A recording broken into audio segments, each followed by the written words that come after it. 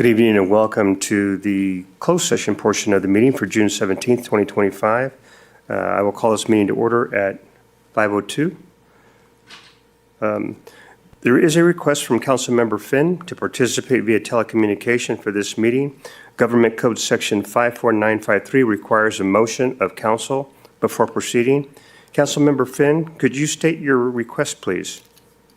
Yes, sir. Thank you, Mr. Mayor. So council, I'm requesting to participate via Zoom this evening with a just cause of a contagious illness. And currently I have one family member over the age of 18 present at home with me. Okay. Can I get a motion to approve the request?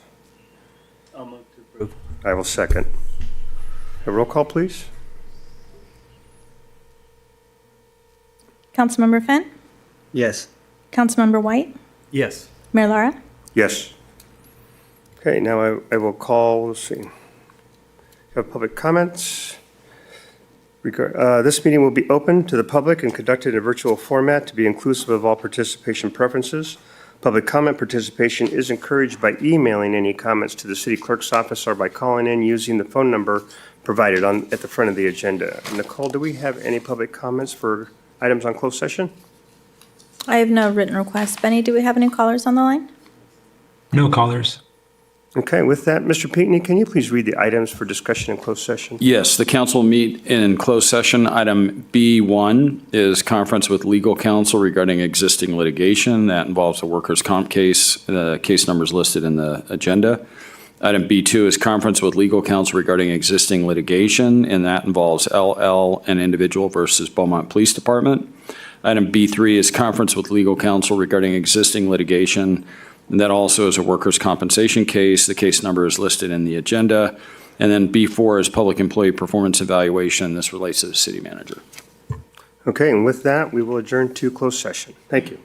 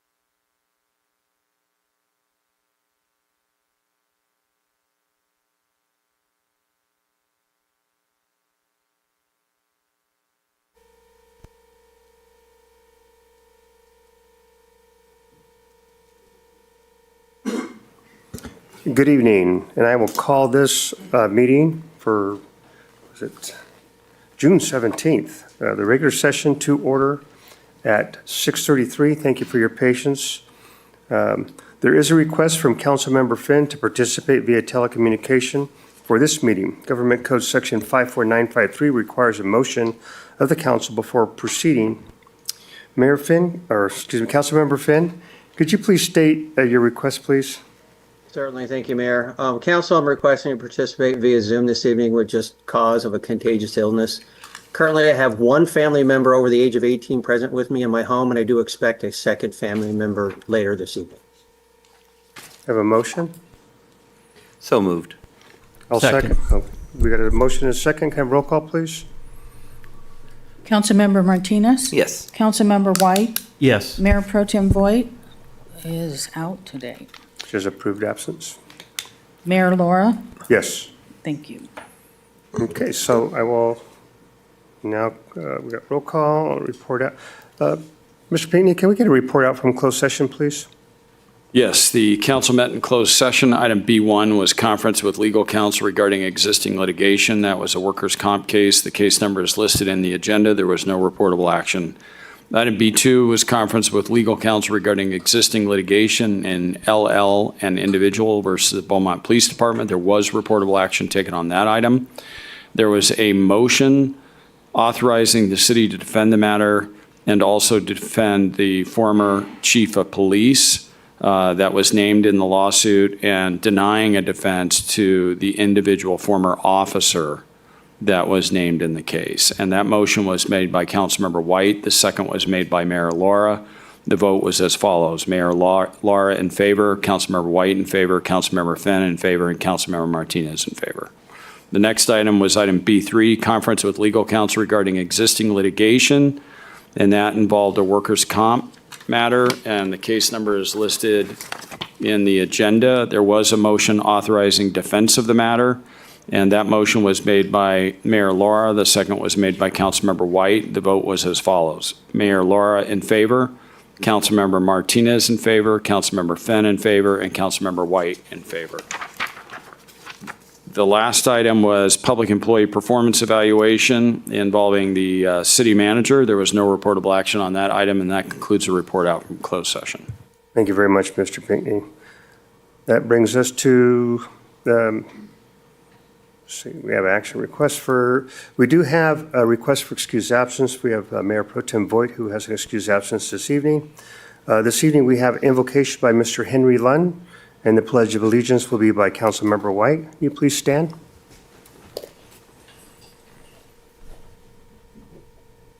Father in heaven, we thank you for your goodness. Thank you for giving us Jesus, that we might have life. Thank you for Beaumont, this beautiful city. We ask your blessings upon it as you're bringing more people here. We pray that they would find peace and joy and a place to have a great life. Bless our council with unity. Bless them with vision. Pray that Councilman Finn will feel better. Thank you for your love. We ask these things in Jesus' name. Amen. Amen. Will you please join me in the Pledge of Allegiance?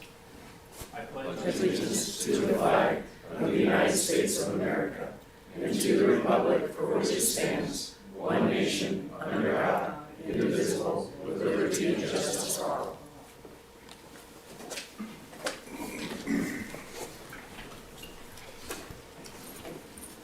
Thank you all.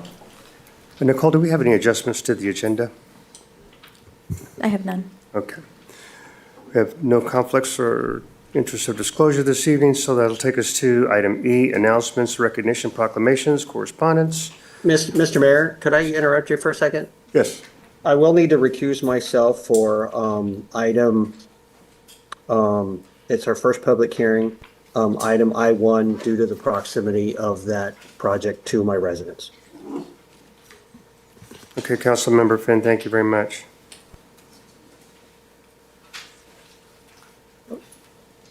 Nicole, I also want the record to reflect that Councilmember Martinez was present in closed session. He attended at 5:08. It brings us to item E1, RCTC I-10 Highland Springs Interchange Project Presentation. How you doing? Good evening, Mayor. Good evening, council members. My name is David Lewis. I'm the RCTC Capital Project Manager who's responsible for overseeing the I-10 Highland Springs Avenue Interchange Project on behalf of the cities of Banning and Beaumont. Thank you for having us present tonight. Also joining me for the presentation and update is Darren Johnson, the Mark Thomas Project Manager, and Jason Pack, the Fair and Pierce Traffic Engineer. We will provide you a quick overview of the project, share some key developments on the alternatives being studied, and answer any questions that you guys might have at the end. Can I just interrupt real quick? Yeah. Mayor, I'm going to recuse myself since I'm serving as the interim city attorney in the city of Banning, and this does have some potential impact with the city of Banning. Thank you. Okay, so back in 2019, the cities of Banning and Beaumont requested RCTC take the lead on the project. The cities laid the foundation of where we are today in the project development. RCTC and the project partners are conducting an engineering and environmental studies to improve the I-10 Highland Springs interchange. The project is designed to improve safety and traffic flow, and the interchange has some of the highest traffic volumes in Riverside County during peak hours. And also Highland Springs provides a main link to both cities' residential homes, retail, commercial, medical, and employment centers. The team conducted the project study report from 2020 to 2021 to develop the purpose and need, determine the traffic levels, initial design options, and develop the next steps. It's important to point out that the purpose of the PSR is to set the project footprint, scope out the environmental phase, and for Caltrans to provide support for funding for subsequent environmental and engineering phases. The PSR performed preliminary studies of 2 hook ramps and 2 diverging diamond interchange options.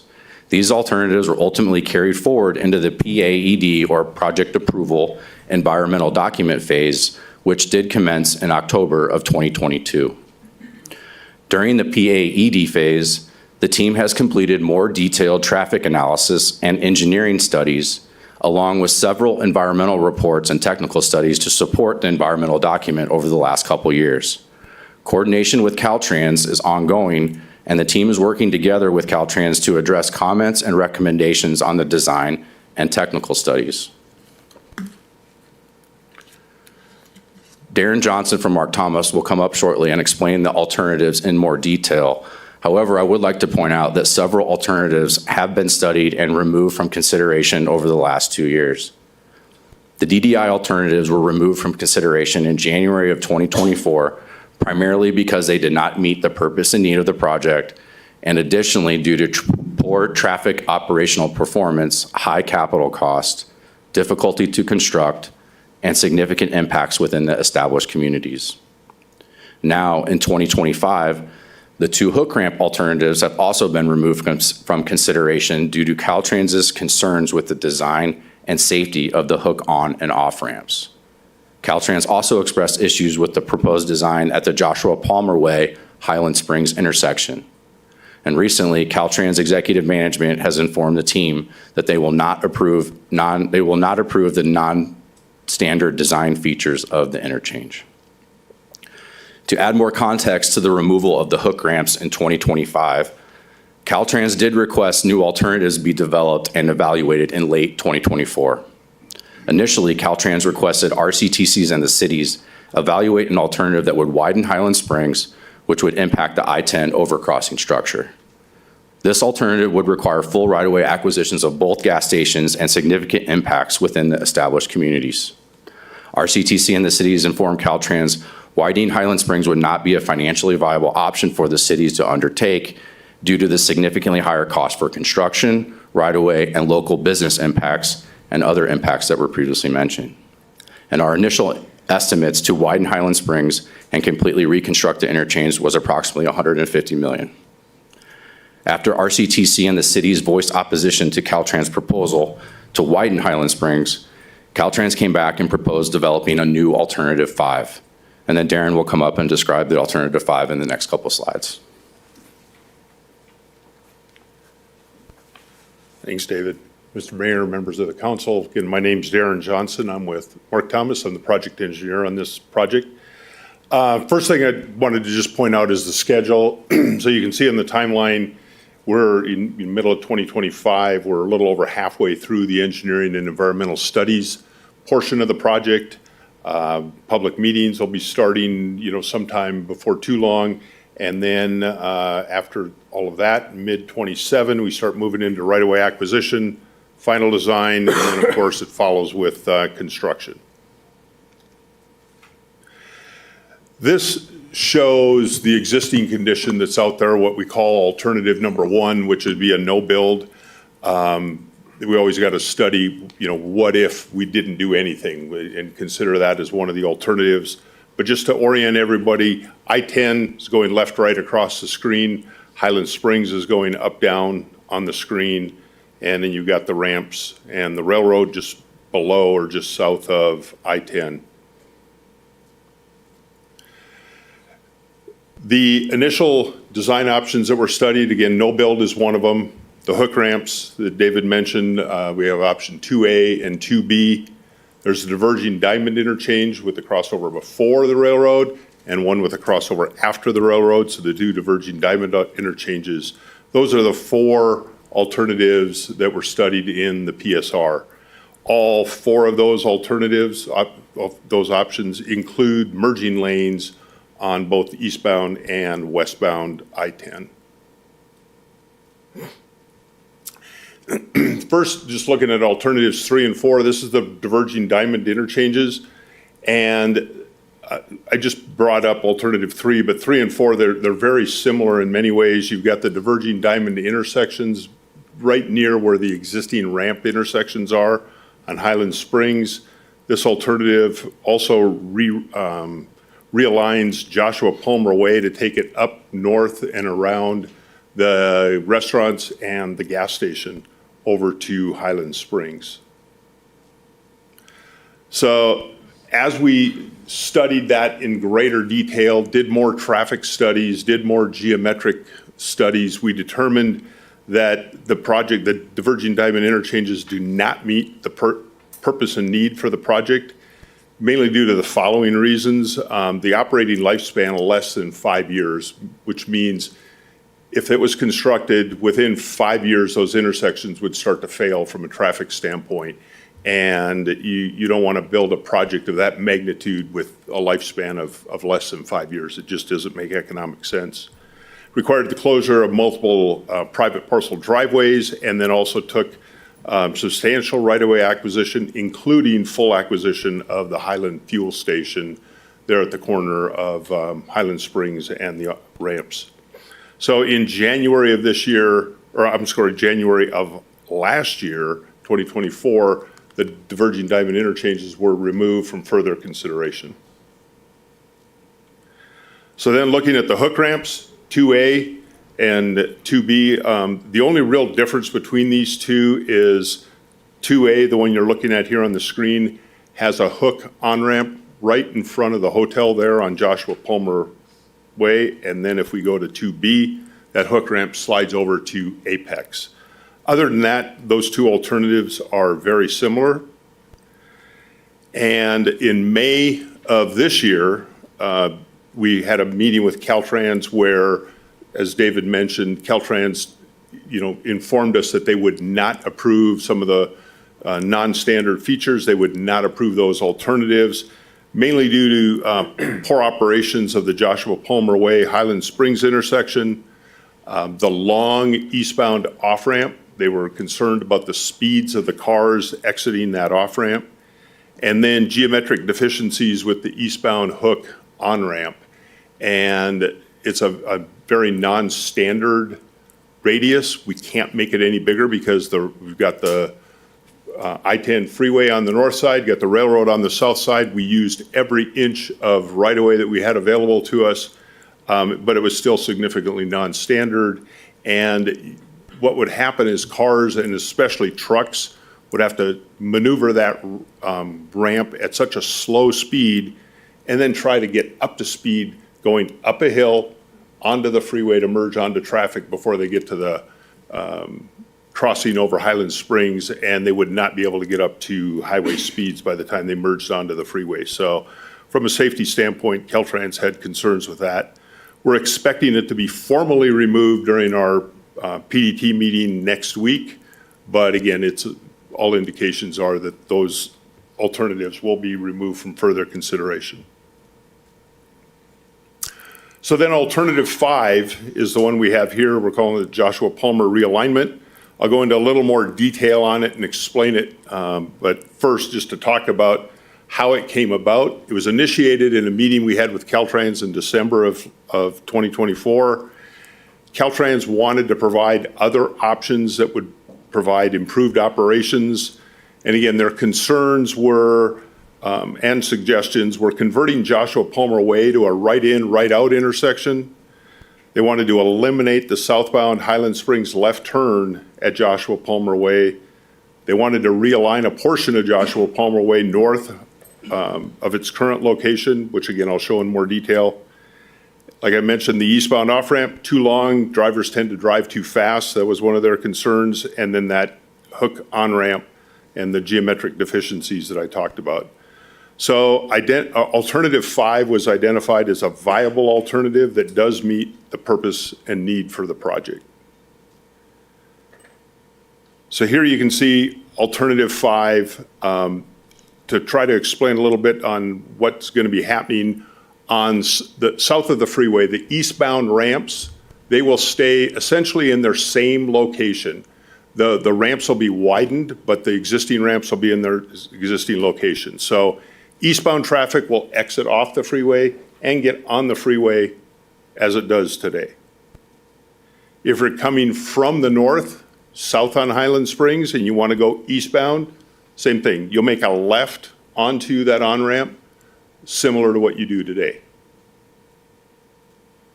And then if you want to go westbound onto the freeway, same thing. You'll make a right turn onto the westbound on-ramp, similar to what you do today.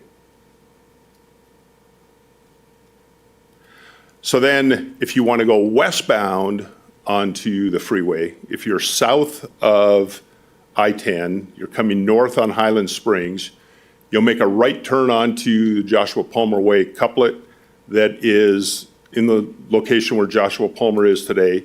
You'll make a right, you'll go east along Joshua Palmer Way, and you can see that right turn, that right hook that takes you around to the right and up onto the freeway and be able to go westbound on I-10. Also, if you're coming southbound on Apex, you'll go straight through the intersection and around that hook ramp onto I-10. And then if you're coming off I-10 in the westbound direction, you'll exit off the freeway, go through the Apex intersection, follow Joshua Palmer. Again, it is realigned north of the restaurants and the gas station. You get to Highland Springs Avenue, and you can make a left or a right.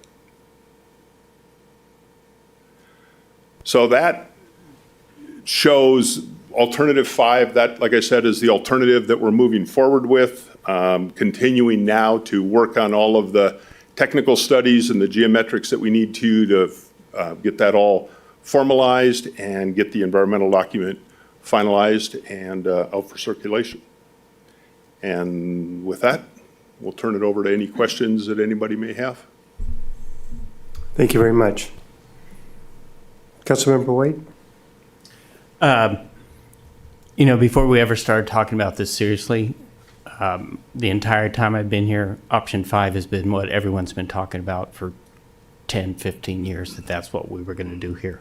So I find that interesting. Do we know what the cost for alternative 5 ballpark? We haven't. Do you think it's less than the other options that were all removed? It'll be slightly less than the others. It should be, yes, Okay. because we won't have the hook ramps and everything on the south side. Okay. All right. Thank you for the update. Sure. Appreciate it. You bet. Councilmember Finn, do you have any comment? Yes, thank you. Question for you, Darren. Appreciate that, and I think the design makes sense. But I think what might happen is if someone's westbound on the 10 and they exit for Highland Springs, they may take Apex Street and go north to Ramsey. I know that's the city of Banning, but I would think that perhaps a traffic signal might be warranted there.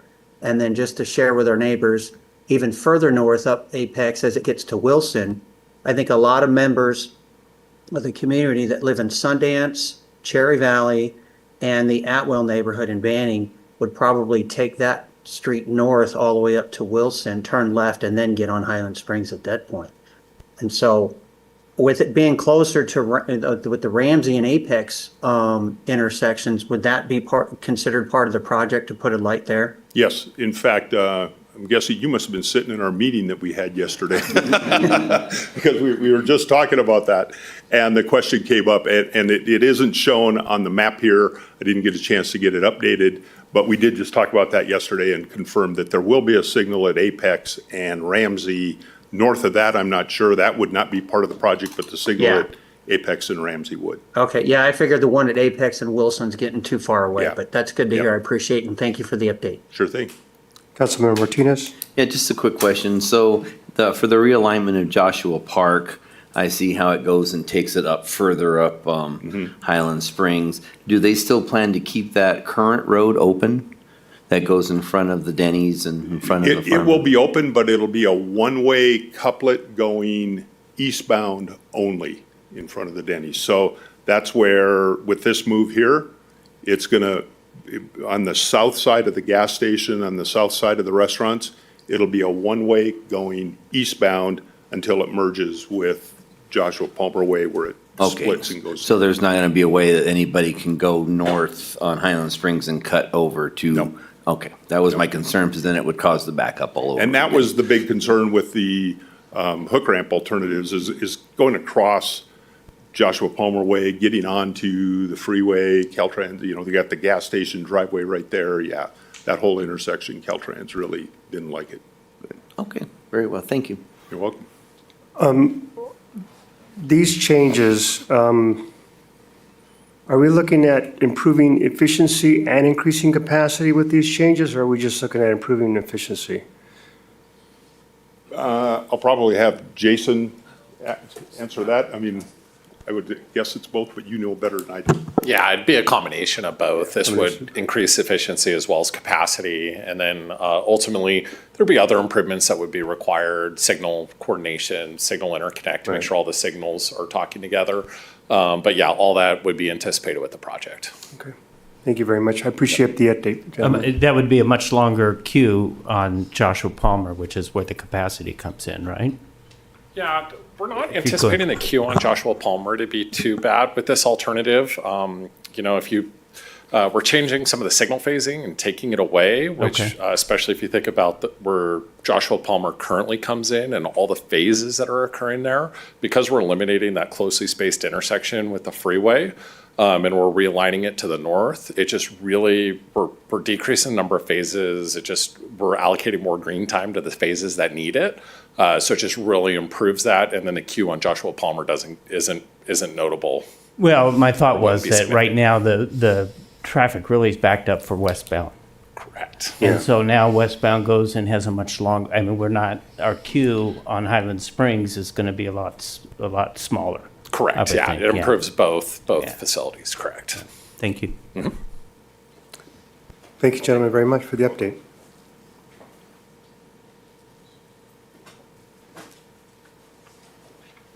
Brings us to item E2, winner of the CAPIO's 2025 Young Communicator Scholarship. Miss Princess Kate Cunanan? Cunanan. Cunanan? Princess Kate Cunanan, yes. And so Princess is here with me today. She's also accompanied by her family in the audience, as well as representatives from WRCOG right here. So I'm excited to share that Princess has, our WRCOG Fellow under Communications, has been selected as the 2025 Young Communicator Scholarship recipient by the California Association of Public Information Officers, so better known as CAPIO. Princess started with the city under communications as an unpaid intern and then applied to be a WRCOG fellow, was selected for our site. She's also pursuing her master's degree in public administration, Beaumont native, right? So all good things. And her award-winning essay highlighted the importance of clear communication and building an informed and connected community. And as part of her nomination, I submitted a recommendation noting her talent, and she has a lot of it, for engaging audiences. Obviously, graphic design, we've seen that too. Simplifying complex topics and taking initiative. So we are proud to have Princess as part of the Beaumont team, and we're thrilled to recognize her for her hard work and dedication. And Mayor, if it's okay, I'd like to ask the WRCOG Fellow Administrative Services Director, Princess Hester, to join the podium to say a few words. Awesome. Thank you so much for having me. We're very proud of Princess. I'm Princess Hester with the Western Riverside Council of Governments, and she's definitely a dedicated public servant. She's done a great job here at the City of Beaumont. She's doing a great job with the fellowship program, and it's definitely a testimony of how this partnership works. It works for everyone who uses it, and so we appreciate your support with the fellowship program, and we thank you for having us, and we'd like to congratulate Princess.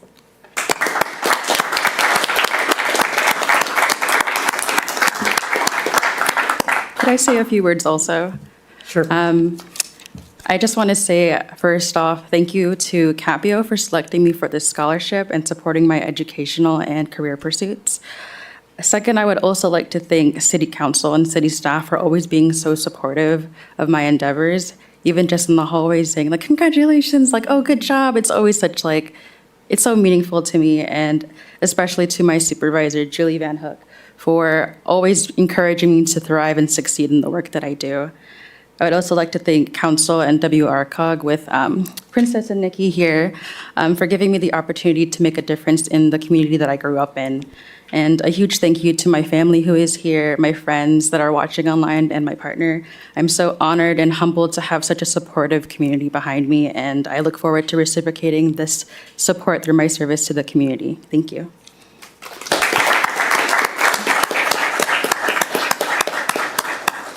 Yes.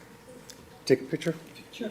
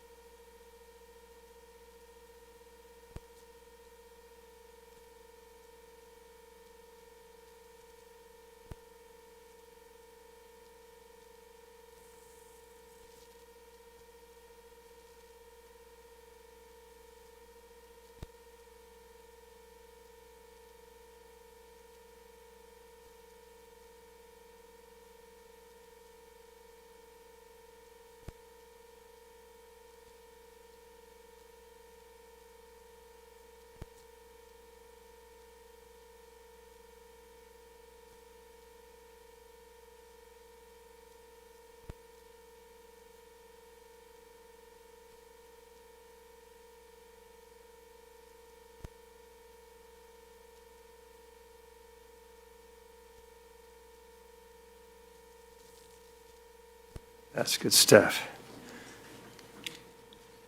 Okay, this brings us to item E3, Baker to Vegas sponsorship Sergeant Clark. recognition. The man, the myth, the legend.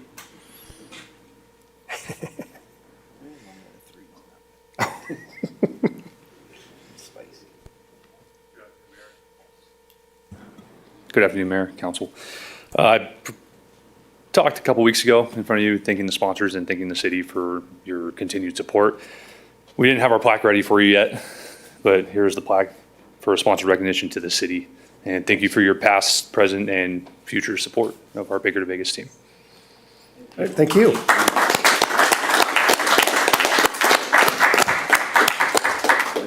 Thanks, sir.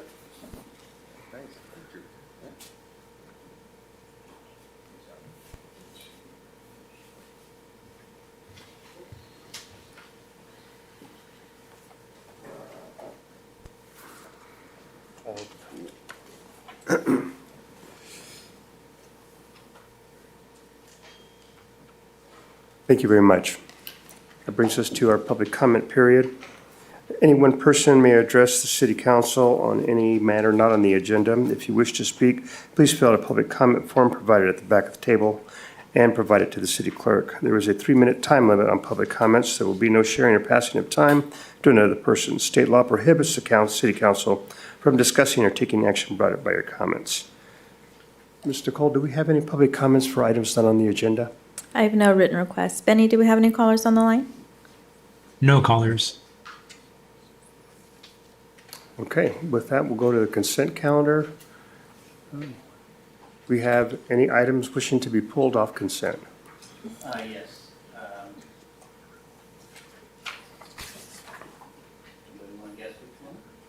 Probably 13, but I don't know.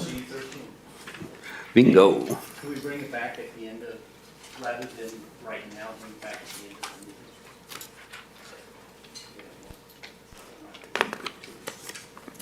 the meeting? Okay. Mr. Mayor, I can't hear Lloyd.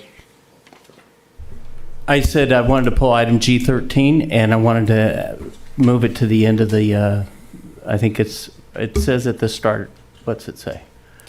At the end, At the end of the action items? Thank you. Mayor, staff would like to pull item G4. Okay, so G13 and G4.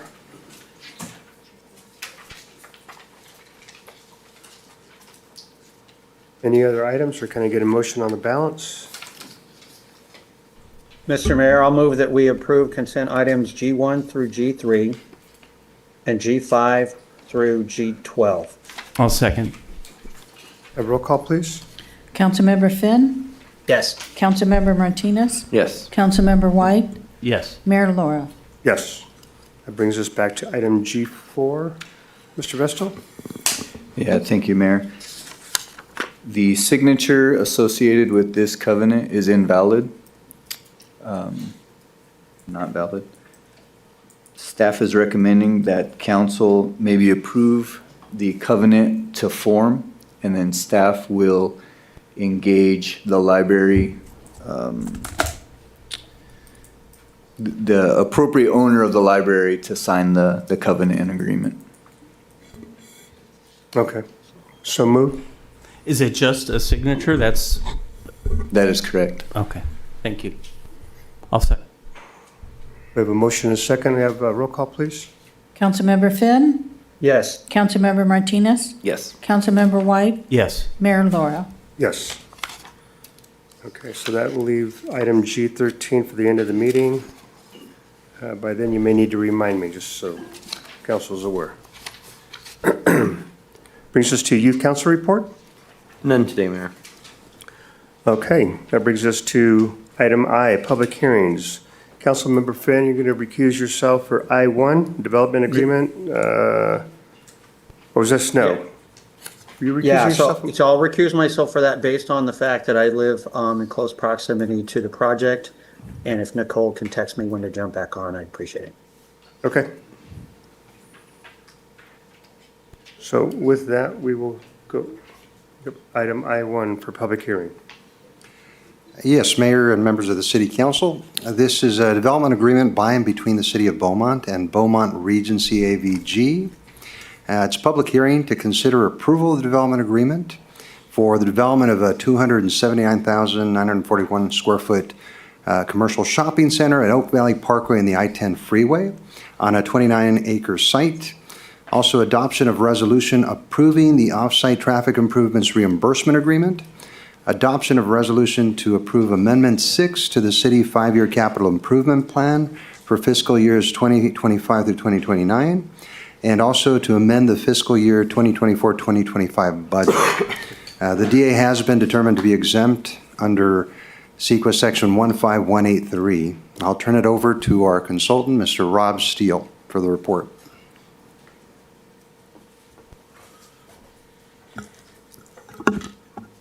Good evening, Mayor and Council. Rob Steele, Economic Development Consultant. Glad to see you all again. And Nicole, do I just have to?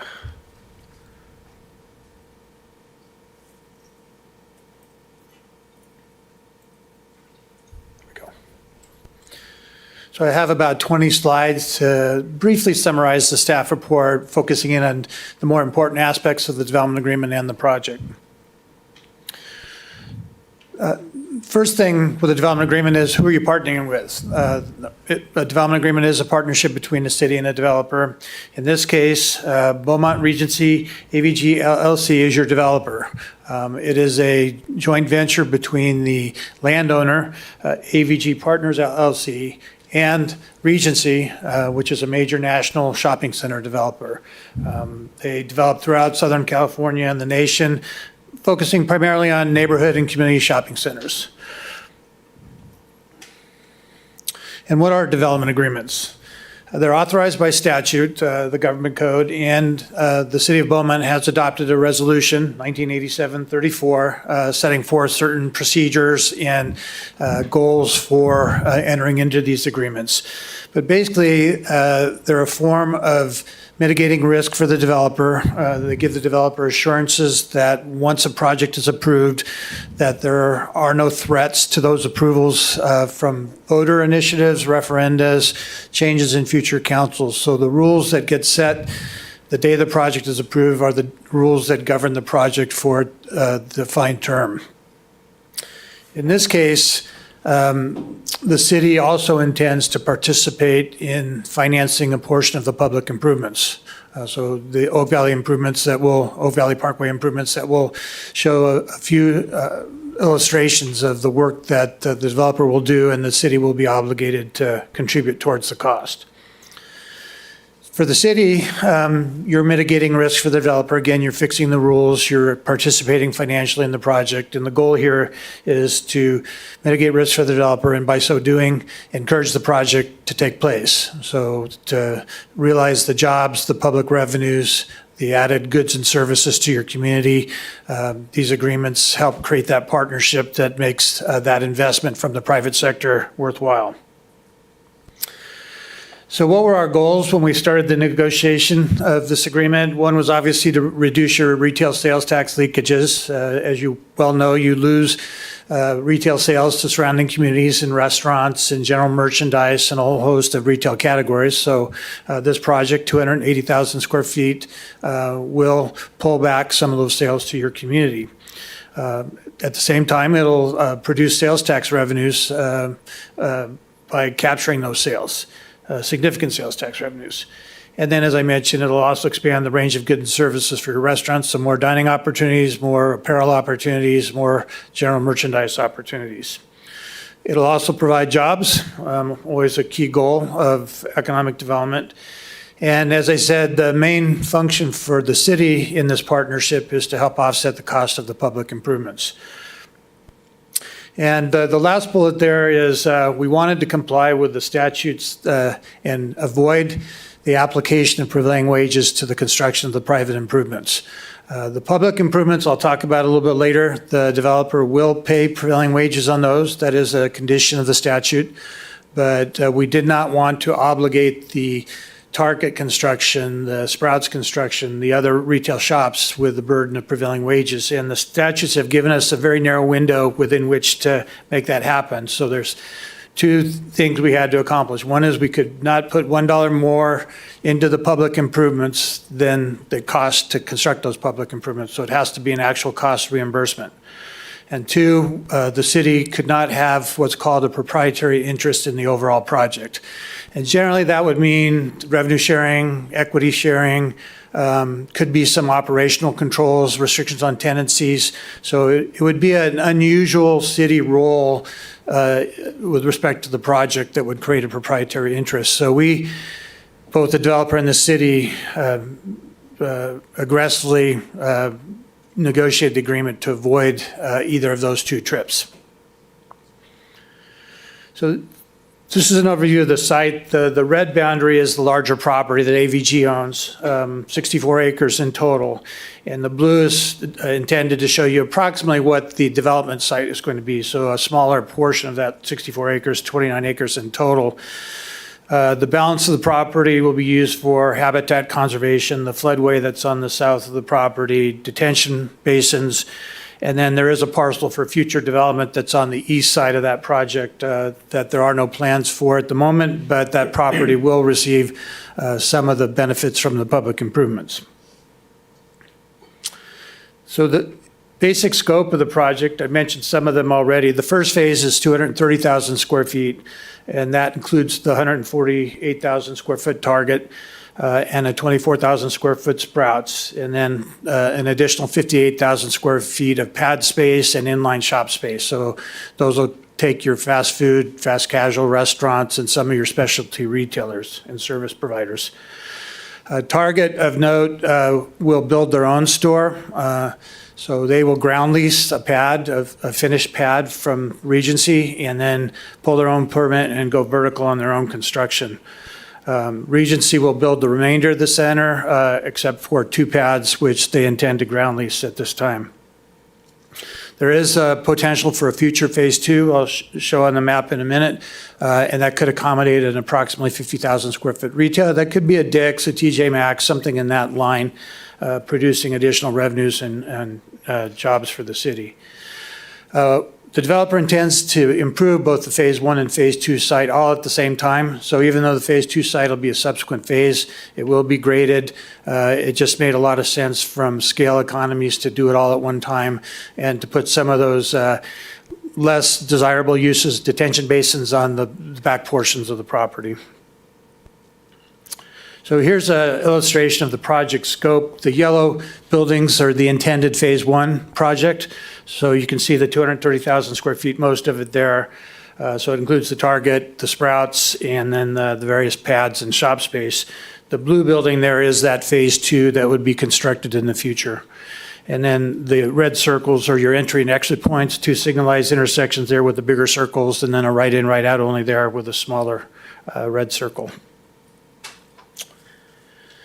Just to tease you a little bit with the architecture, and there were far more architectural renderings at the Planning Commission hearing, but to give you an idea of what the frontage would look like along Oak Valley Parkway, the Target structures on the top there, you'll notice their trademark bullseye, and then the Sprouts and shop space that would be aligned with them is shown on the bottom frame.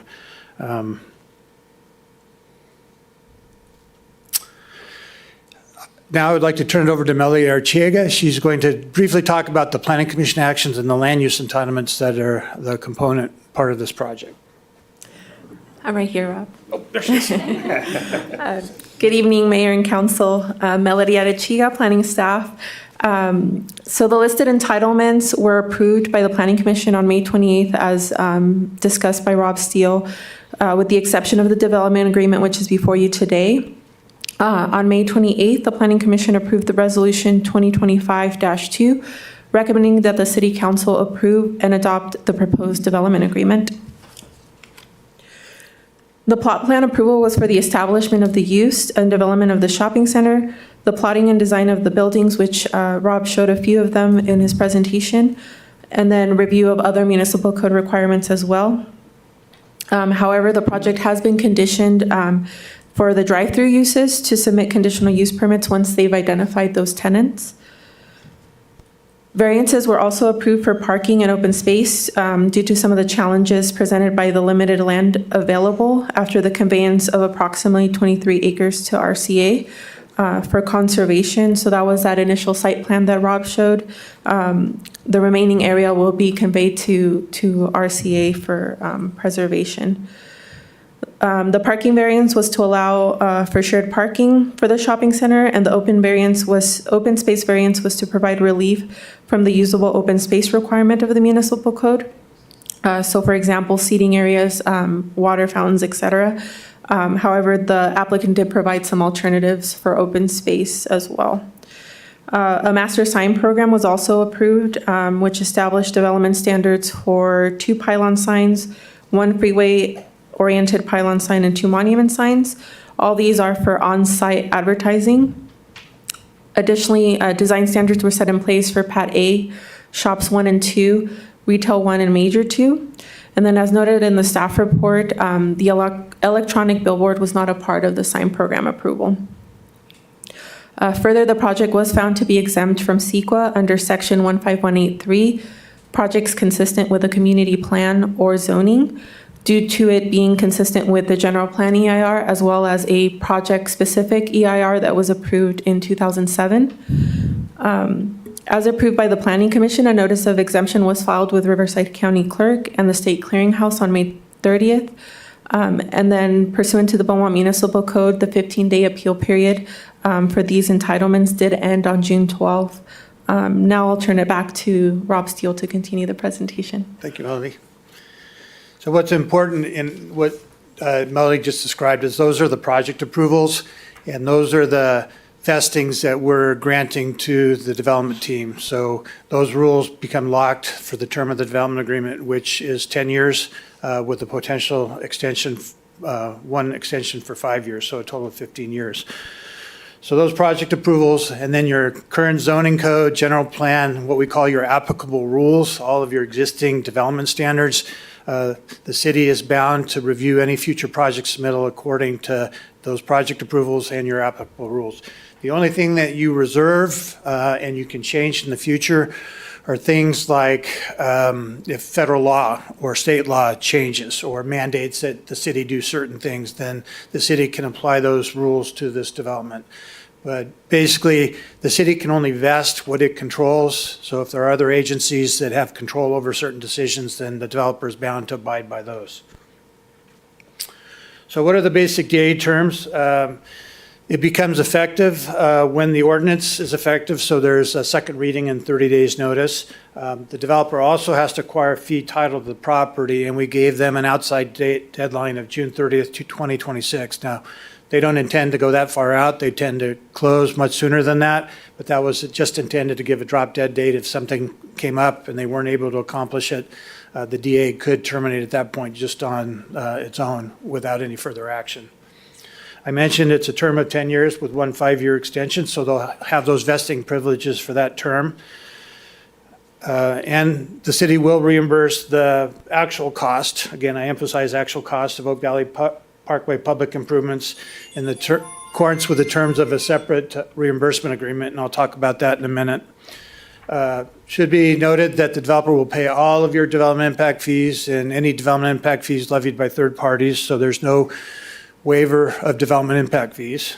And then lastly, in the development agreement, the city waives its prohibition on new billboards to facilitate the proposed digital display. But as Melody mentioned, that will be a subsequent discretionary approval that has to be submitted back through your planning commission for conditioning, and may also be subject to other agency review and conditioning, so Caltrans being the primary culprit. So that reimbursement agreement, there is a second agreement on your agenda tonight. It's a reimbursement agreement, and that basically memorializes the terms for that $6 million contribution. So it identifies the scope of work, which I'm going to briefly describe. It describes what the procedures are for capturing that reimbursement, what conditions the developer has to satisfy, what invoices, receipts, those types of things have to be supplied. But the scope of work is to dedicate the right-of-way and construct full-width improvements in Oak Valley Parkway. So you'll have 6 lanes, I think, at completion of work for the entire project frontage, and then it'll feather down to 4 lanes as you get easterly of the site. The work will go beyond the project site, as you'll see in a moment in a graphic, 700 feet east of Oakview Drive. So we're not just doing the project frontage, we're actually taking it further so we get rid of any bottlenecks and we ready those adjoining properties for future development. There are 5 signals that are being upgraded or installed, as shown here. 2 new ones at Desert Lawn Drive and Elm Avenue, and then 3 mods that are either adjoining the project or nearby. The developer will install all underground utilities that are required to serve the project, so water, sewer, recycled water. They will also underground all the overhead lines along the project frontage. So there are some very significant power poles, telecommunication facilities that will need to be undergrounded as part of this work. And the estimate from the developer at this point for the total scope of the work, hard cost only, I should emphasize, is $7.6 million. So we're not funding 100% of the estimated cost. but a substantial portion of it. So again, just to visualize where these improvements are, you see the 5 intersections. The 2 on the wings are the Desert Lawn and Elm intersections that will get new signals. The 3 mods are in the middle there. And the third, the one at Oakview Drive, is slightly off the site, even though it looks like that is the 64-acre site that is shown there. So just to let you know that we are improving signals and frontages away from the developed site. As far as the digital display goes, as I mentioned, your code currently prohibits billboards, and this falls into the definition of billboards under your code.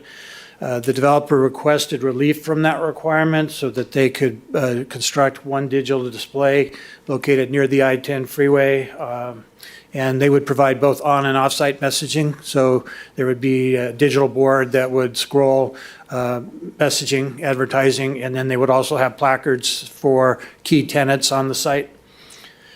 Developer would be required to procure all the permits from Caltrans and other jurisdictions without any city liability. And as I mentioned, the developer also has to come back to your planning commission and submit a formal sign permit application and receive conditions of approval. So it is not a vested approval under the development agreement. It is a subsequent discretionary approval. And this was a conceptual plan. It's not dimensioned, but it gives you a general idea of what they're contemplating with the city branding across the top, the digital display, and then the tenant identification placards immediately below. Again, just to emphasize, the maximum reimbursement amount is $6 million. Its actual cost up to $6 million, so that's a not to exceed amount for the city. And the city is obligated to reimburse the developer for actual costs upon satisfaction of certain conditions. So they have to complete the Oak Valley improvements, and they have to complete the on-site improvements. So at least the horizontal work, the asphalt, the landscaping, all has to be completed and ready to occupy. A major retailer of at least 125,000 square feet opens for business, so that's a condition of the reimbursement payment. Or if that doesn't occur, then they need to receive certificates of occupancy for at least 50,000 square feet of building space, and the city has to receive sales tax from those uses before we have to make the payment. So the idea there is if they put in the big retailer, it's open for business, the city will advance the reimbursement payment forward. If there's a delay in the opening or it doesn't open, then the city waits until there's some cash flow coming in before it has to make the payment. The developer must comply with the public contract, certain components of the public contracting procedures, and pay prevailing wages on the public improvements. So we've isolated the public improvements. They'll contract for those separately from the larger project. And again, that was to minimize the exposure of the larger project to prevailing wages. Real quick, Rob, before you go on to the next page, the BSF is a typo? What's that? Under your fourth bullet point, for at least 50,000 BSF? Or what does BSF stand for? Building square feet. Okay. And of that 50, I should say too, at least, I want to say, was it 20,000 square feet has to be that minor anchor, so the Sprout store would fit that category. So there's 2 conditions there. I think it just ran out of space there at the end. How do we pay for the $6 million?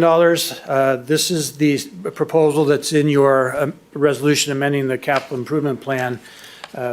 Basically, there are 4 traffic signals in your current streets and bridges nexus study that will be reprogrammed for this project. They total $2.1 million.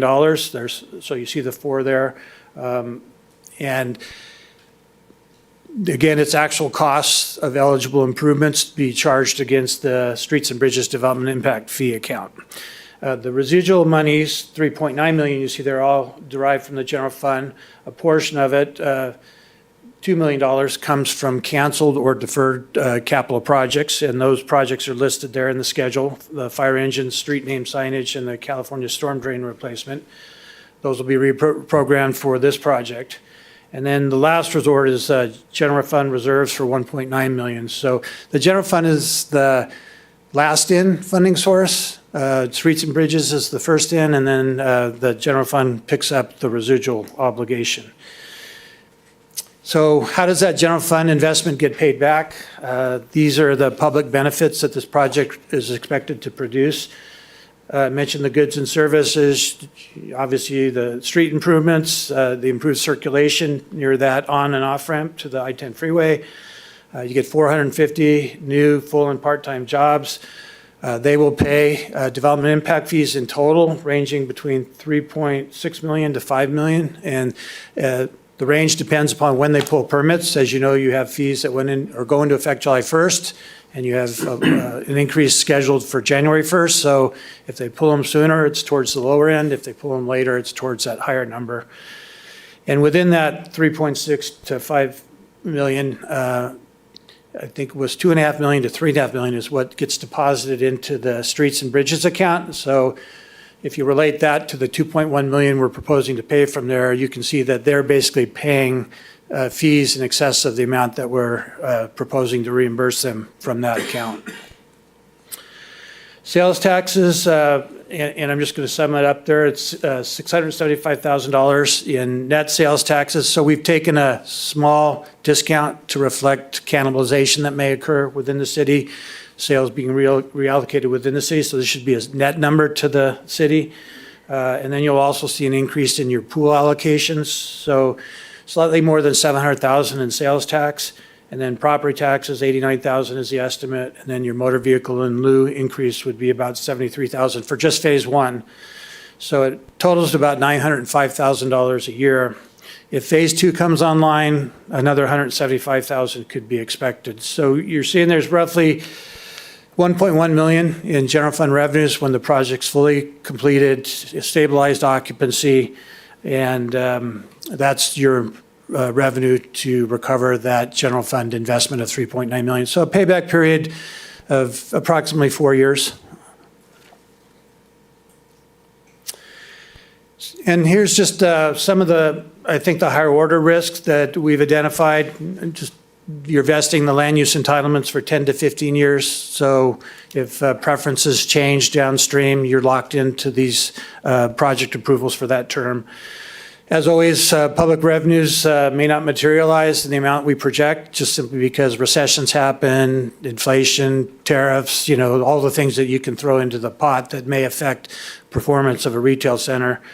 So that 1.1 million may not materialize, or it may under project as well. So, and then lastly, and I think more importantly, if there is no operating covenant, I have to tell you, for the major retailer, for Target here, the developer didn't get one. We asked for one.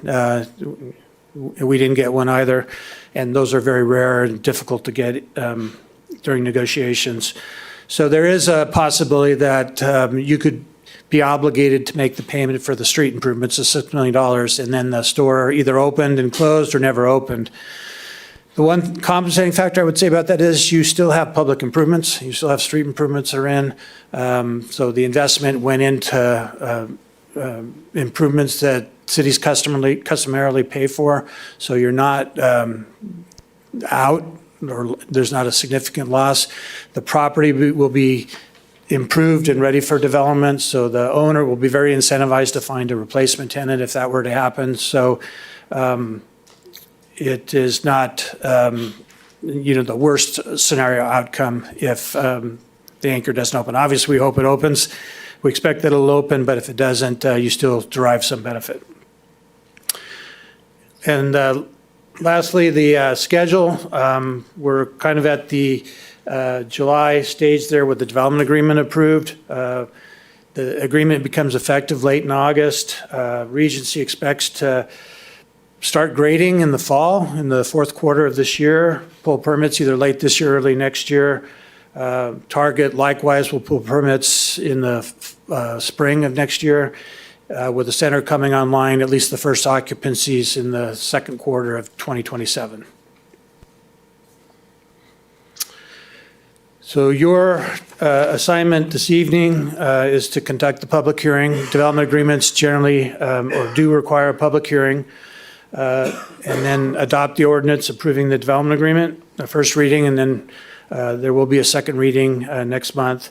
Adopt the resolution approving the offsite traffic improvements reimbursement agreement, and then lastly, adopt the resolution amending your 5-year capital improvement plan to set aside the monies to fund the reimbursement.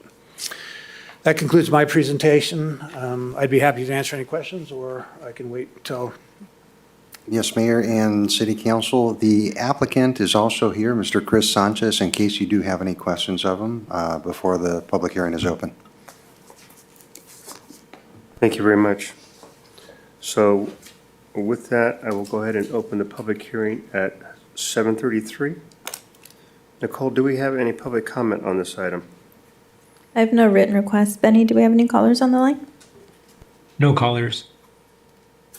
Okay, so with that, I will close public comment at 7:33 and open it up for council discussion. Councilmember Martinez? Yes, thank you, Mayor.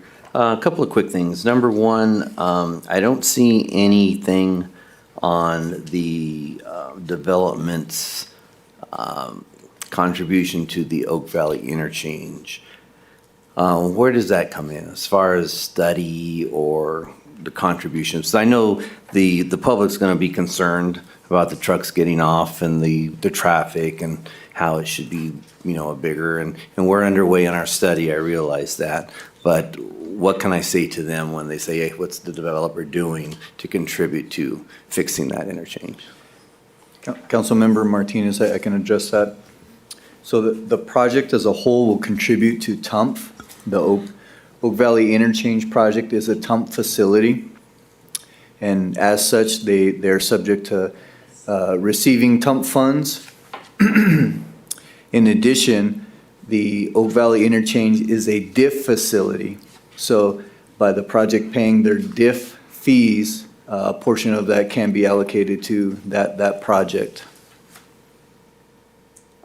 Okay. All right, thank you for that. And second question is, Rob mentioned risk when it comes to the 6 million and, might, if it never materialized on the anchor, the 6 million. So, there's one way to minimize the risk to the public, and that's to take out the fourth bullet point and use that as an agreement and say that the reimbursement happens when the retailer opens for business. And therefore, we know that the public can be more comfortable knowing that, hey, if the retailer comes, then we'll repay, but if they don't, just a suggestion to council. And that's all. Thank you, Mayor. Councilmember Martinez, what's the, when you say the fourth bullet point? That refers to the PowerPoint that Mr. Steele had on the reimbursement agreement. Got it, okay. Yeah, so it's the fourth one. So if it didn't have a open 125 square foot, then at least we would have certificate of occupancy of 50,000 square feet. So if we were to say, well, we'll reimburse when the 125 opens for business, then I think maybe the public would be more comfortable knowing that, okay, they got what we were looking and we expected, and therefore more willing to pay that 6 million reimbursement. Just a suggestion. Okay. What's the question? Okay.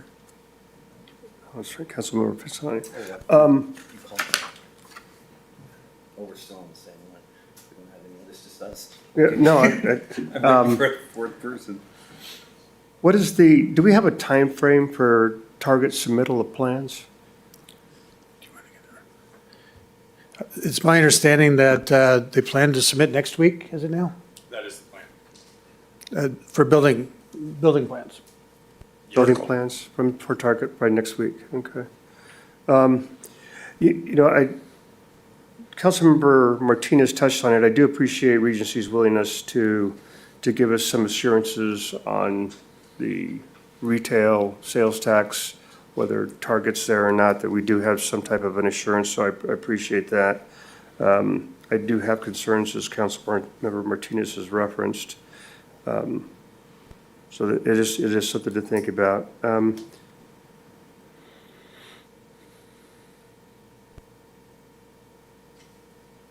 That's all I have right now. I'm sorry. Councilmember White? You just wanted to hear what I was going to ask. Always. Yeah, I have a couple questions.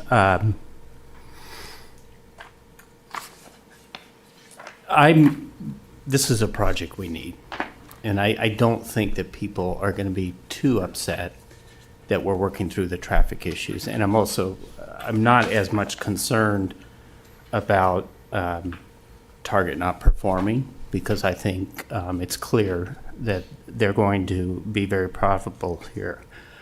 My concern is well, first of all, let me clarify something. We have 3 council members voting. So if it's not a 3-0, if it's a 2-1, does it pass? Okay. The development agreement is passed by ordinance that requires 3 votes. Resolutions require 3 votes. So it would require all 3 votes. Okay, and I'm not saying we're going there, but if we were to be a 2-1, what happens next? Can we then reconsider it when we have a 4th council member to vote? Or does it have to go through a time period, or? The individual that, or the individuals that voted and prevailed, that voted against it, or the individual could bring it back for reconsideration if they wanted. Okay. I just wonder whether, and I know we're under, we want to get this done as soon as possible. I understand that we have the schedule that we're trying to meet, and I want this project to go through on time. My concern is more of a city internal concern, and that is the billboard situation. So let me ask you a couple questions on the billboards. Do we have, is there projected revenue for the city from the billboard? Is there protected revenue? Projected. Oh, projected revenue. At the moment, we don't, because we were concerned that that might be that proprietary interest that triggered prevailing wages on the project. So for the time being, it's not addressed in the development agreement. And is it possible to approve a development agreement with a reconsideration of the billboard at a future date, or do we have to do it all tonight? Yes, you could approve the development agreement, and then that would be a completely separate item that would come back to you at some future date. Okay. So it has nothing to do with your project. It has the fact to do with, we have a billboard ordinance that I've been trying to get changed for a number of years, because I think there's a benefit to the city being involved in the revenue and the access to a street sign. And our neighboring cities have 2. Well, Yucaipa, Banning, Calamesa's coming up with 1. And that, the conditions of that is, if you want to bring in a new billboard, you have to remove a billboard somewhere, correct? And there are no new additional billboards. And I have a significant problem with that. Everyone who you all know that. But we have developers who've wanted to come into our town and build billboards, and we've stuck to our guns on the rules. And I don't want to lose this project over this rule, but I think we should go a different direction. I think we should, instead of making an exception for this development project, that we consider one more time revisiting our sign ordinance and coming up with a sign ordinance that wouldn't require a variant or whatever, an exception in this case. The $905,000 a year in projected revenue, that is not, obviously, this is a dumb question, but just clarification, it is not in any of your budget assumptions that we passed that this would have any revenue generated towards the budget assumptions. It's not in the budget assumptions because it's not reality. Got it. And Robert, you brought up the TUMP funds and diff fees. Do you know what the project's total contribution could be, just ballpark for TUMP fees and diff fees? Yeah, so it's a very rough number, Sure. but it's estimated at 2.1 million for TUMF. Okay. I am not going to be the one vote that stops this project, but I would like my colleagues to seriously consider the conversation that I'm having on the billboards again. And I don't know how far I can go into this, but Yeah, I don't. the issue we have with the billboards was that we have an area where there's just tons of billboards. This area there is not. So why this it needs a requirement, or why does this need an exception? It's because I think our sign ordinance is inefficient and not productive for the city. So that's all I have at this point. I just need to ask Councilmember White a question. Are you concerned that that it may not pass planning when it comes back? Is that what your concern is? Because all they're asking for. My concern is we're not being fair. My concern is that we have not made exceptions for other people who've come to us and suggested that they would, or that have offered to come and provide us with the same kind of revenue agreement that our neighbors are getting from developers of billboards. I don't see how you do this project without a billboard. I mean, you have to have it. I just think that if we make an exception tonight, we definitely need to revisit our sign ordinance, because I think I don't think it's right that we've turned down, I don't know that we've turned down other developers, but when they look at our sign ordinance, they know there's no chance they're going to be able to build a billboard here. And that's one reason why Banning's got 2 billboards now, generating income on that as well. So are you saying then that if we were to pass this with that exception in there, that you would like to just see this revisit and talk about our billboard policy?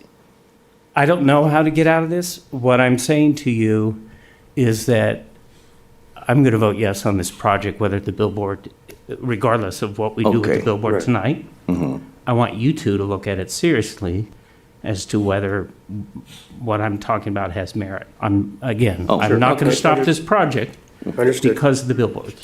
It's a separate issue. Okay. So I just want to make sure that I'm clear on my numbers, because it's a little bit of a sweaty palm decision. So we've got some money that we're reallocating, 2.1. Basically, to me, it's a wash. It's traffic signals over here versus traffic signals that were going to be realized sooner rather than later, and would desperately be needed on Oak Valley Parkway anyways. Then we're moving money from fire engine, street signage, and California storm drain replacement. Looking at the table that was provided for the diff, I see that there is going to be some money, maybe I don't want to make sure I'm reading this right, maybe 96,000, a little over that, for fire facilities, fire protection facilities would come from the diff once it's paid, if I'm looking at this table correctly, or am I not? It's a development impact fee estimate for Regency centers. It shows, it's on Nicole, can page we put that table 650. back up? Yes. It's not on the slide. Yeah, I have in between 82,000 and 98,000 in fire protection facilities, diff. Right. Depending on the year that Depending on the year that they're paid, but that money would be coming back to the city. Yes. That is through diff. Okay. So to me, almost a wash depending on when that's paid. Street name signage, is that a diff eligible project or not? It is not. It is not, because it's not existing. capacity enhancement. It's Okay. really more of a maintenance. Okay. And then California storm drain, would that be a diff eligible project?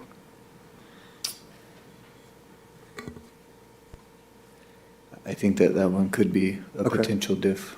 Okay. So then that's the 1.9 that we're coming up with, but potentially receiving 2.5 to 3.5, again, depending on when the diff is paid back to cover a portion of this money. And then, so really if we're looking at payback of 4 years, that's if we're looking at $4 million roughly. Yeah. So, and it could be less. And so my point is if the numbers aren't where they're projecting, potentially it could still be a 4-year payback or even less, depending on how things look, because we're really not putting out, if you take the money out, we're still looking at maybe 2 million that are coming out of that's coming out of the general fund that I would look at being a payback.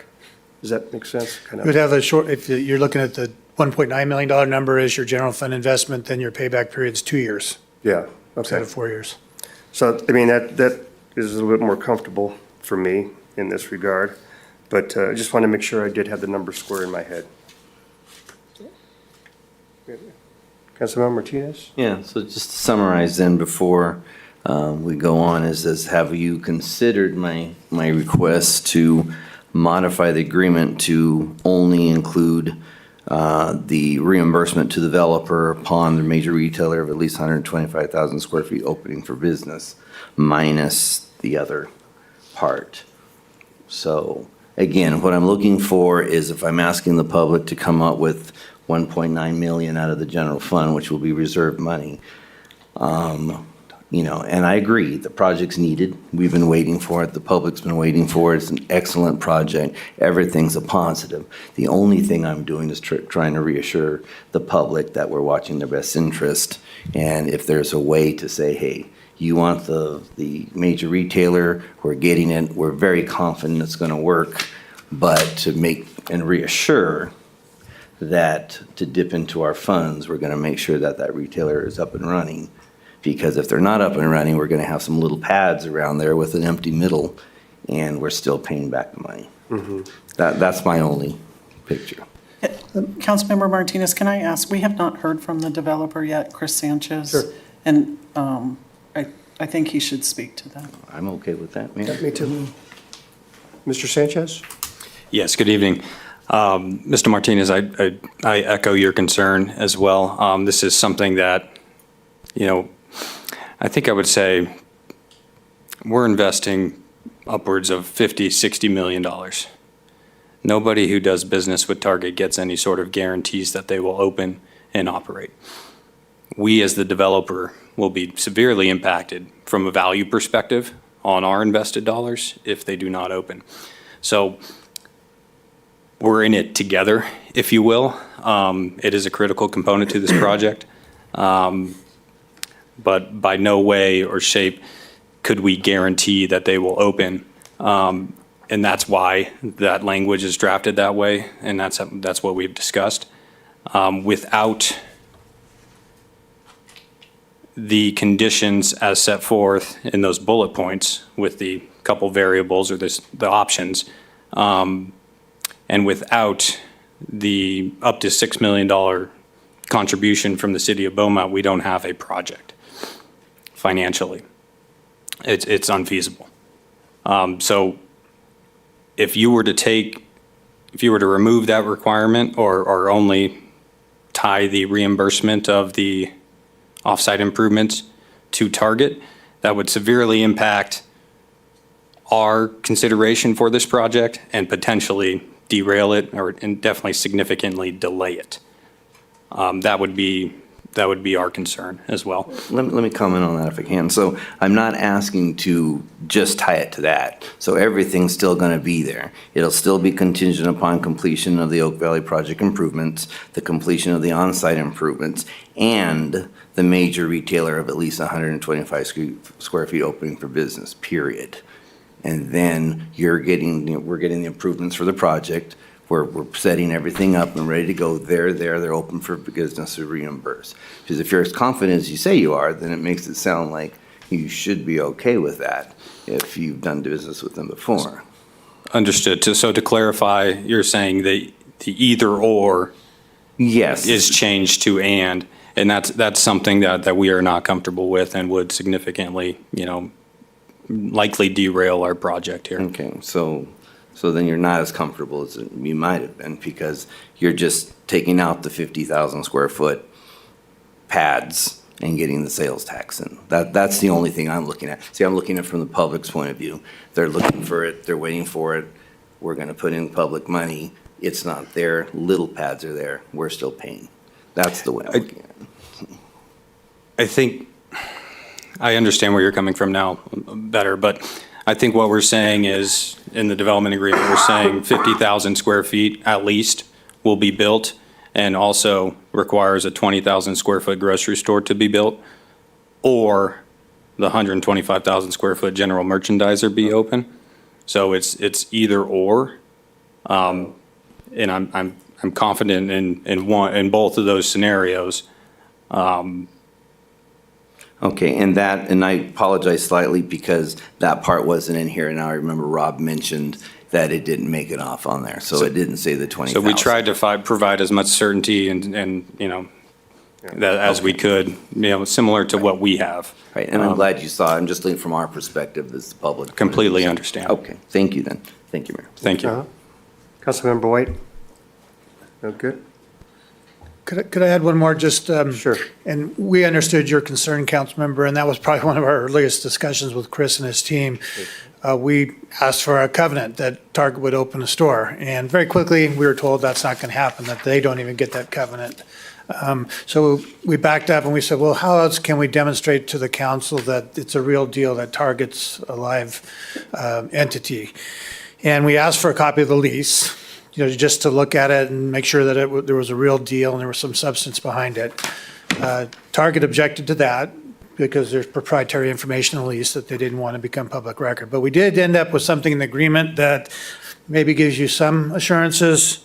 And I'm going to say it's not complete assurance, but basically Chris has represented that he won't acquire the property unless he has an executed lease from Target. And the development agreement doesn't take effect till Chris acquires the property. So if he doesn't get an executed lease from Target, he's not buying the property and we're not entering into the development agreement the way it's written now. That doesn't guarantee that Target's going to open a store. So don't get me wrong there, but it does at least demonstrate that we tried to make sure there was a Target kind of real deal. And I think the public appreciates that. I mean, we've tried everything we can to assure that it's going to come to fruition. Yeah, if I may, Target's heavily invested in this project already. You will see, a building plan application within the next few weeks. And even when you look at the Target stores on a map regionally, they're in Redlands, they're in Moreno Valley, 15 miles down the 60 here is Beaumont. It's a perfect hole for them, how we look at, retail spacing. And they're extremely excited about this location, the city, and the shopping center.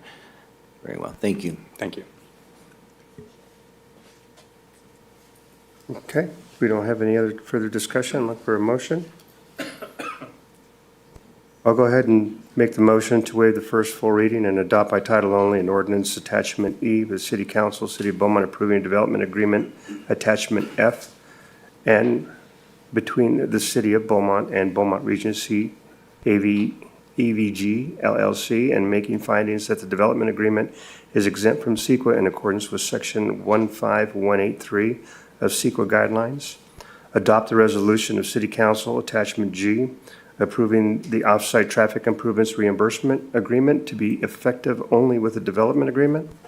And adopt by title only a resolution of the City Council, attachment H, approving amending the 5-year capital improvement plan for fiscal year 25-29 to include the maximum reimbursement in the amount of $6 million for the Streets and Bridges Development Impact Fee account. Have a second? Yes, I'll second. We have a motion, a second. Have a roll call, please. Councilmember Martinez? Yes. Councilmember White? Yes. Mayor Laura? Yes. All right, congratulations. Congratulations. Thank you very much for coming in. Again, appreciate you working with us on that agreement. We're excited about it. Thank you. That brings us to item I2, tentative track map 38879 and variance V 2025 0024 for the consideration of a proposed subdivision located west of Pennsylvania Avenue and north of 11th Street in residential single-family zone with APN 415-200031. Ms. Julian. Hi. Good evening, Mayor and Council. Jillian Fountain, Planning Staff. I do have a cleanup item. The conditions of approval were cut off in the original staff report. They have been updated and recirculated, and a printed version is up at the dais for you. Before you today is a public hearing for the consideration of tentative track map number 38879 and a related variance request submitted to the city on December 21st, 2023. A public notice was placed in the press enterprise, and property owners within 300 feet were notified on May 30th, 2025 of this public hearing. At this time, staff has not received any public comments. The project was presented as a public hearing to the Planning Commission on May 14th, 2025, and the Planning Commission approved forwarding a recommendation of approval to the City Council. Please note, condition of approval number 24 was revised at the Planning Commission meeting to remove grading permits and now reads tentative track map number 38879 shall be recorded prior to the issuance of any residential building permits associated with the project. No other changes have been made to the conditions of approval. The applicant proposes to subdivide 2.70 gross acres into 10 residential lots, ranging in size from 8,500 to 9,300 square feet and one lettered lot. The project qualifies for a Class 32 categorical exemption infill under CEQA Guidelines Section 15332. The property is located in the residential single-family zone and has a general plan designation of single-family residential. The proposed subdivision aligns with both the general plan and zoning code, supporting low-density detached residential development, specifically with policies identified in Goal 3.3 to support the development of new housing opportunities. Tentative track map TM 2023-0012 is being proposed under Beaumont Municipal Code Section 16.04.010, requiring all land divisions to conform to the Subdivision Map Act and local regulations. The applicant is requesting relief from the maximum lot depth standard as defined in Section 16.12.080C, which restricts depths to 2.5 times the width. The current proposal has each lot exceeding this requirement by 25 feet. Due to the shape and site constraints of the parcel, compliance would render meaningful subdivisions impractical. The request is made pursuant to Beaumont Municipal Code Section 17.02.110 and Government Code Section 65906, which would allow relief due to special circumstances such as lot shape, topography, or surroundings. The variance findings can be adequately met and are included in your staff report. Approval of the tentative map does not permit construction but allows the legal creation of lots, which can be developed in the future subject to a minor plot plan approval and a recordation of the final map.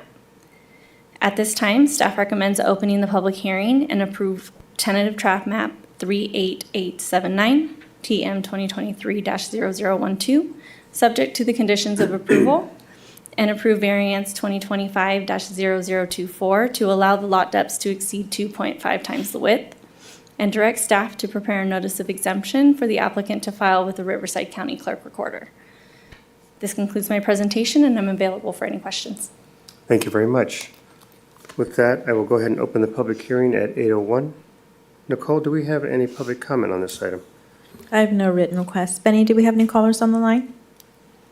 Yes, we have one caller, Blaine Wilmer. He is the engineer for this item, in case there's any questions. Okay, so Do you want me to send it through, or do you want to wait until there's questions? we'll wait until there's questions, and maybe he can chime in then at that point. Okay. So should we should have him sent through just in case there are questions, so we don't have to wait. Benny, go ahead and send it through.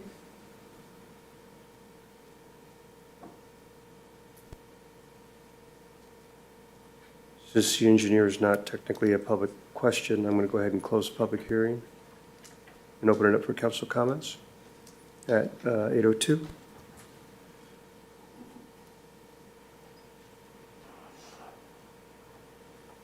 Caller, can you hear us? Yes. Okay. We have you on the line in case council has questions. Okay, thank you. So I've got a few questions. I don't see partners lit up. So on the water treatment devices, looking at the lots for the WQMP, those are going to be installed individually, or will you have one large WQMP that each of the lots feeds into? Yeah, they'll be individual on each of the lots. Are they going to be, do you know if they're going to be located at the rear of the lot? Because I didn't see any pre-grading plans or. Yeah, I believe that they'll be in the front since the water drains to the front. But that is a question that the Blaine Warmer can answer. Hi, Blaine. Can you? Yes, Mr. Mayor. Can you let me know, are those WQMP or treatment devices going to be located in the front yards? Yes, Mr. Mayor, members of the council, Blaine Warmer with Warmer Engineering representing the applicant. Yes, the WQMP we provided in the conceptual grading plan show those facilities to be located in the front where the drainage needs to happen. Okay, and so in my experience, a lot of times what will happen is once the house gets sold, the WQMP device seems to get filled in with the landscaping. Are we going to have like an HOA or CCNRs that prevent those or non-buildable easements of any kind to protect those water treatment locations? Yeah, the discussion that Mr. Vestal and I had, that would be a requirement to make sure that they stayed in place.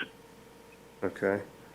And do we know, I didn't see where the sewer line runs, and I'm not familiar enough with that area. So does it run through Pennsylvania, or is it going to run through Lot A for the connections, or?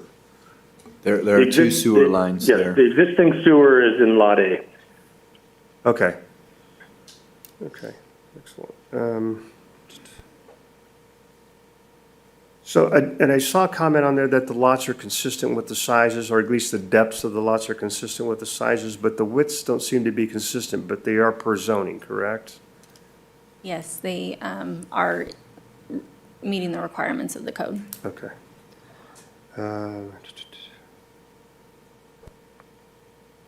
Those are all the questions I had. Councilmember White? So I spent hours looking at this map, and I don't see the WQMP. What is a WQMP? It's a water quality management plan. Okay. And it identifies BMPs to filter the water prior to entering a public drainage facility. Okay. I trust Mike on these issues, so I just wonder where he comes up with these questions sometimes. That's all I had. Background. Thank you. So with that. Mr. Mayor? Yes, sir. I'm sorry. Quick question. Councilmember Finn? All right, thank you. So I assume that there's not going to be any subject or any CFDs that are going to be subject to this property, correct?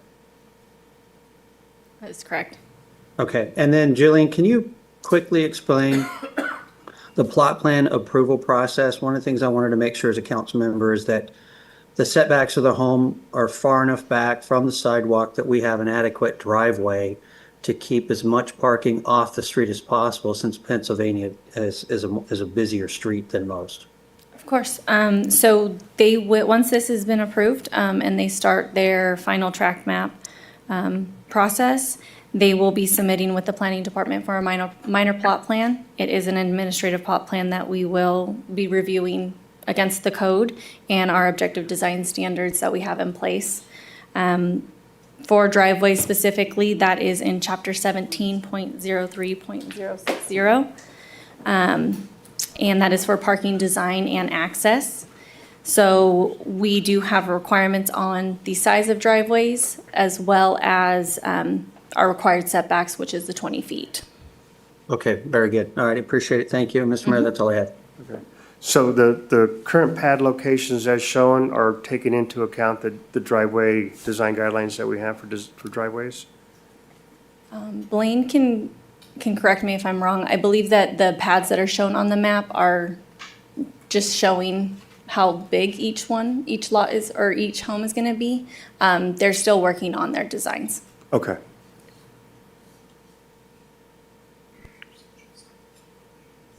Councilmember Finn, are you good? Yes, sir. Councilmember White? Yeah, I'll make a motion to approve tentative track map number 38879, subject to the conditions of approval, and approve V2025-0024 to allow for lot depths to exceed 2.5 times the width, and direct staff to prepare a notice of exemption for application to file with the Riverside County Clerk Recorder. I'll second. I'll second. Oh, sorry. I got it. I'll second. A roll call, please.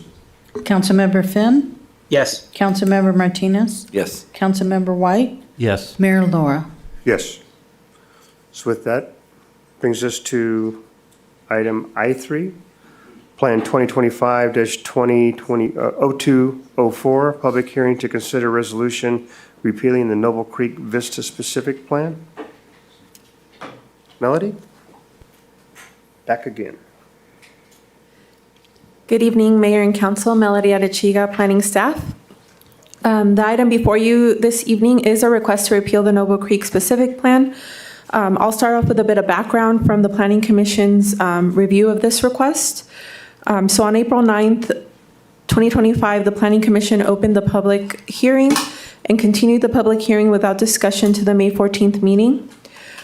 On May 14th, the Planning Commission was presented with the staff report, heard testimony, and adopted Resolution 2025-01, recommending that the City Council repeal the Noble Creek Vista specific plan. During the public hearing, a written public comment received the day before from a property owner was distributed at the Commission. The property owner was not opposed to the repeal of the specific plan, however, did express concerns regarding the effects of the repeal on the certified EIR before a decision was made. Staff at the meeting clarified that the repeal of the specific plan would not affect the certification of the EIR and that the EIR would remain in effect. A copy of the written public comment is included as an attachment to the staff report. So now transitioning to the specific plan and background and the reasoning behind the request for a repeal. The specific plan encompasses the area between Oak Valley Parkway and Brookside Avenue, east of Beaumont Avenue. On February 15, 2005, the Beaumont City Council passed Resolution 2005-11, which is also included as an attachment, certifying that the Noble Creek specific plan EIR, or certifying this Noble Creek EIR and approving the specific plan. On March 17, 2005, an action was filed challenging the city's certification of the EIR and was settled in its entirety pursuant to a settlement agreement and final stipulated judgment approved by the court on May 31st, 2006. The specific plan was republished and approved as of October 2006 and amended in June of 2014. Land consisting of approximately 41 acres in Plan Area 2 within the specific plan has been acquired by San Gorgonio Pass Water Agency for recharge ponds and was not originally contemplated by the specific plan. Additionally, the city has acquired approximately 29 acres within this area for the purpose of constructing a police station. Due to these changes in circumstances, the specific plan is no longer needed for the development of the land within its boundaries. Pursuant to Beaumont Municipal Code, the Beaumont Municipal Code and Government Code Section 65453 provides that a specific plan shall be prepared, adopted, and amended, including a repeal in the same manner as a general plan, except as a specific plan may be adopted by ordinance or resolution as often as deemed necessary by the City Council. The repeal of the specific plan is also exempt from the provisions of CEQA pursuant to CEQA Guidelines Section 15061B3 because it could be seen with certainty that the proposed action will not have any effect or any substantial effect on the environment. A 10-day public hearing notice was placed in the Price Enterprise on May 30th, 2025, and property owners within a 300-foot radius of the project site and the Cherry Valley Pass Acres and neighbors were notified of the public hearing on June 5th, 2025. As of the preparation of the staff report, staff has not received any comments.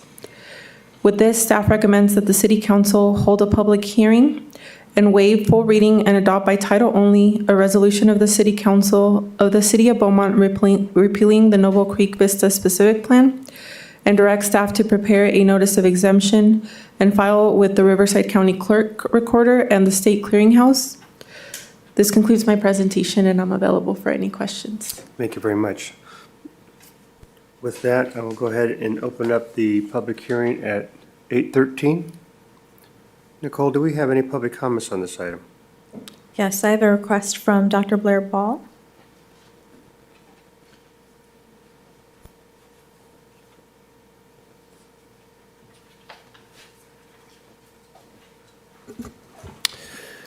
Good evening, Mayor and Council. This has been ongoing for some 20-plus years, and as I've watched the three of you this evening, one question comes to mind.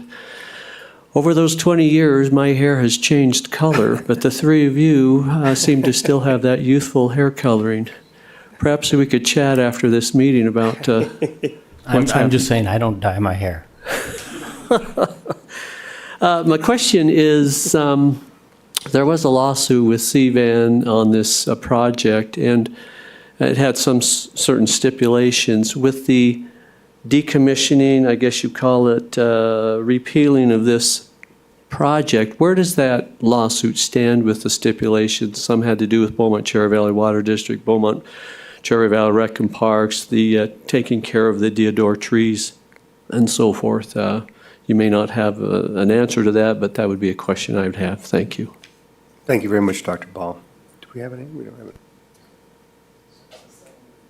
it. The settlement agreement, and I believe it was a settlement agreement and stipulated judgment, remains in effect. What the city's doing is, but that lawsuit was filed because of an EIR that was challenged for a specific residential project.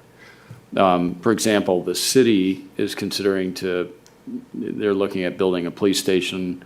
It would be a completely different project. We would do our own environmental review. We wouldn't be relying on the EIR.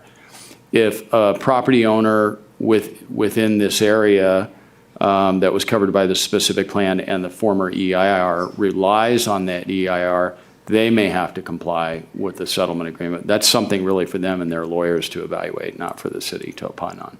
Okay. Thank you very much. Any other public comments? Benny, do we have any callers on the line? No callers. Okay, with that, I will close public comment, or close the public hearing at 8:15 and open it up for council comments or discussion. Councilmember White? So we've talked about this project for as long as I've been on council. Can you go over that again about the settlement agreement? Because my understanding when we've talked about it before was that if the settlement agreement was specific to that plan, and if the specific plan is gone, then, I mean, if the city wants to build a police station, are we going to be held to the settlement agreement? That would be a different project. And Okay. my understanding is we're going to do our own environmental review for our police station. So it would be a completely different environmental review than the one that was challenged in that lawsuit. So it would be that settlement agreement, from our perspective, for our project would be moot. So Dr. Ball, who's with the water agency, brings up this question about the settlement agreement, but I know we've asked the question how the water agency was able to build those ponds there without also being held to the settlement agreement process. Well, they did not build the project that was contemplated when the environmental review was done previously. Okay. That resulted in the lawsuit, that resulted in the stipulated judgment. Okay.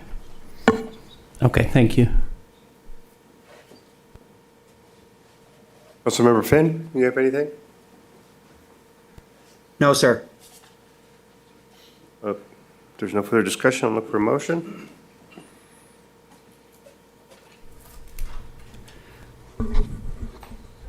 Mayor, I move to approve the recommended action. I'll second. You don't want to read the whole thing? I'm kidding. No, thank you. Roll call, please. Councilmember Finn, Yes. Councilmember Martinez. Yes. Councilmember White. Yes. Mayor Laura. Yes. Thank you. That brings up item I4, public hearing to consider amending the city's fee schedule to add vendor registration fees for special events hosted by the city. Mr. Story. Good evening, Mayor and Council. In April, I presented an item where we discussed the future of our market night on Thursday nights that we are currently in the middle of and are having some just great time out there on Thursday, so appreciate council and everyone that's been coming out. It's been a fun time. As part of that discussion, council gave us the direction to implement vendor fees. This public hearing item is to implement those fees going through the public hearing process. In your staff report, there is a fee breakdown of how we're gonna break down a daily per site rate for vendors. We've broken it down into different categories. Any vendors that are food and alcohol related, $50 a day. All the rest of the vendors, any other type, is $25 a day, and then keeping nonprofits at no cost. One of the recommendations from our council was how can we incentivize these vendors to not only pay this fee so that we can recoup some of the costs, but also give an opportunity for them to receive some of that fee back if they show up, which is one of the reasons we wanted to implement these fees so that we don't have no-shows. So as part of this, we would give 50% of their fee that they give to us. That would be reimbursed to them if they show up. And as long as they're there, they would receive that back. And if for some reason they were unable to participate, if they gave us sufficient notice to be able to fill their space, which we deemed in this process as a 14-day notice, then they would still also receive their fee back. This is something that we would implement not just on our Thursday night market night, but anytime we have vendor spaces for our events. So for example, Blizzard Bash or our Freedom Festival event, which are events outside of the regular market night. You can see what we did in order to advertise this for the public hearing and some of the fiscal impact that we believe we will have. The number that we use, the 85 vendors, that's what it is usually for us to fill a typical Beaumont nights, is about 85 to 88 vendors that we've been seeing in that area. So if you have any questions, I would love to answer those questions. If not, we can move forward. Thank you very much. I'll go ahead and open up the public hearing at 8:20.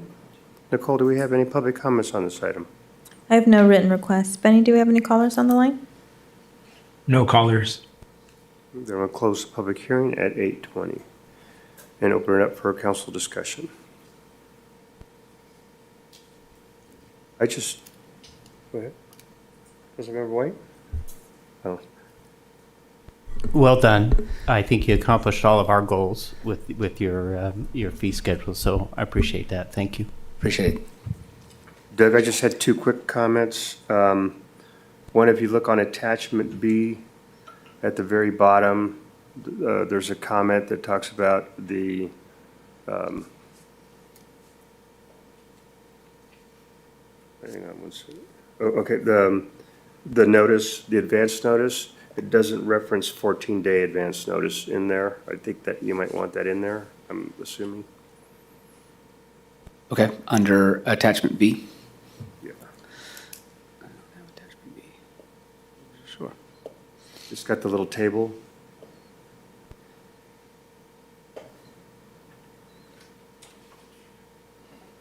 Doesn't say that.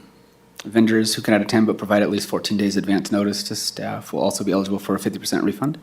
Yeah. Okay. And then how far in advance do they need to make a reservation? Depending on the event, for example, we opened up the vendor signups for Beaumont nights probably about 6 to 8 weeks prior to the event starting, and that's how we populated the list. Okay. Do we need to have that anywhere that vendors must make and have their payment?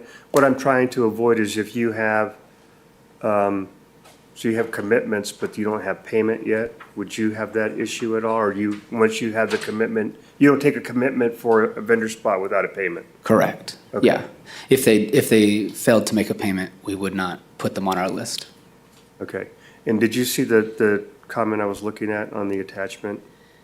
Attachment B, Exhibit A. Right. The very bottom says failure to attend without advance notice. Do we need to put without 14-day advance notice? Or Is that it above it in the line above it? Oh, okay, I see what you're saying.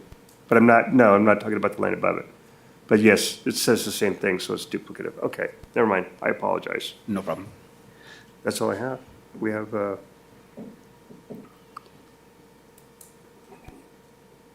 if okay, I'll make a motion as written. I'll second. Roll call, please. Councilmember Finn, Yes. Councilmember Martinez, Yes. Councilmember White, Yes. Mayor Laura. Yes. Brings us to action items. Item J1, annual resolution to place a levy of special taxes for community facilities districts on the fiscal year 2025-26 Riverside County tax roll. Ms. Eustachian. Yes, good evening, Mayor and Council.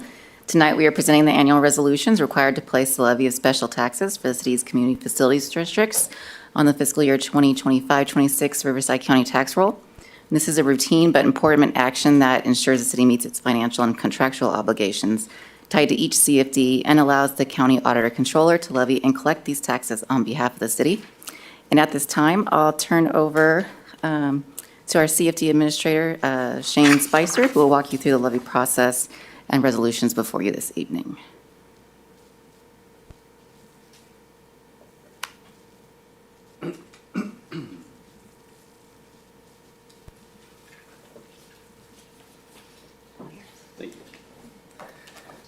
Okay, all right. Good evening, Honorable Mayor, Council, staff. Shane Spicer, Spicer Consulting, the city's CFD administrator. So as Jennifer had mentioned, today is a administrative action that the council takes annually for the annual enrollment of the CFD taxes for the fiscal year 25-26.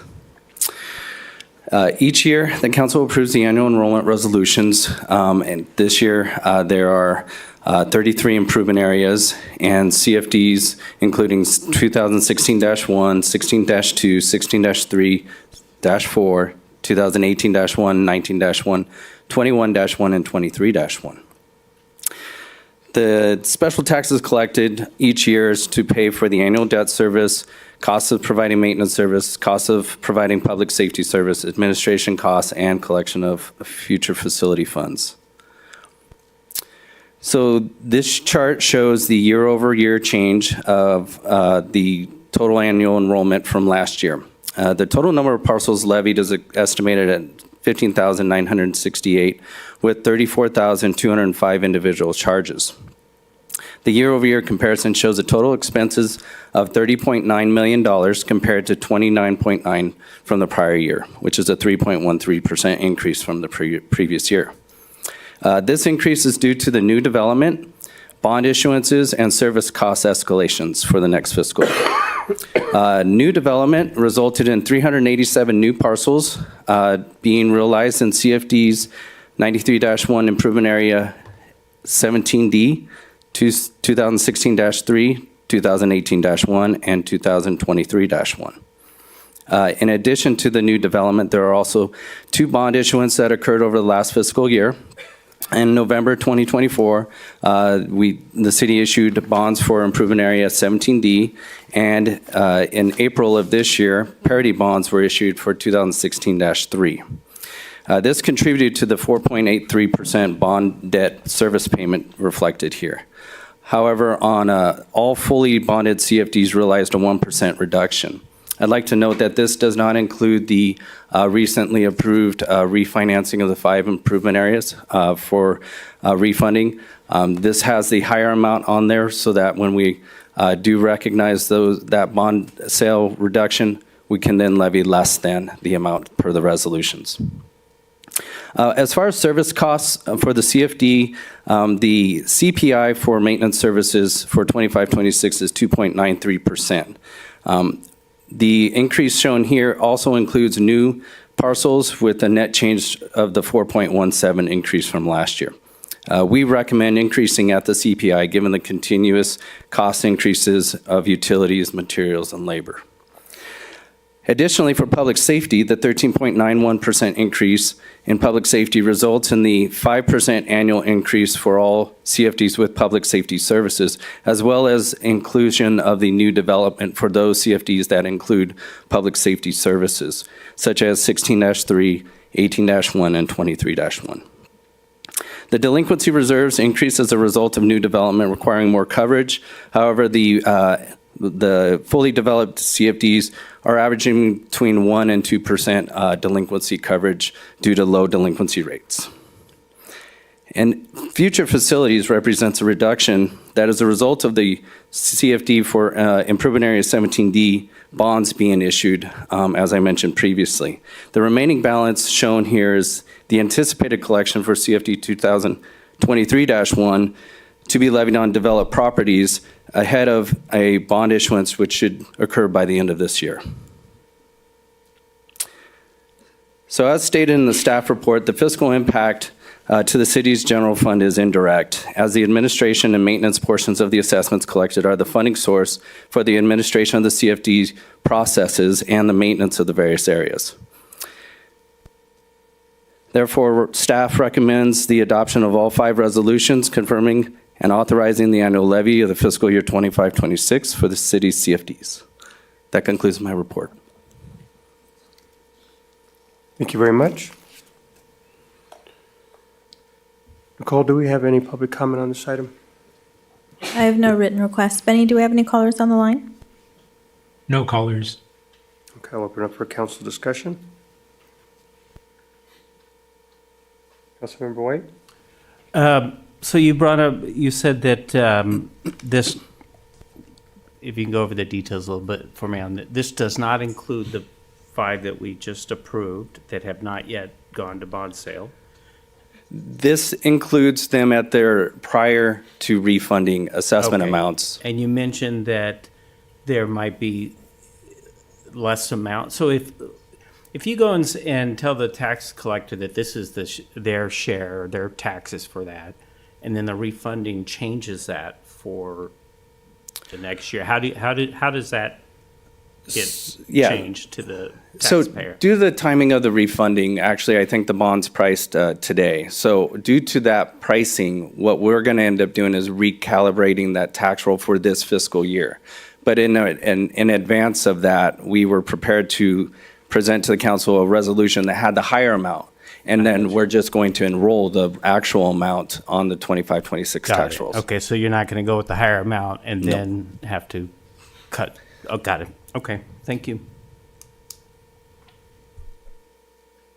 Any further questions or motion? Somebody want to tackle that one? Mayor, could I clarify before you do a motion? There are recusals that need to happen for each resolution, and I can help walk you through each one. The first one can be He's done. the first one, right? First one can be done all together. It's the second one. We'll have to start with Okay. Councilmember White. All right, so I'll make a motion to waive the full reading and adopt by title only a resolution of the city council. That one? Am I doing the right one? The first one, yes. Yeah, all right.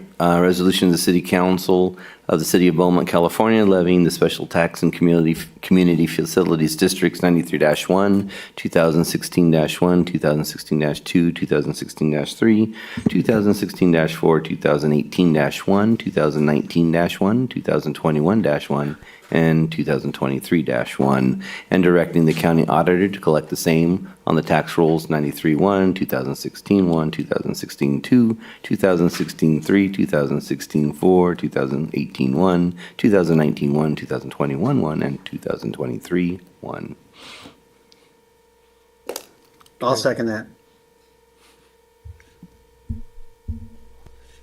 So do you want to do roll call on each one, right? Yes, Okay, please. roll call, please. You have one? Okay. Councilmember Finn? Yes. Councilmember Martinez? Yes. Mayor Laura? Yes. And Councilmember White, yes. I thought you were recused on that I one. got that wrong. She corrected me. On the second one. So the next one.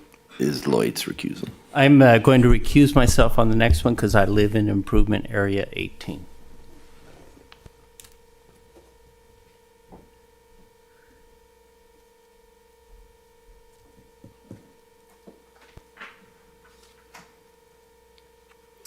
Mayor will make a motion to waive the full reading and adopt by title only a resolution of the City Council of the City of Beaumont, California, levying the special tax and community facility districts 93-1, 1A18, and directing the county auditor to collect the same on tax rolls 1A18. I'll second. Second. A roll call, please. Councilmember Finn, Yes. Councilmember Martinez, Yes. Mayor Laura. Yes. All right, and then with that, I will recuse myself from the next section as I reside in 93-114.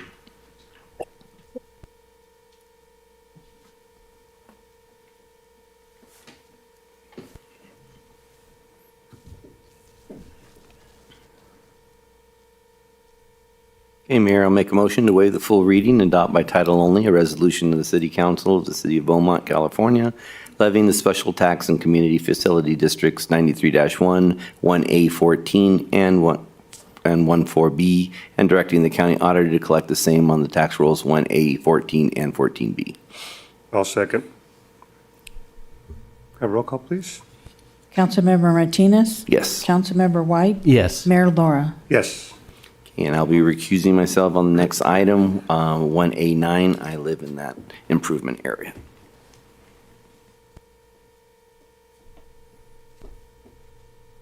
He's back.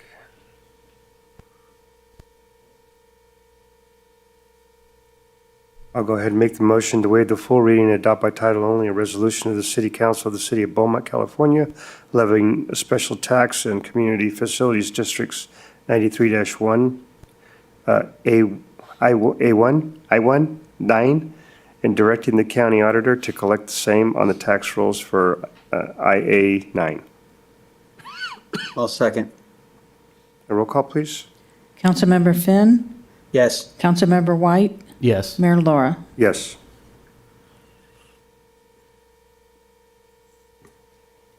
I'm assuming this last one was for Jessica? Correct, so nobody has to recuse themselves. Okay, so I'll move But to, we do need to state for the record that she is recusing herself on this one, even though she's not here. We're required to Okay. do that. So, and that's due to the fact that she lives in the improvement area. okay, so I will move to waive the full reading and adopt by title only a resolution of the City Council of the City of Beaumont, California, levying the special tax and community facility districts 93-1, improvement area 8E, and directing the county auditor to collect the same on the tax rolls. A second. Roll call, please. Councilmember Finn, Yes. Councilmember Martinez, Yes. Councilmember White, Yes. Mayor Laura. Yes. Brings us to item J2, Adaptive Management and Mitigation Plan, update, provide direction on the quality of recycled water to pursue, capital improvement project WW14. Mr. Thaxton.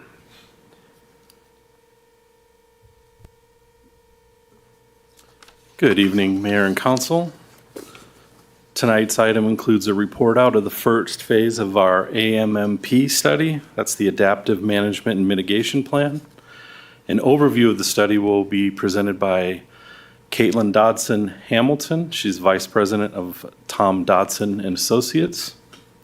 Joining us online tonight are also our water reuse consultant, John Wells of Depusion Wells, along with Alexis Alley Stevens and Kelly Tabor of Somach Simmons and Dunn serving as legal counsel.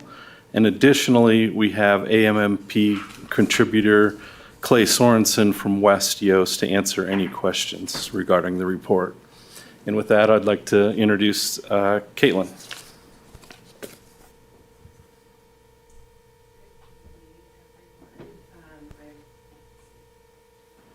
Good evening, everyone. I'm Caitlin Dodson Hamilton of Tom Dodson and Associates, and we are the environmental consultant on the project.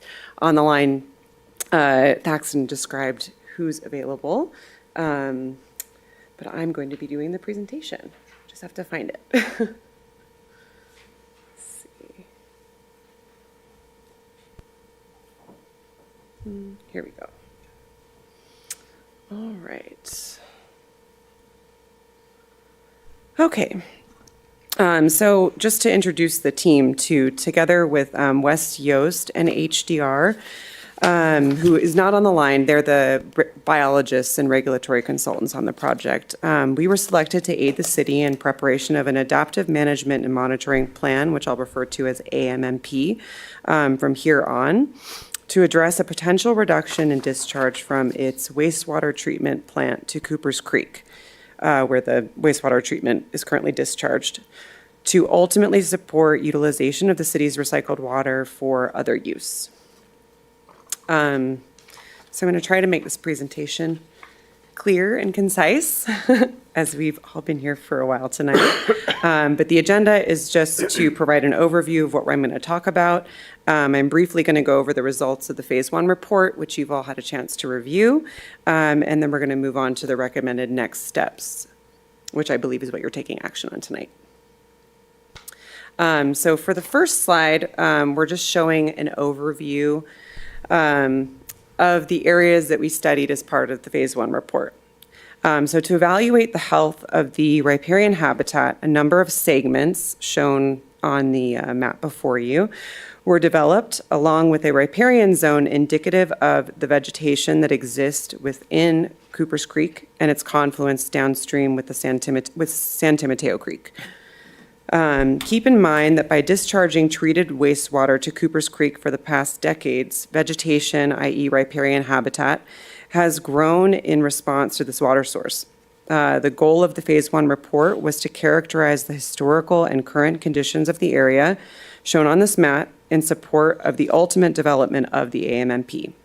As you know, this report is incredibly detailed and contains over 200 pages of data prepared by West Yost, the hydrology experts, and HDR, the biological resource experts, and my firm as sort of the management partners overseeing the report itself. In so doing, West Yost and HDR worked together to determine the extent to which the existing discharge from the city's wastewater treatment plant is contributing to the riparian health downstream of the discharge point. So Phase 1 is an initial step in developing the AMMP, but it did result in some useful conclusions, which I will talk about in detail on later slides. This slide provides an overview of the surface water and groundwater management programs within the Beaumont and San Timoteo Groundwater Management Zone Maximum Benefit Monitoring Programs. A lot of words. You can't quite see everything on the map, probably because it's not large enough, but there are points that show groundwater wells, there are points that show stream gauges. There's the point that shows the discharge, which is in red kind of at the very bottom middle of the screen.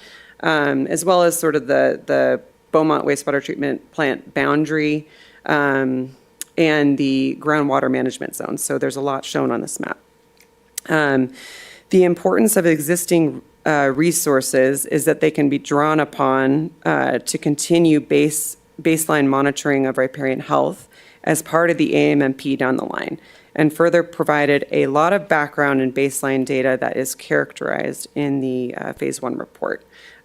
Just goes to say that the team did a lot of research to pull this Phase 1 report together and ultimately draw some conclusions. So the key takeaways from the report is that increased discharge from 2004 to 2023 resulted in a noticeable increase in riparian habitat health, which creates special status species that exist. You have a California coastal gnatcatcher that exists, as well as southwestern willow flycatcher. I believe that's the species name. I'm not the biological expert. And as a result, we're kind of utilizing this report to kind of understand how far down we can take the discharge from the wastewater treatment plant to Cooper's Creek. Another takeaway is that riparian health from 1984 to 2003 indicated stable conditions.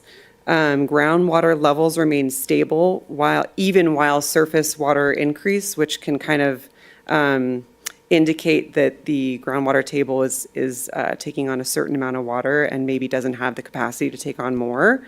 And I will leave that to the experts to describe in more detail or to have described it in more detail in the report itself. As well as discharge in 2003 was at 1.7 million gallons per day, or 1,900 acre feet per year, which represents the maximum discharge between 1984 and 2003, and kind of leads into the conclusion that the reduction in the discharge to 1.7 million gallons per day would likely sustain groundwater levels and riparian habitat health, which would be sort of overseen by the AMMP down the line that has not yet been developed.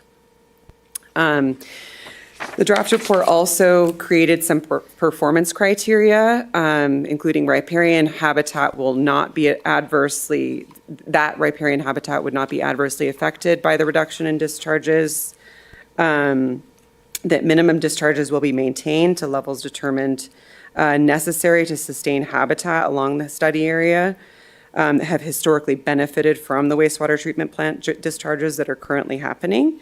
Flow reduction, reductions in discharge should be done in a manner that results in surface water flows that mimic the natural seasonal flow, which typically begins to decay around the end of April. So higher surface flows would need to be maintained in the early peak growing season around March to May, should taper off towards the end of the growing season, and then maintained during the dormant season in November to February. Also, the groundwater table in the riparian zone should be monitored to ensure that reductions in surface water flows do not result in a drop in groundwater elevations that could negatively impact the riparian habitat that is likely reaching the groundwater table and using that water to sustain itself.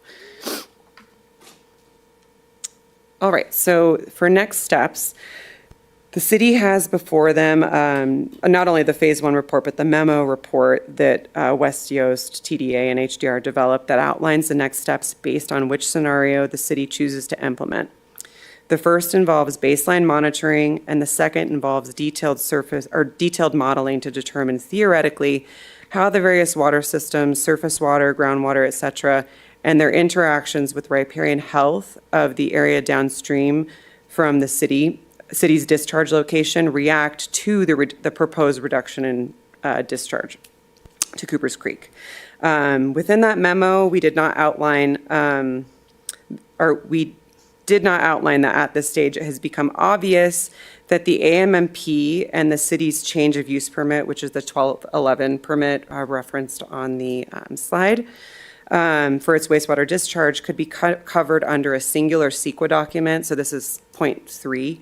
And as a result, staff requested that we, TDA, as the CEQA consultant for the project, provide council with further information about the expanded scope, which would effectively include both the AMMP and the discharge down the line. That's just for your information. You're not taking an action on moving forward with CEQA at this time. The benefit of proceeding in this manner is that the whole of the city's actions towards pursuing a reduction in discharge would be covered in one document rather than 2 separate documents, which would ensure that the documents that are submitted to the state in support of the 1211 permit are synced and comprehensive. So I'm going to quickly just kind of go through the scenarios that we're proposing before you. Scenario 1 is to reduce the discharge to 1.7 million gallons per day, which is supported partially by evidence in the phase 1 report. This includes the bulleted points. I will talk a little bit about them. Installation activities includes preparation for all installation, purchasing of equipment, canvassing well owners and private landowners of stream gauge channels, installing stream gauges, and installing 10 groundwater sensors. There's also baseline biological monitoring and hydrological baseline monitoring activities, which includes quarterly downloads. Effectively, all of these things together make up what is needed to be able to reduce to 1.7 that kind of falls outside of our original scope, and some of it does fall within our original scope. This also is supported. I'm realizing that I was reading the different slide. I apologize. We'll stick to this slide. The earliest time that we could submit the 1211 permit is likely around 2026. This timing is contingent on when on the city determining how it wants to use the water, which I know is not really up for discussion today, above the 1.7 million gallons per day that would continue to be discharged to the creek, and is contingent on whether the project can complete CEQA in that time. We can be very fast, but it really is dependent upon some critical decisions being made. The CEQA compliance document would cover however the city wants to use the water, as well as the AMMP as mitigation to address the impacts to biological and hydrological resources such as the groundwater basin, surface water, and then that riparian habitat that we've been talking about. For scenario 2, just gonna catch up here. Scenario 2, there's no current technical basis to support a reduction that would be below the 1.7. So the scenario 1, we feel we have enough data to say that confidently that that's a number that could be supported by data, whereas this number would require quite a bit of additional modeling work. So this would include developing a modeling tool to perform an alternative analysis, to assess reduced discharge on the hydraulic systems. It would also include the same baseline monitoring that would occur while the model is being developed by West Yost and team. The timing is that monitoring would initially occur over a 2-year period, and modeling would occur for 1 year thereafter.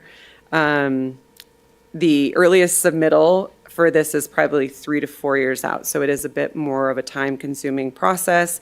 It would include a lot of scientific data to back things up, but it doesn't get you to the finish line quite as quickly. And the CEQA process that I described before would still apply. I believe that is it. I'm available for questions, as is the team, and I don't know if I can step aside and Thaxton can discuss the remaining issues. Yeah, no problem. I know that was a lot,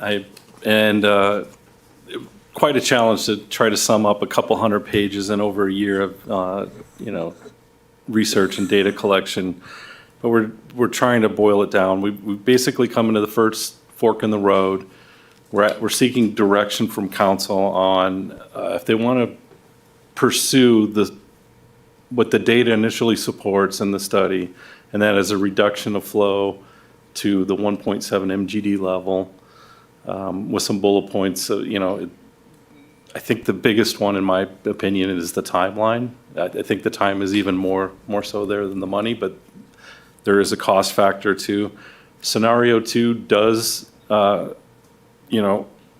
bring up the potential of pursuing a lesser discharge committed to the creek, but there's no guarantee. It requires modeling, it requires cost, and again, I think most significantly, time.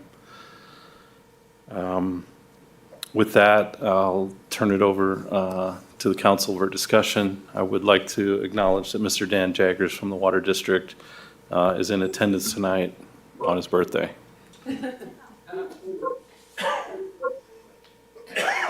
Thank you very much.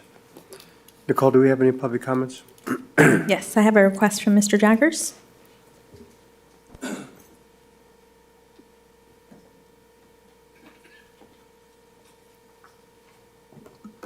Thank you, and happy birthday tomorrow, Thaxton. Apparently, we share a 1 day apart birthday.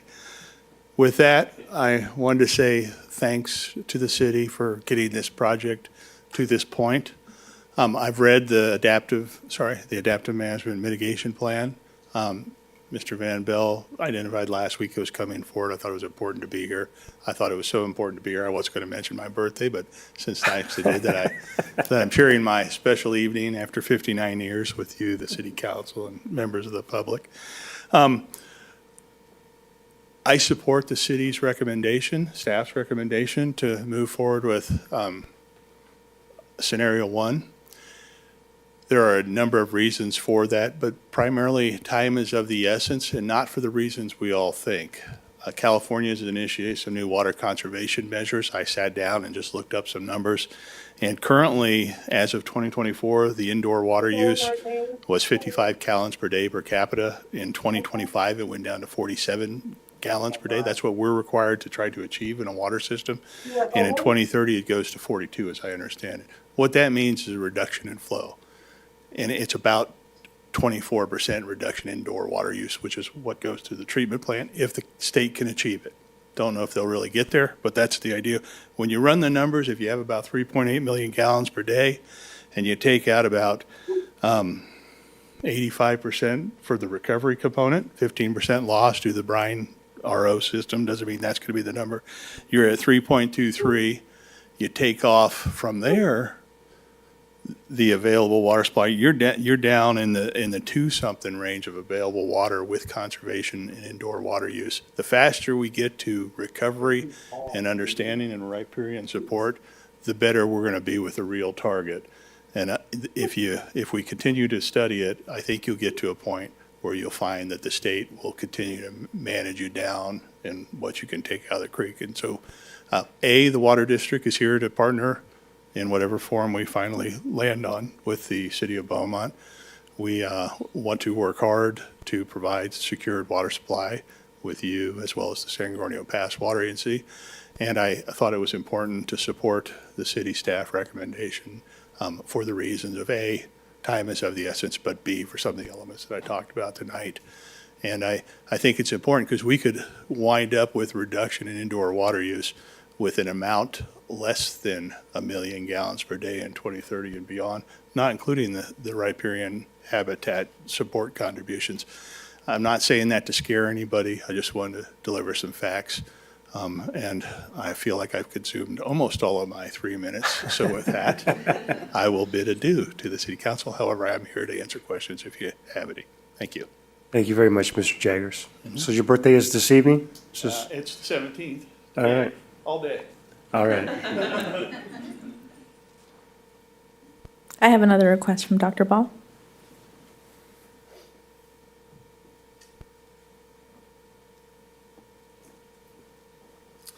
Thank you. A question that comes to mind, the proposition is to go with number 1.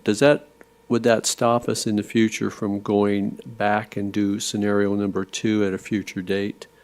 The fact that we've did this on time is of the essence for this, and I think that's important. But in the future, as we continue to grow and water demands, are placed upon us a greater extent, could we then go back and revisit this and try to move that down? I know 1.8 million gallons a day was always there, but I was always told in the past that it would be reduced at some point. I guess this is the point, but in the future, could it be even lower than that? Thank you. Thank you, Dr. Ball. If I may? Sure. You certainly could always re-engage and pursue more in the future, by starting this project over. Obviously there'd be some costs, there'd be environmental study, et cetera. But yeah, you can always, establish and then go back for more. Thank you very much. We have any additional comments? Benny, do we have any callers on the line? No callers. Thank you very much. I'll open it up for council comments. Mr. Mayor? Yes, sir. Mr. Finn? All right. Yes, thank you. Thaxton, question for you. In the bullet point under the considerations in scenario 1, it says aligns with the 1.8 MGD value established in the treatment plant discharge permit. Can you explain that discharge permit just a bit? Certainly. So the wastewater treatment plant has issued a waste discharge permit, and within that permit, for the last couple of cycles, they've memorialized a minimum of 1.8 MGD discharge to the creek. That stems from a previous attempt or initiation by the city to go down this pathway, and that number was developed from fish and Game at the time, Fish and Wildlife now, I believe.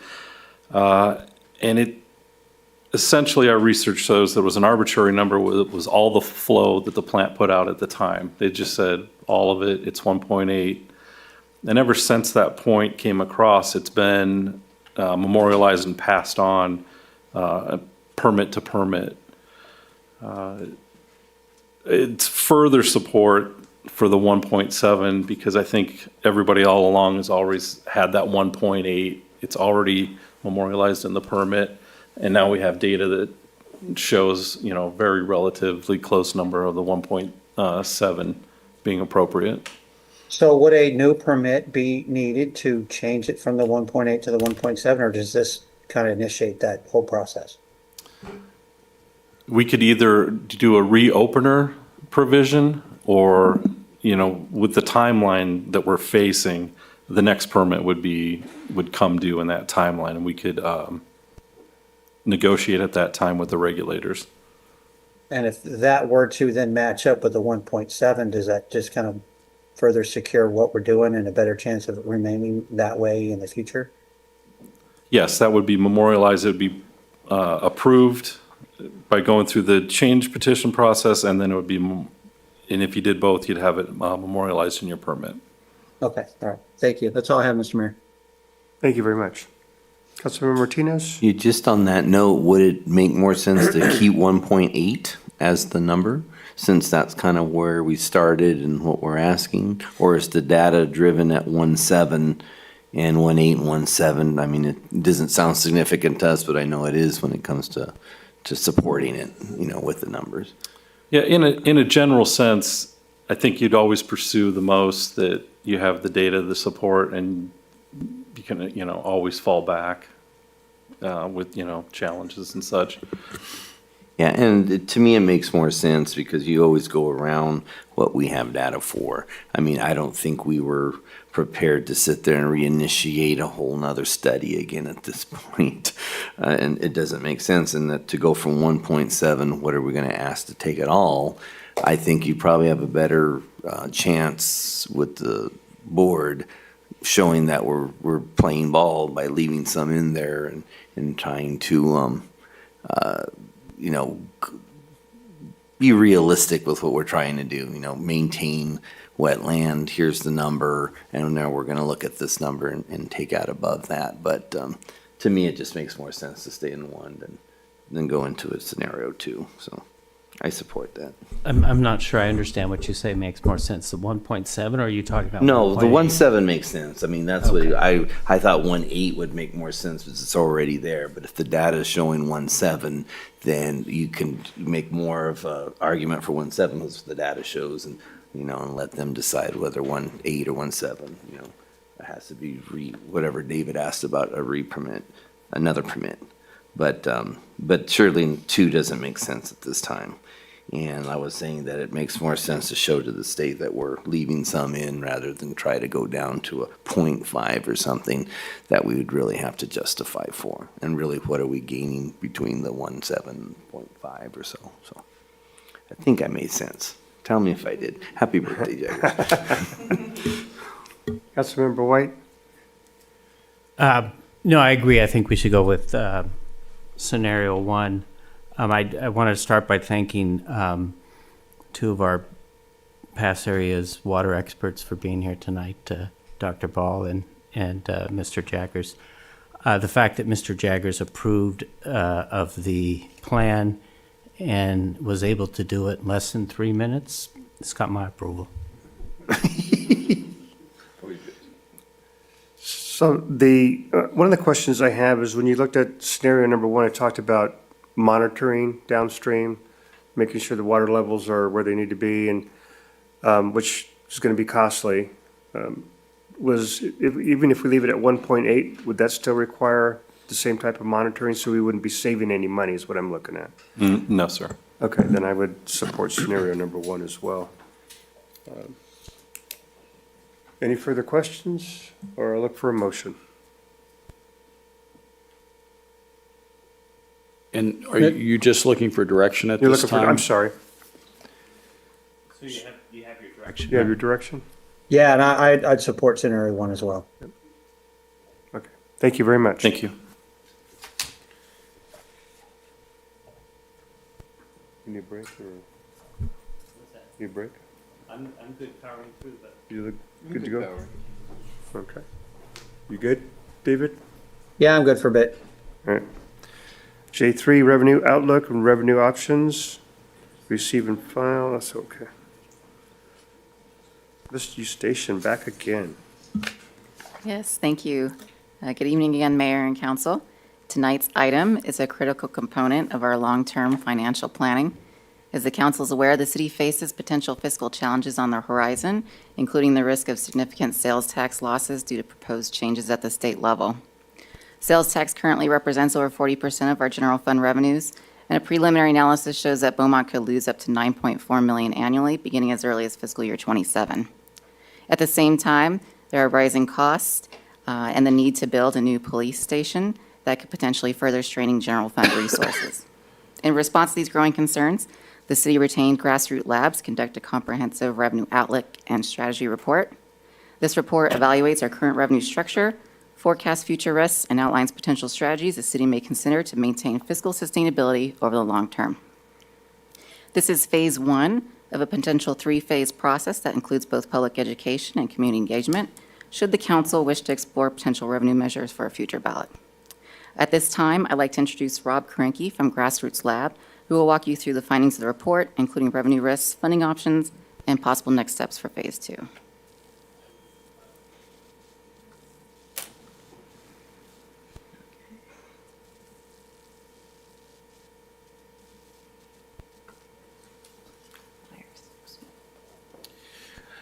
Thank you, Jennifer, and thank you, Council, for the time this evening. Jennifer gave, I think, a great introduction as to the orientation of our work. Essentially, just to reiterate, Beaumont faces potentially significant reductions in its sales tax revenue if certain changes were to take place via e-commerce at the legislative level or through state ballot measure activity, and those changes could be very near on the horizon. We're also undertaking this work in the broader context of other rising costs, which are not unique to Beaumont. They're faced by many municipalities all over the state, but the city of Beaumont, of course, will have to make its own unique solution to try and address those. So this is part of a proactive effort to look at some of these challenges, both potential challenges on the revenue side as well as rising expense, and to take a holistic look at what the city has already done from a revenue standpoint, certain activities that are current and in flight, and then the potential for new revenue on the horizon, and to try and develop a bit of a rubric through which the city can look at those options and evaluate the best path forward. So again, we've created a few different buckets, things that have already been done in the recent past, things that the city is undertaking currently, and then again, potential options for the future. We've also looked at neighboring cities, peer communities, to assess their prevailing rates and certain kinds of taxes. And then we've evaluated our options in the context of their feasibility as well as administrative requirements and other considerations. So what are some recent steps that have been taken to promote fiscal sustainability here in Beaumont? Of course, the city's taken numerous steps in recent years to both address rising costs and optimize its revenue streams. The first among those would be a fee update, which the city has adopted in 2023, in March of 2023, the city adopted a fee update looking at fees that the city charges for various kinds of services, sports fields, facility rentals, event permits, and so forth. City is also, from an internal standpoint, done a cost allocation plan in 2022 and has a new plan forthcoming in 25-26. Development impact fees. Beaumont is a growing town, and as that population grows, so does the demand for the expansion of public infrastructure and other kinds of capital improvements.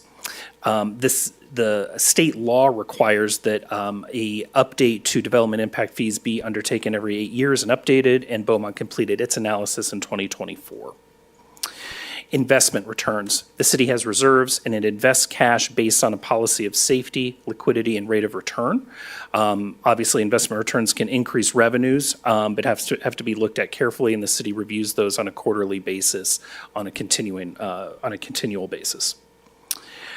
Grant funding. Cities can also maximize grants that align with their goals and priorities, and the city filled a grants analyst position in fiscal year 23-24. And from that time to now, grants have increased by 3.6 million, which is terrific news. Although a lot of grants, they go to specific purposes, not all of which are in the general fund, and those that are in the general fund can't supplant, existing expenses. There's also economic development as an option, and recruiting new businesses, retaining and expanding existing businesses, promoting job growth. All of these are attractive options, and indeed tonight, I think we heard about an exciting potential economic development project going on in the city, and there are several others underway. In terms of items in progress, one potential option for the city is to put current assets to work. Either leasing existing space, selling off city properties. These are options to generate either ongoing revenue or one-time revenue. One option could be new and converted billboards in the city. That is estimated that it could generate between $100,000 and $200,000 a year annually. The city could also sell certain city-owned properties, and that may garner, in terms of one-time revenues, between $1 and $1.25 million. Moving into potential new revenues, one option could be short-term rentals. The city estimates that there are 50 to 70 short-term rental units in the city right now, and there's a potential to raise about $120,000 in taxes per year from permitting those properties, although it would also come with an associated cost of about $30,000 a year to implement. So modest, but real money. And then we move into options that would require going to the ballot in terms of new taxes.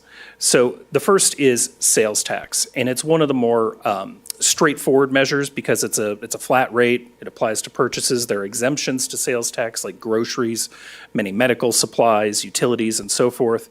But broadly speaking, if you go into a CVS or, God willing, one day a Target, you would pay 7.75% under the current rate in the city of Beaumont, which means on a $100 purchase, you're paying about $7.75. Unfortunately, a not so fun fact about sales tax is most of those dollars go to the state of California. So $6 of that $7.75 is going to go to the state. Riverside County gets 75 cents. City of Beaumont gets 1%. It's the base rate under the Bradley Burns, and Beaumont's rate is tied for the lowest in Riverside County at 7.75%. If the city were to undertake a locally enacted sales tax measure of a half cent, a cent, or whatever amount, 100% of those proceeds would stay in the city. There's also the potential for transient occupancy tax, or colloquially a hotel tax. More than 400 cities in California, including Beaumont, impose a TOT on people staying for 30 days or less in a hotel. And TOT increases are common on the ballot in California. In 2024, there were 23 measures that were successful and 5 failed, an 82% passage rate. Hemet recently successfully increased their TOT from 10 to 12%.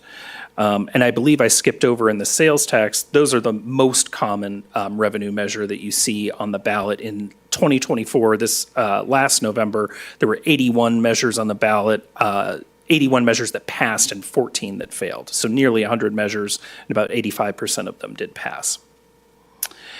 There's also utility user taxes. More than 150 cities in the state impose a utility user tax. Many have not been updated in many, many years, and in some cases decades. Beaumont's, I believe, is currently at 3%. This applies to gas, electricity, also your cable bill. Your phone bill. I do not believe it applies to streaming services, your Netflix and other kinds of over-the-top, as they call it, over-the-top television. Some cities have undertaken what they frame as a modernization of those taxes, the UUT. It is uncommon in the ballot. I believe there were only 2 last year, one of which was in Banning, which failed. There are also parcel taxes. And we're starting, I think, both with the UUT, parcel tax, and the next one I'll characterize, where there's a lot of levers to pull, right? Not all parcel taxes are kind of created equal. There's different mechanisms for parcel taxes. So one is just to impose a flat rate per parcel. And there were several such measures on the ballot last year in November 2024, all of which passed. Although I will note that of the 3, 2 were in Oakland, in the same city. The other option is per square foot parcel taxes. And there can be differing rates between commercial, industrial, residential, vacant properties for a per square foot rate. This is something that we've seen more commonly, but it is still, broadly speaking, uncommon on the ballot. I believe there were 3 last year. They all did pass, including in Cathedral City. Pomona in 2022 did try a commercial industrial per square foot measure, which did fail. So this is a bit newer tool in the toolbox of cities, and has happened with some mixed success. And lastly, there's the business license tax, which potentially has the most levers. You can create many different categories of business. You can charge many different kind of fees. They can be based on how many employees you have. They can be based on gross receipts. You can move from one model to the next. You can adopt new categories, et cetera. BLT revenue in Beaumont in 23-24 totaled about $420,000. The city could use existing consultants, not us, but existing consultants to review your options to increase revenue. And business license taxes are relatively common on the ballot. In 2024 across the state, there were 16 measures and none failed. Cannabis sales is another option, and not one that we're necessarily recommending, but wanted to include in the analysis. Neighboring Banning has budgeted their new cannabis tax revenue at nearly $1 million a year. There needs to be more analysis on that, but that was the initial forecast. And cannabis increases were extremely common on the ballot 6 to 8 years ago, a little bit less common now. Last year, there were 5 cities that imposed new cannabis taxes. Zero failed. And so one of our charges in this analysis was to try and look at Beaumont's existing rates, sales tax, utility user taxes, and transient occupancy taxes, and compare that to other municipalities, in the neighborhood and peer to the city of Beaumont.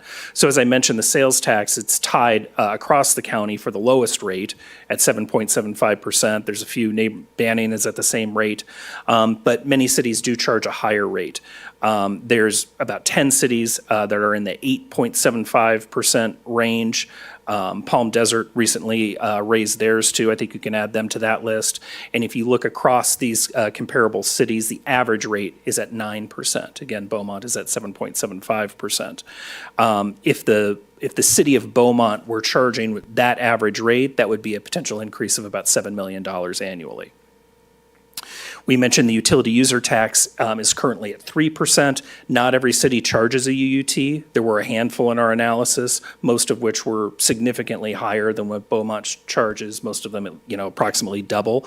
But even bringing the city up to an average, right? If we were to go to an average across this analysis of 5%, that would generate only about $43,000 per year, at least taxing the same current items. Then you have transient occupancy tax, currently at 10%. Many cities are at 10 or higher in our analysis. Not every city had one, but if the city were to increase its TOT to be in line with neighboring cities, that would produce very modest revenue, only about $4,000. So I think when you think about some of these measures, you have to think about the cost of going to the ballot, of soliciting the approval, and whether or not that the juice is worth the squeeze, so to speak. And so in that context, the city has a range of options to generate additional revenue. City has already been looking at a lot of things from a fee standpoint, from economic development, et cetera. There are options to try and increase revenue through voter approval at the ballot. But again, how can the city start to try and evaluate those, and what sort of criteria might it look like? And so in our analysis, what we did is we took a number of different measures: the amount of the revenue, how difficult is it to implement from a legal standpoint? How volatile are the revenues? The longevity of the revenues? Do they require council approval, voter approval, and what are the resources to implement that? And what we did is we scored these individual categories, setting the revenue aside, the amount. We scored the other categories from 1 to 5, gave a mean score to these, and then we plotted them on a chart here in which items that generate the most revenue are going to be higher up on the scale. The weighted score of all these other categories will move further across. And so anything you see in the upper right quadrant are really the best options. They generate the most revenue with the clearest path and the most stability for that revenue going forward. And so as we take all of the different items that I walked through in the presentation, you can see that sales tax is the only one that sort of rests in that upper right quadrant. It has the potential, if we were in line with neighboring communities, to generate more than $7 million a year, and scores well in terms of its viability at the ballot, the ease of implementation, and the other criteria. You also have the potential for parcel taxes, and these would have to be, scrutinized, right? Because there's how many cents per square foot are we charging on which kind of on which kinds of parcels. But looking at comparable measures that have been on the ballot in recent years, you can see that those can generate anywhere between $5 and $10 million. But they are much, much more difficult to pass, right? I mentioned the example, Santa Fe Springs passed a commercial industrial parcel tax per square foot. That's a relatively small city, and it requires 2/3 to pass. Pomona advanced a similar measure. Their measure was going to generate as much as $14 million a year, but it failed by nearly 20 points, and it drew out funded opposition, if memory serves. You could see many of the measures that we looked at, the UUT increase, cannabis sales, business license taxes, all of these score relatively well if you look at the ease of implementation and the pathway to implementing and the longevity of the revenue, but it's very little revenue, relatively speaking. And I don't mean to scoff at $1 million a year. That's not nothing. But it is nowhere near kind of what a sales tax might be able to bring, as an example. So the potential next steps, the city has various options to explore regarding potential additional revenues.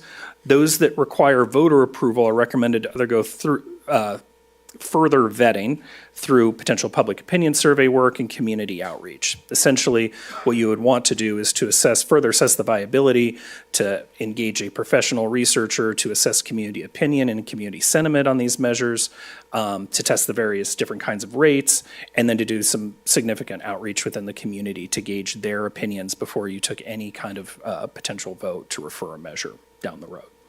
The city would have, if you were looking at a November 2026 ballot, your deadline to refer that would be July of 2026, so you do have some time. And again, the outreach would be informational in nature, educational in nature in the community, and trying to gather feedback to gauge the viability. And so with that, I'm happy to answer any questions. Thank you very much. Nicole, do we have any public comment on this item? I have no written requests. Benny, do we have any callers on the line? No callers. All right, I'll put in for council comments. Councilmember Martinez?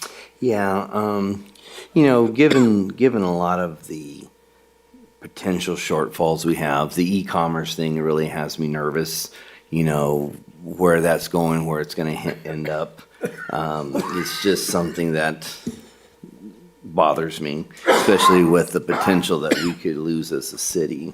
I think it'd be prudent for the council to try to get in front of that by looking at a possible way, of course, bringing in revenue.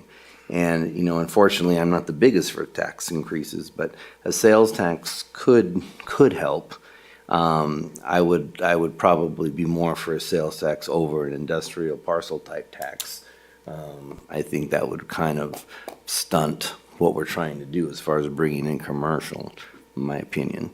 But I would support going a little further into that, because I'd like to hear public opinion on that. I mean, if they understand that we could be going into a potential shortfall depending on the e-commerce, we're looking at a police station possibly coming up, and we've got some big numbers coming up ahead of us, and I think it'd be a prudent time now to kind of start moving that, so that we can start getting opinions and kind of getting a survey. And if it's something that we might want to go forward with, then we, of course, will have a marketing effort, I'm sure, is behind that to promote that initiative before it hits the ballot and so forth. So, that takes time and effort and planning.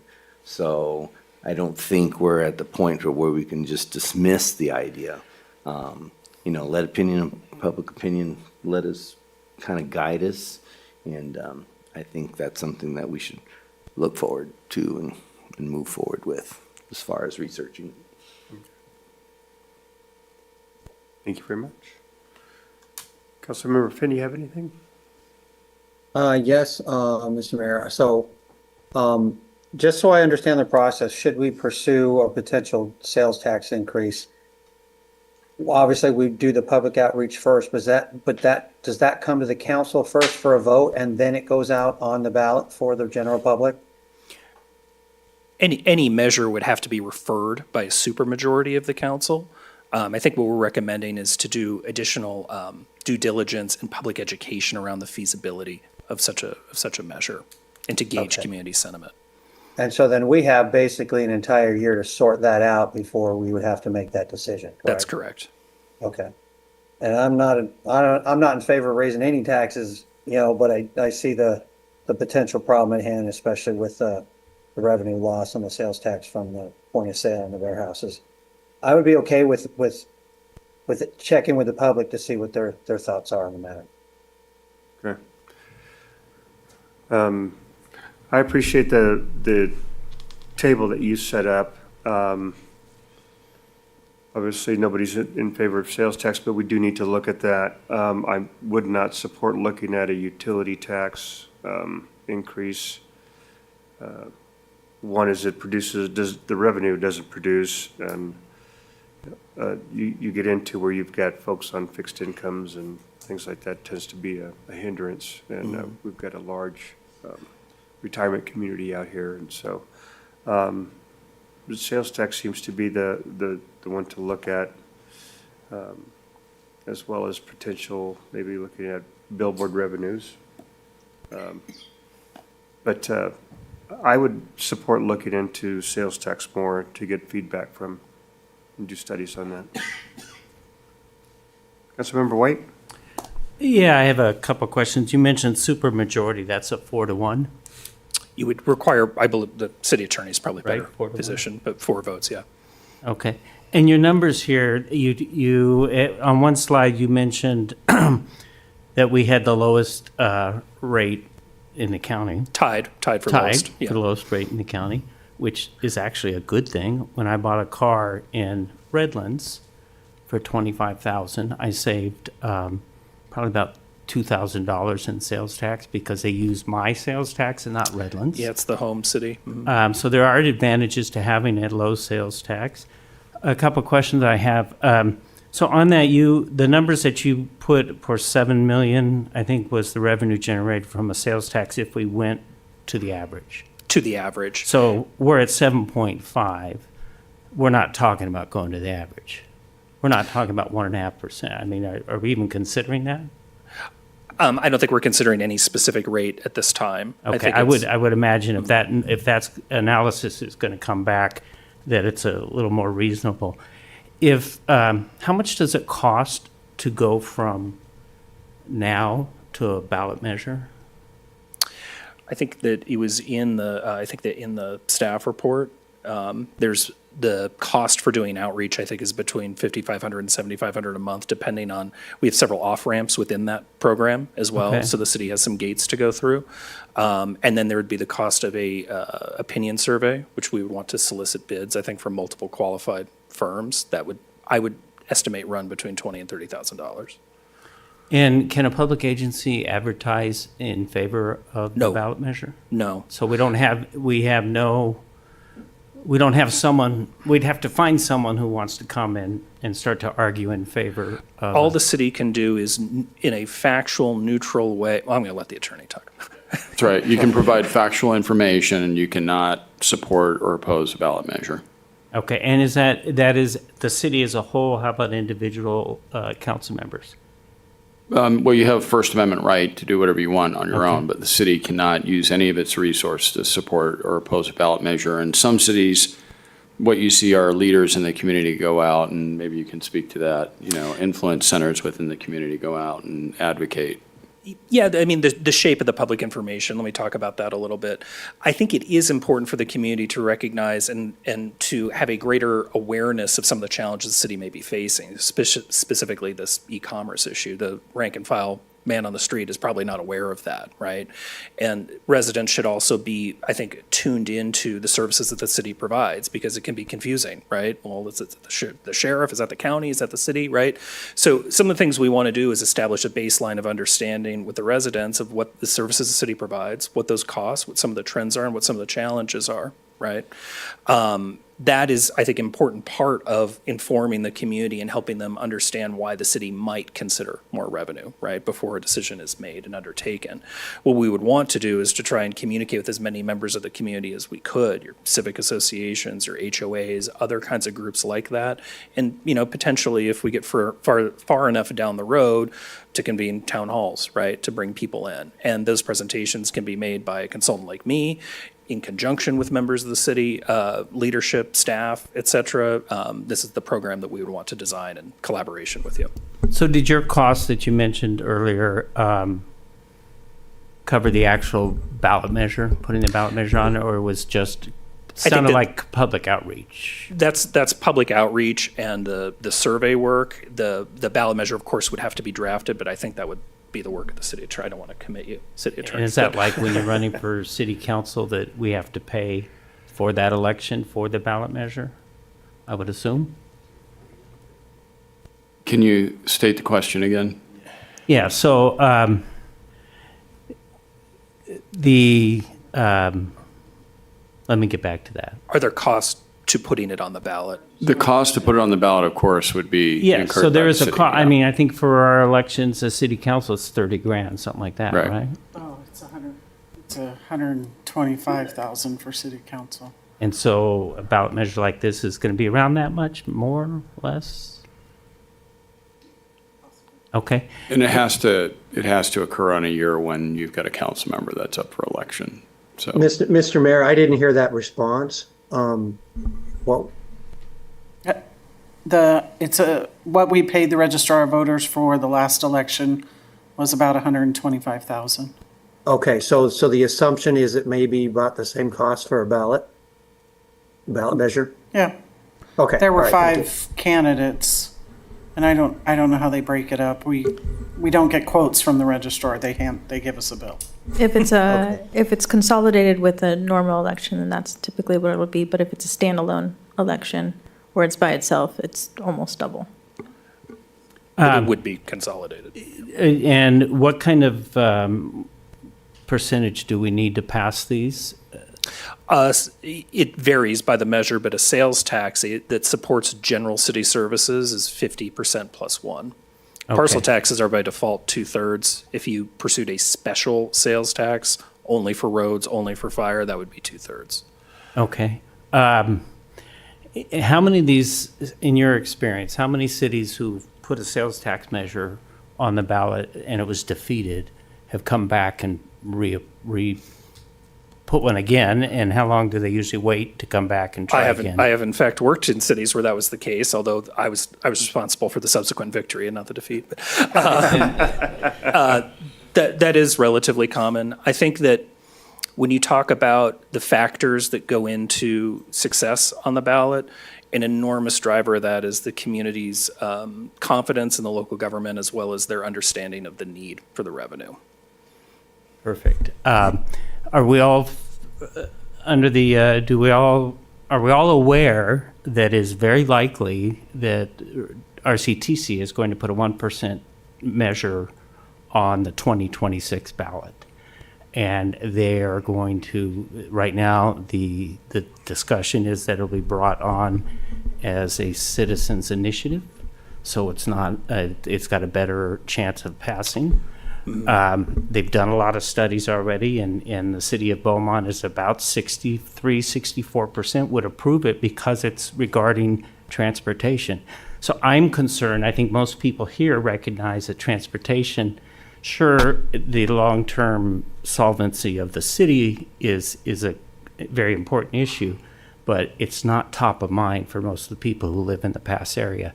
And if they're looking at a 1% tax increase by WR or RCTC and a 50 or either 0.5% or 1% tax increase from Beaumont, it's my opinion that a lot of them are going to pick one or the other. They're not going to pick both. And so I wonder about the intelligence of putting a sales tax measure, getting ready for a sales tax measure for 2026. Now, RCTC may eventually not go to that, but they're going to be waiting, just like we would, till July, to the last minute, to decide whether or not to put the ballot measure point. We've already put in the dollar amount per month. We're looking at 100,000 on a tax measure, and I think if it's defeated, I think it has a high chance of being defeated. I like what San Bernardino did with their parcel tax for fire services. And I'd like to find out more about that. But I can tell you right now that I'm a no vote on a sales tax. So if you need a supermajority, then the other 4 council members are all going to have to support that. And this has been my stance for years. So it's nothing new. I'd just like to know where you expect to get the money from, if that's your stance. That'll be a future discussion. If I may, the regional bodies often consider going to the ballot. I think that they were rumored to go last year and didn't. And if it was a citizens-led effort, then almost by definition, the RCTC, they couldn't wait until then because they wouldn't be referring that signature gathering. We didn't go last time because it would have because of the 2 competing ballot measures regarding the 55, 51, 66, the different rates. The Taxpayer Protection Right, Act, and yes. the financial support for the issue that would not have been a citizen's issue. They looked at the numbers and they looked at the risk of the other ballot measure passing, and we decided at that point we should wait. When I say we, I'm on RCTC. We decided to wait till 2026. But we're looking at $33 billion in transportation infrastructure that is critical for our quality of life around here. So I understand what you're saying about where else are we going to raise the money. I'm not sure. I think our economic development, we're looking at $1 million with the project we talked about earlier. I think if we continue to do that, and I'm not saying don't do it at all. I'm just saying don't do it in 2026. Okay. May I ask one question? Was the RCTC, is that going to be a 2/3 requirement then for that? No, and that's why, from what we're hearing, is that there's a number of interested stakeholder groups that will fund the measure, and it will be, I think it's 51 or 55. I get them all mixed up, but I think it's 50 plus 1 if the residents gather. yeah, and the difference, the benefit that they're going to have to getting, I'm trying to put my right hat on, but the benefit RCTC will have is that they have stakeholders who are going to put millions of dollars into a campaign. We don't have that. Mm-hmm. We're hoping that someone in the community will stand up and take a leadership role and argue for this. But I think that's, I think I've said all that my notes tell me to say. Okay. So a question that Councilmember White references, what San Bernardino did was a parcel tax for, say, public safety. But if a city was to do that, and a city is already collecting a CFD for public safety, would one of those have to go away? Or because that taxpayer would be paying, could be double paying for the same service, or? I mean, I believe you could supplement anything that the voters were willing to approve. Okay. I believe it would be 2/3 requirement, which is stern, but these are the kinds of things you could test in a survey. Okay. Is that correct? Well, I think what San Bernardino did was they formed a fire district. And then what they did was they created a parcel tax, and then they annexed other areas into the district that were then subject to the parcel tax. That's how they did it. And so the CFD for emergency services could still be used to offset the cost of police services in the city. And then the other thing I wanted to mention was I wanted to be clear that the council does not have the authority to raise sales tax. To do what? To raise sales tax. All you can do is put it on the ballot, and then the voters, the community decides whether to tax itself. It's one of the fundamental rights under the Constitution is to decide whether to tax yourself or not. It also, thank you. It also is one of the fundamental loopholes that elected officials use to say, hey, I'll put it on the ballot. I'm not saying pass it, just put it on the ballot. Yeah.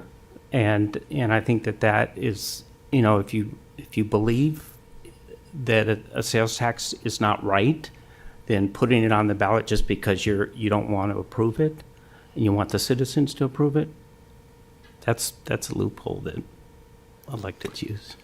So, I don't know, the concern that I have is any loss in revenue from that we could potentially be looking at with the warehouse point of sales issue. Yes. Would be massive for us. And I don't even think the sales tax would go to touch what we'd be losing potentially. So I think we need to look into it further. When you look into this, would you be looking at variations of that sales tax, say 0.5% versus 0.75% versus 1%? That would be common for us to try and test multiple okay. levels, yeah.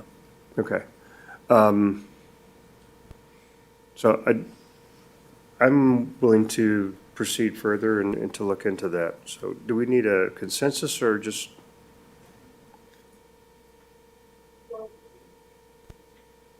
So I think it might be helpful to get a motion on directing staff whether to proceed with phase 2. Okay. I'll make a motion to direct staff to proceed with phase 2 outlined above.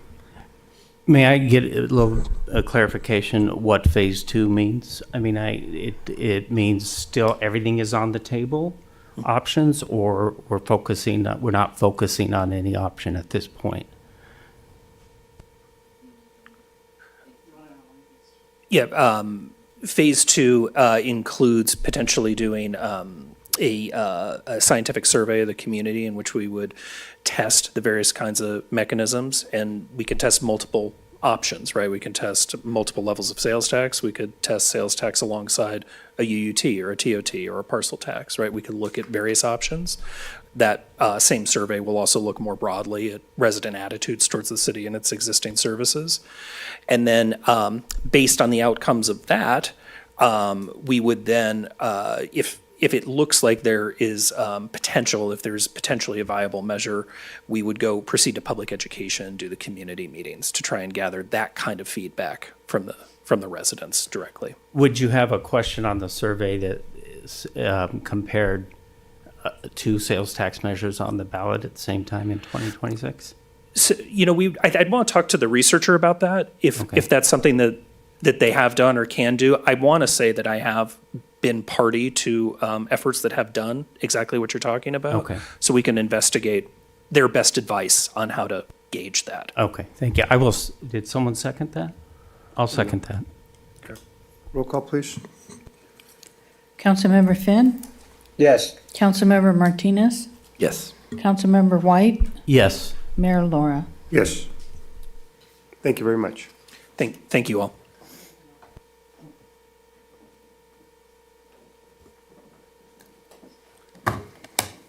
Brings us to item J4, approval of cooperative agreement with the County of Riverside to provide one-time equipment and staffing cost share agreement services for Fire Station 106.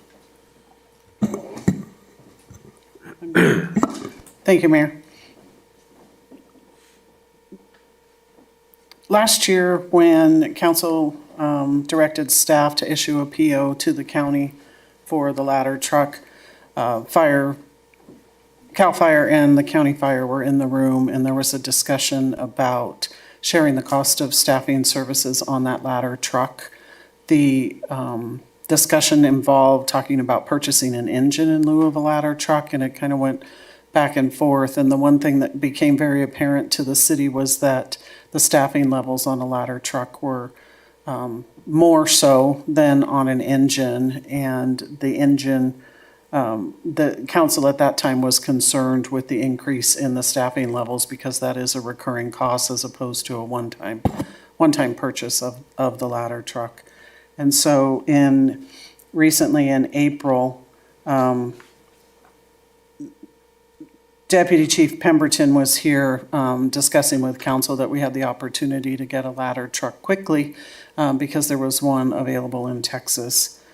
And council did approve that. And so before you tonight is the equipment cost share for that and the staffing cost share. So the city will fund 9 fire personnel, including fire captains, apparatus engineers, and firefighter 2s / paramedics. And then the county will fund 3 personnel assigned to the same apparatus.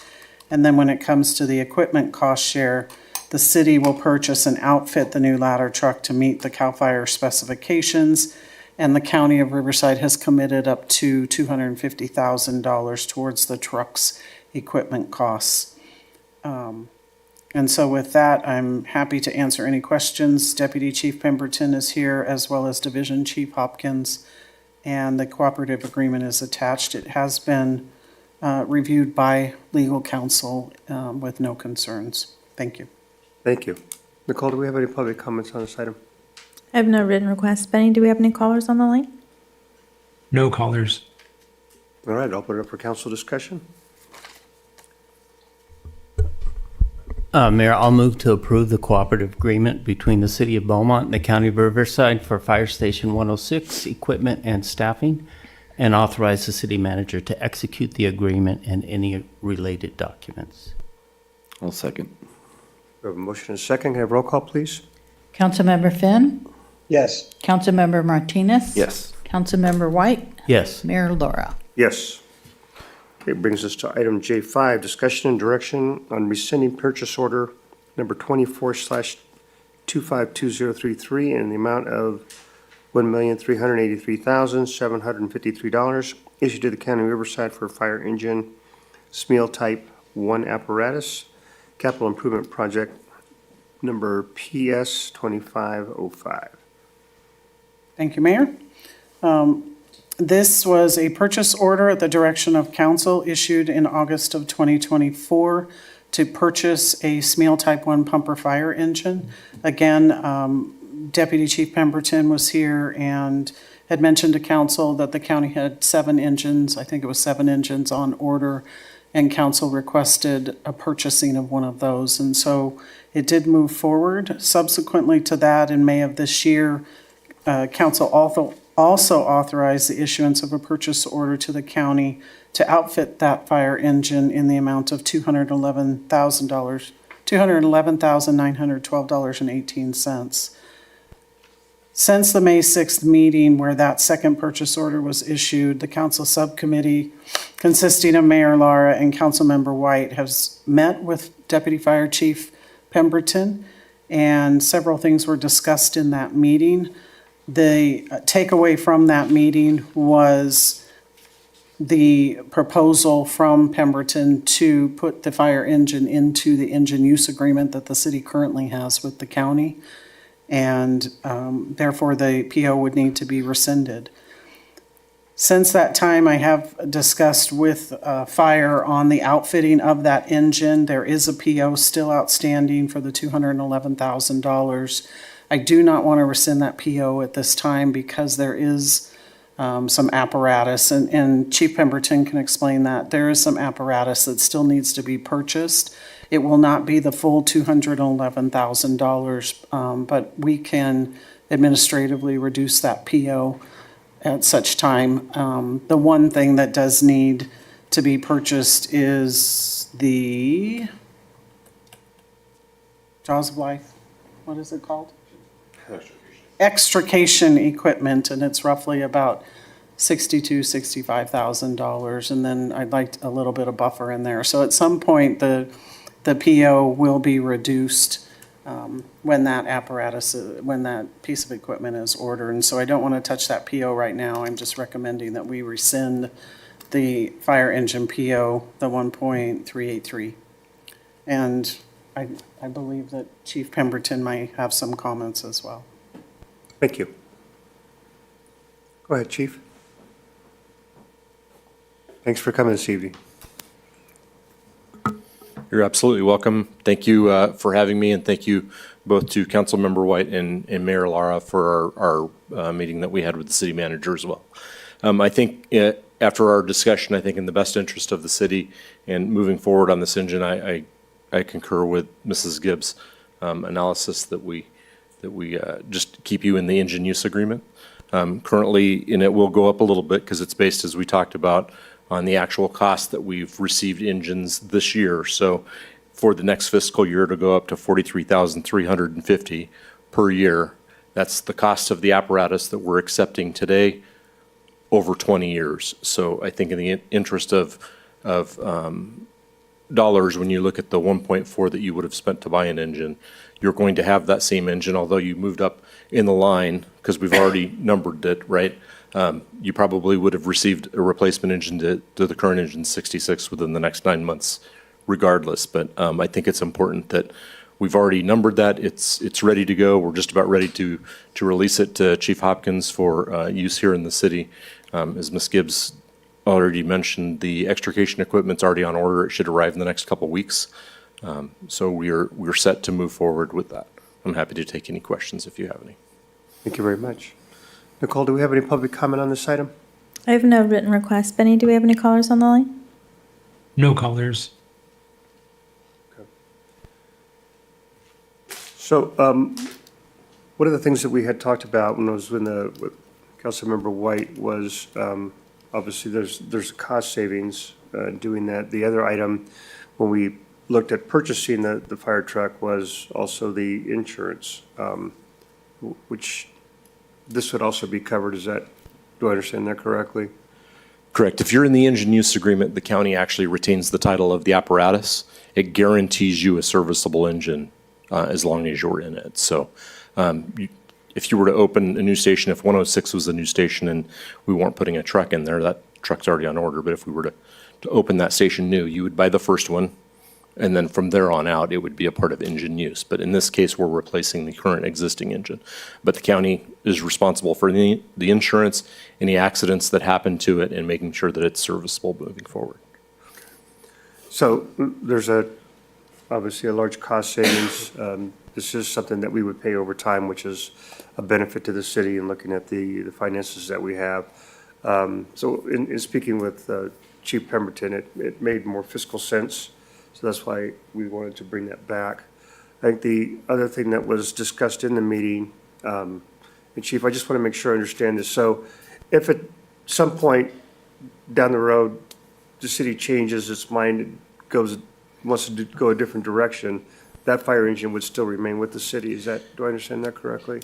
So the fire engine that's assigned to the stations, or if you both had engines, those remain.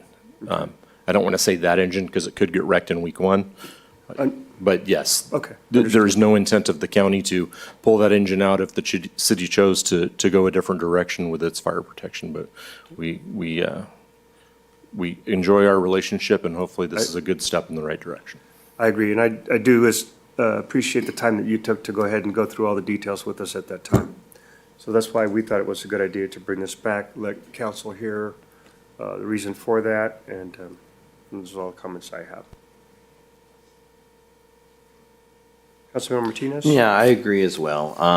If something happens, we get like for like now. So I'm assuming that in 2 or 3 years, if something goes wrong with it and we have to trade it in, we'll get another pumper. Assuming you find one or one in the fleet. So I think it makes fiscal sense at this point. So I support it. So thank you guys for that legwork. Councilmember Finn, you have any questions? No, sir. And if there are any, I'd make a motion. So I move that that City Council rescind purchase order number 24/252033 and direct staff to notify the County of Riverside to include the new fire engine in the engine use agreement, ensuring its assignment to the City of Beaumont. I'll second. Have a roll call, please. Councilmember Finn? Yes. Councilmember Martinez? Yes. Councilmember White? Yes. Mayor Laura? Yes. You know what? Before we do item 6, I'm going to take a quick 10-minute break. Sorry.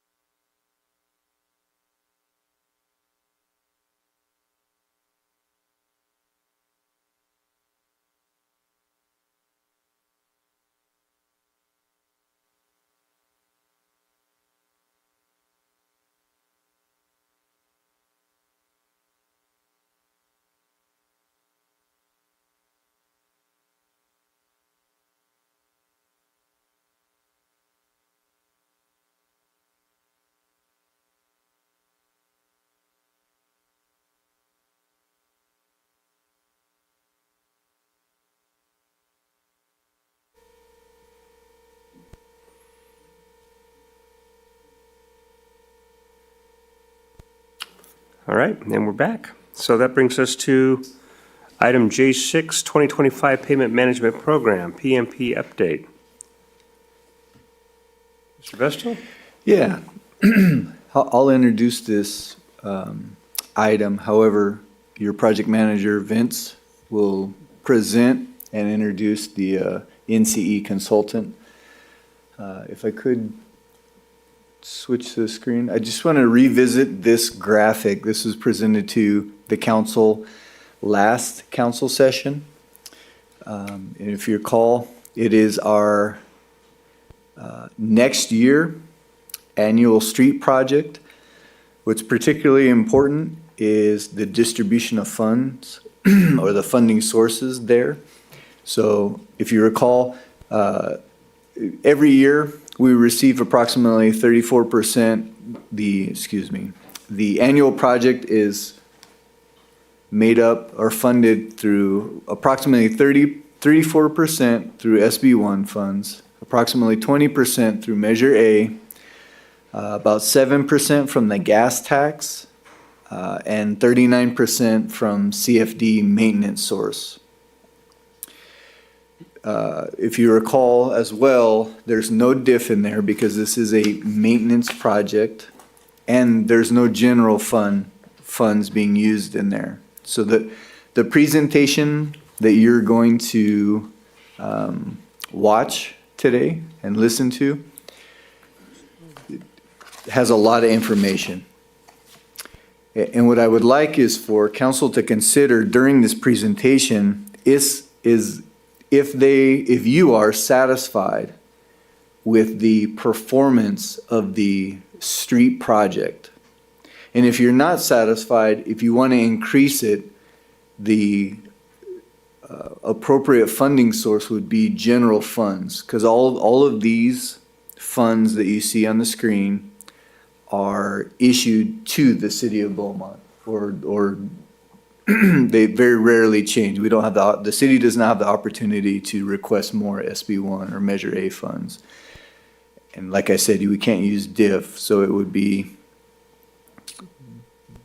if you want to increase the funding for the project, it would be through general fund. Okay. And that's pretty much all I have for it, and I'll transfer over to Vince. Thank you, Robert. Good evening, Mr. Mayor, members of the City Council. So by way of background, in January 2024, the City Council awarded a contract to Nichols Consulting Engineering, or NCE, to conduct a pavement management assessment and develop the 2025 Pavement Management Program update. So over the past year, NCE has been gathering and analyzing pavement management data to assess the current conditions. This evening, NCE is here to present these key highlights of the PMP. So at this time, I'd like to introduce Mr. Vivek Jha from NCE, who will be leading the presentation. Vivek. Thank you, Vince. Thanks, Robert. Good evening, Mayor and council members. So like Vince said, we started last year on this journey. And I'll give a quick update on what PMP means, Pavement Management Program, why is it important, and what did we do for the city, and then, open it up for questions. Just a quick background on NCE. Robert just showed like the SB1 funding. And we have been basically doing this study for the last 30 years for different agencies, but we also do a statewide study that's currently going on, which figures out what is the difference between what local agencies are getting and how much money do they need. So we do this study every 2 years on behalf of all local agencies and kind of make that case to the state senate and everyone that, hey, we need more monies to maintain our infrastructure. So NCE is one of the prominent organization, doing this work. So quick, what is Pavement Management Program? And it's more like a methodical way of figuring it out where we are, what do we own as a city, and specifically in cases like Beaumont, which is growing. So every few years you add a lot of streets. So as part of this project, we basically went through everything that the city owns. We looked at the county databases, what was getting built out. So street which were not part of the last survey, we added a lot of those streets as part of this survey, made sure everything that the city owns was incorporated in that. And then what are the condition those streets are in? And we'll talk about that, how we measure that out. What repairs are needed? When do we need to do those repairs? And that's like the biggest question is not only what is needed to be done, but there is a right time to do those and how much money do we need it, right? And the best way I like to think about it's like a general health, right? We go to a doctor every year for our annual checkup. On road cases, you are looking at it every 3 to 5 years. It's like a good checkup on the health. What do we need to do? Do we need to increase the funding, maintain the funding? And what does the projection look out, right? One thing to think about is it's a planning study, right? So we can only get to a certain level and then basically hand it off to Robert and Vince to take it from that point onwards. So this was basically, our workflow, kind of looking at developing an inventory, which is like looking at all the streets that are owned or not owned by the city to make those maps, perform condition surveys, take into account what work has been done since the last PMP update, right, to make sure those are accounted for, and also what are projects already planned out. So we don't want to make a payment management plan and say, do street X while you already have it planned out. So we want to take into those account and then develop a maintenance decision tree, which is talking with Robert, Vince, how does the city, what has worked for the city, right? Does a slurry work or it doesn't work, right? What do the residents like, they don't like, right? And incorporating that. And then looking at agencies within Riverside and in general Southern California, what are the different treatments available? And we kind of had that brain discussion in terms of how are we going to approach it? And then figure out a unit cost from a planning perspective, right? Over the next 5 or 7 years, how will the cost change? What is the inflation factor we should be considering? So all of that went in. Once we got that, then we started looking at different budget scenarios, like existing budget, what does that get you? Our current state, how do we keep at that? What if the city wants to go higher, right? Increase in the payment condition, or what happens if the city loses the budget, right? So all these planning scenarios over the next 5 or 7 years, we did that and then submitted a report, and that was kind of approved by Vince and Robert's team. So what you see on the screen is what we used. So I think last summer, this vehicle was driving around city street, and it's basically the state of the art. So, we have about 7 cameras, it's like the Google Street View. So, we basically are capturing everything you can see. But at the back of the vehicle, you see something called as the LiDAR scanner. So what we are doing here is basically shooting lasers, right, at the street, and it's basically picking up all the information. So like fine cracks that your eyes will miss out, it's picking up all those fine cracks within the pavement, right? And then all the camera is giving you a vision of like a 360 degree of your street. In the vehicle itself, we also have 2 people. One is the driver, obviously, but the other one actually has a keyboard. And he's entering live data, right, to make sure that's a second QC live that we are doing while we are collecting the data. Because as a machine, sometimes it might say, I see crack X, right? But the human eye, if it says, no, that's Y. So that's a quality control check on the back end for us. So we look at our technician notes, we'll look at the video that is being collected and the laser data, and then combine it to come up with a recommendation, right? So we want to make sure that. On top of that, we are doing additional QC as we had technicians walk randomized section throughout the city and then confirm the data. So we want to be within the 90 percentile, right? Like a 10-point differential of the data we collect. So that's all that went in, and that's why it took a little bit of time for us to process and put everything together. And one thing is, it's all GPS. So everything we collect is geocoded. So like every point, every video data, every laser scan we are doing is going back to exactly where it is in the city. Mm-hmm. So in the future, if somebody wants to look at our data, there is those data files that are geocoded in there. So what is PCI? PMP, so all payment management is looking at as PCI, which is Payment Condition Index, which goes from 0 to 100, 0 being the worst, 100 being the best. And why do we need to do PCI? So the PCI is coming out of ASTM, which is developed by the US Army Corps of Engineers, right? So this is an international standard. And what that gives you is, when you compare it to city of Riverside, Riverside County, Moreno Valley, everybody is doing that. So you are comparing apples to apples. So if they say, hey, we are 75 and city of Beaumont is 78, you are comparing the exact same thing. And how do we make sure that is consistent is the vehicle you saw previously that has been certified by MTC and OCTA. So these are, MTC is the Bay Area MPO, and OCTA manages all of Orange County. And they too, both organizations which are nonprofit, run this calibration sections every year. So you send out your machine, your technician, they get tested by an organization which has nothing to gain or anything, and they rate you whether you passed or not, right? Again, 90% intervals that you did pass. So we use those equipment and those technicians to work on these projects. So they have been trained, certified by MTC and OCTA to work on these projects. So we have some examples, like the street that look really good, that's PCI 90, brand new, very minimal distresses, and then it starts kind of going down. PCI less than 25 is basically functionally deteriorated and failed, right? You can still drive on it, but for design purposes and planning purposes, they are considered as failed, and that's why you see them in very poor category. So based on our study, City of Beaumont currently has 148.3 centerline miles, and that's the breakdown. And like I said, we added a lot of street. Interesting thing you note on the figure at the bottom. So this is where like technology comes in, right? So we had the data for the city street network. And one of the things we wanted to figure out was what is the actual area, right? So when I was in grad school, we would go out, measure out, right, with a wheel, like 12 foot, 24 foot. Now we can use AI, and what you see in the figure below is AI tracing out the edge of a pavement, right? So when you basically trace out, now you get very accurate area. So for a planning study, it brings us closer to reality, right? So if we are 10% off in our planning of just area, then every prediction we make is at least 10% off. So that was one of the things we did for the city, was use this AI technology that we have and basically use it to figure out area, and then used the secondary AI and our machine learning processes to figure out the distresses on the pavement. So like I said, the more green is always good. So, right, so that's why you see a lot of green. So that means the city is doing really well.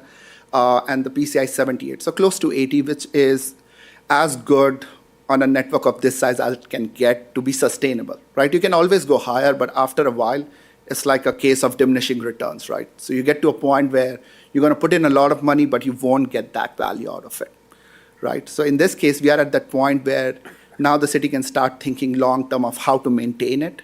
And that goes to Vince and Robert's team over the past few years, working so diligently to see so much green in our network profile.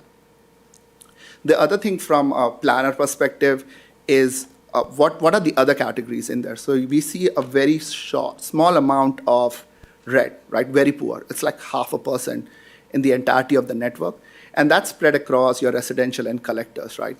And this can have due to a variety of reasons, right? But your arterial, which are the most expensive to maintain, you see that 81% of that street category is in very good category, right? And then 15.2 is in fair and a little bit of poor, right? And the idea of any planning study is to be always in the green and the blue, right? And we'll see why is that necessary. A quick comparison, like I was saying, to the neighbors. So, Riverside County last reported 2022 data was they were at 74. The city Beaumont is at 78, and then we have Redlands at 82. And this is the study I was telling earlier. So we are currently doing the 2024-25 study right now. But this is from the 22 study that basically have data across the entire state, but we wanted to compare you to your neighbors. So going back, so what happens? Let's say you get a PCI of 78. What does that do for you, right? And this is a curve that is going, your y-axis is going 0 to 100, that's your PCI. And your x-axis is basically the life of your street, right? So it starts at, right, 0 to like 100% of life. And the way the curve is modeled is basically the typical way any road fails. Like it starts, it has a high deterioration at the start, and then it basically flattens out for a while. And then when it starts dropping, you can see the curve at the major resurfacing area, right at the 75%, and it starts dropping fast, right? And the higher the category of the road, so if you're arterial road, it's going to be super expensive to fix those, right? So the whole idea of pavement management plan is to make sure we are always in the preventive maintenance and minor resurfacing. As you can see, the cost varies from $6 per square yard all the way to like $120 per square yard to fix it, right? So when your streets are in good condition, you can fix it in $6. But if you let it deteriorate over time, right? It goes from 78, and people are like, oh, it's getting a little worse. It's getting a little worse. And then people would be like, oh, this is really bad, right? And what are we going to do? And next thing we know, we need to design a $100 per square yard treatment rather than maybe a $22 treatment. And that is the big idea of doing payment management plan, is to figure out early in the life is when we need to do what. This were some of the planned projects, like I said, we incorporated into our study to make sure they were not getting picked up. And then, the fun part, right? So we figured out what was the PCI, the 78, broken down. And then we looked at different funding scenarios. So currently, like Robert said at the start, we are spending about $4 million a year. And what does that get to the city? So if we keep the funding consistent, $4 million per year, we see like a drop, like about a 4-point drop in that, right? So that's what the red line shows. The bar charts, what that is, it's basically showing your deferred maintenance. And deferred maintenance is looking at what you should be doing, right, but cannot afford to do. So because we have a $4 million budget, we need to do a lot more, right? So that gets added on. So every year you don't do a street, it basically gets added on to it. And one thing to remember is, let's say it's a street X is 60. So it's saying, hey, do a $22 per square yard. We didn't do it. So next year it's still at 22. And then third year it goes to 35. So your deferred maintenance keeps on rising. And that's why you kind of see that gentle chart. Very rarely you will find a zero deferred maintenance, right? Because it's almost, again, going back to that diminishing return value. The idea is to keep it lower while maintaining a PCI in a region where the council, the public works, feels comfortable that we can keep on maintaining and don't have to play a catch-up. Because the worst thing that can happen is we get to a high PCI, we take our foot off the gas, and it kind of goes down, and then we are putting, again, a big pot of money to bring it back to it. So all the good work of the past half a decade or a decade kind of goes to waste, and you're in this cycle that you can't get out of it. So we ran this scenario looking at what the current budget looks like over the next 7 years. But then, we were like, hey, we are at 78. So when asked us, like, how much will it take us to keep at that level? So based on our planning study, like the budget required is about $6.5 million per year to keep the road at the level. And as you can see, our deferred maintenance at the end of it is about $30 million, while at $4 million per year, we are at $44 million. So you can see like how that dollar value brings out your deferred maintenance and at the same time increases your PCI. Then we looked at, how do we go higher? Like how much money do we need to maybe go to an 80? And that's pretty high, right? Pretty high value. If you remember, the statewide is at 65, right? So for 80 million, we are projecting at about 8.4 million a year. And then your deferred maintenance is again going down. And then 81, breaking that threshold of 80.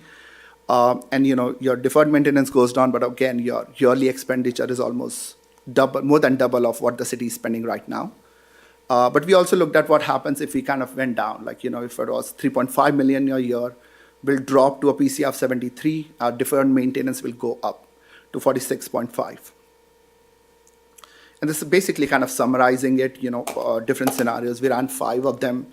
And in that, and again, like the biggest thing from a planning perspective, from a design perspective, is to what can we do to hold it at a level, like, in the mid to high 70s, where our pavement are in good enough condition that we can do those cheaper treatments. Like that's the biggest thing, because eventually what, and Robert and Vince can chime in, we want to get to a process where we are just doing a slurry on our residential and like minor collector street, right? We come in every 5 to 7 years, do a slurry, fix out all the bad spot, and just kind of go through like a maintenance zone across the city, right? And then we are putting bigger capital projects to our arterial and major collector roads. That's how like the big long-term planning from a payment management works.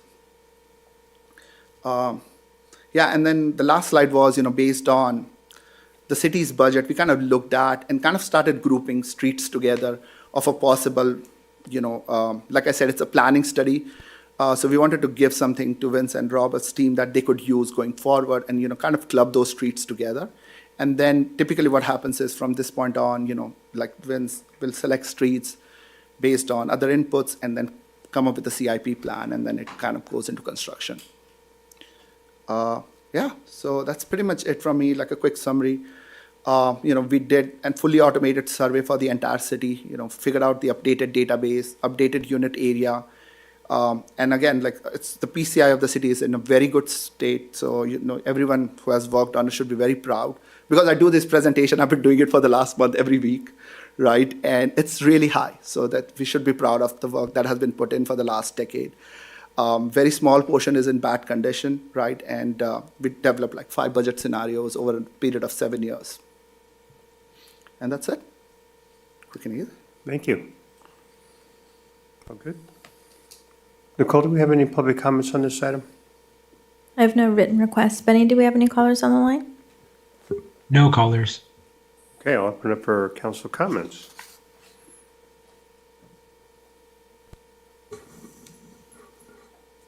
Councilmember Martinez. Yeah, just real quickly. So on the slide here that you're showing the proposed street selection. So you had Robert's team and you're kind of consulted to figure out where the next phase would be, and the colors are showing by year.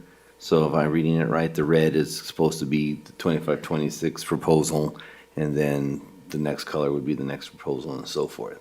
So those conditions, you picked them because they were lower than 78, or how were they chosen? Yeah, so the way we do it in payment management, so two things happen, right? So when we look at payment management planning, you're looking not at a full street, but segments of the street. Because you want to combine street which are in similar conditions. So you want to look at all the things which are between 40 and 50, club together all the 70. So you don't get an average of 65, right?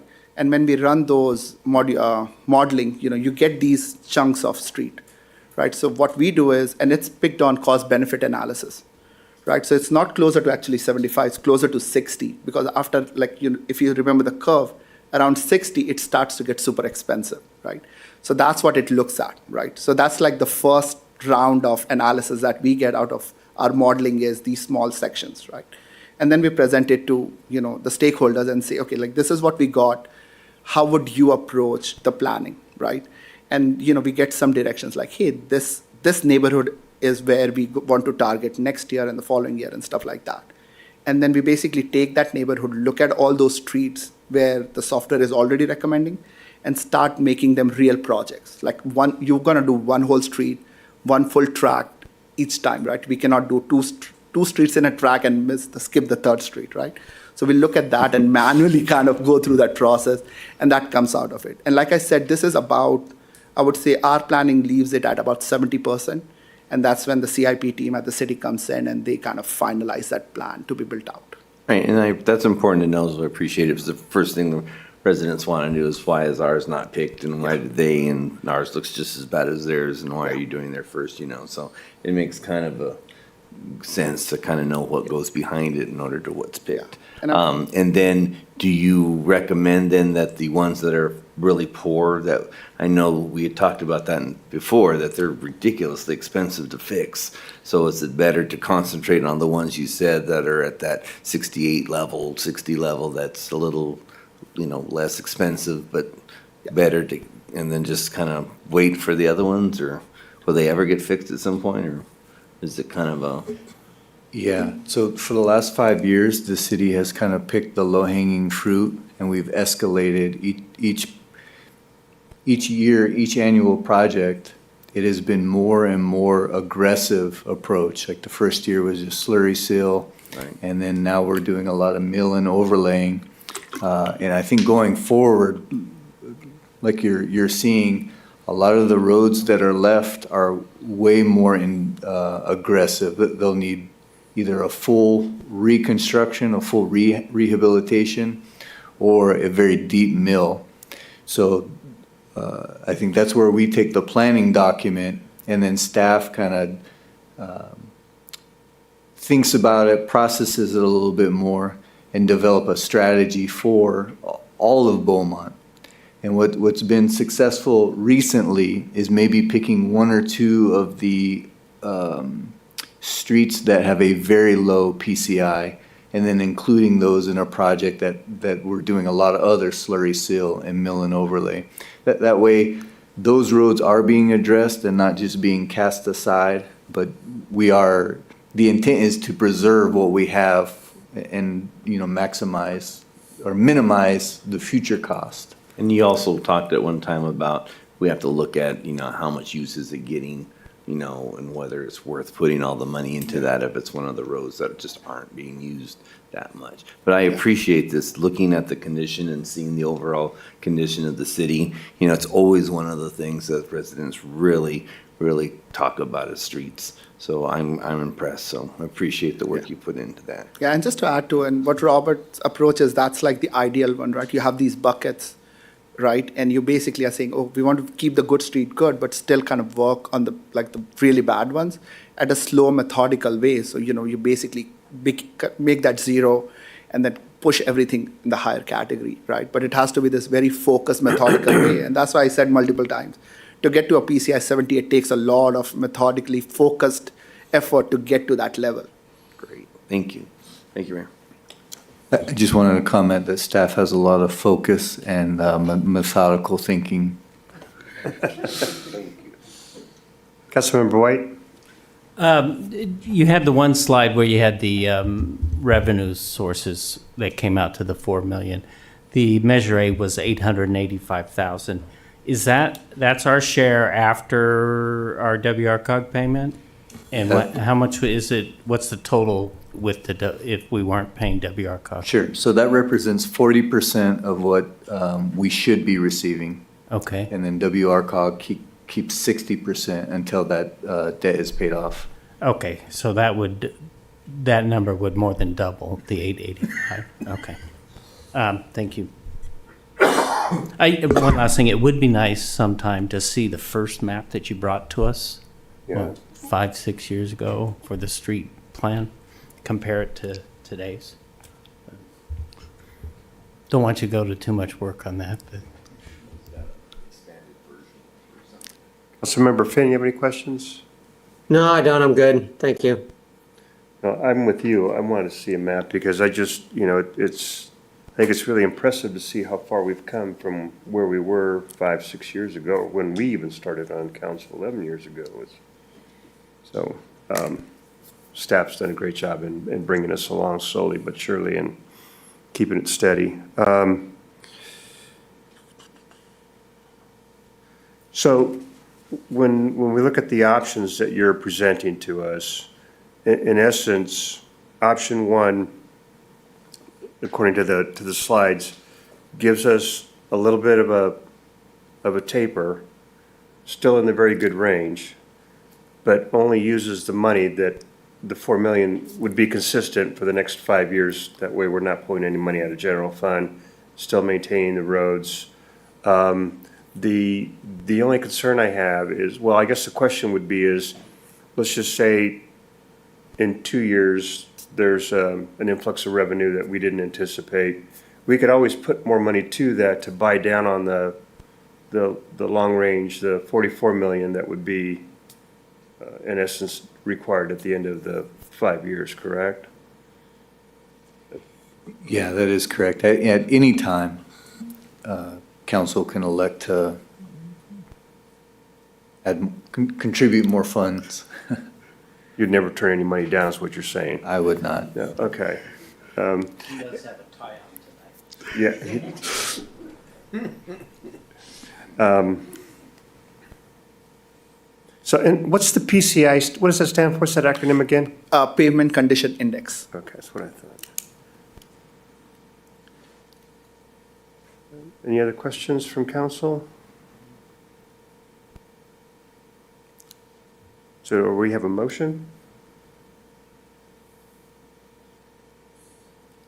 I'll go ahead and make a motion to approve the 2025 Payment Management Program update and scenario one for the PMP update to align with the current street rehabilitation funding in the adopted FY26, FY30 capital improvement plan. I'll second. Roll call, please. Councilmember Finn? Yes. Councilmember Martinez? Yes. Councilmember White? Yes. Mayor Laura? Yes. That's a good job. Thank you very much. Thank It's you so very, I much. really like that Appreciate it. presentation.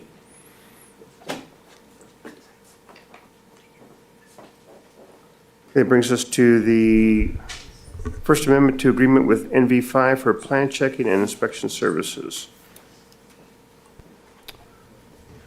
Mayor, I'd like to make a motion to authorize the mayor to execute the First Amendment of the Professional Services Agreement to NV5 Incorporated in an amount not to exceed $365,000 for fiscal year '25.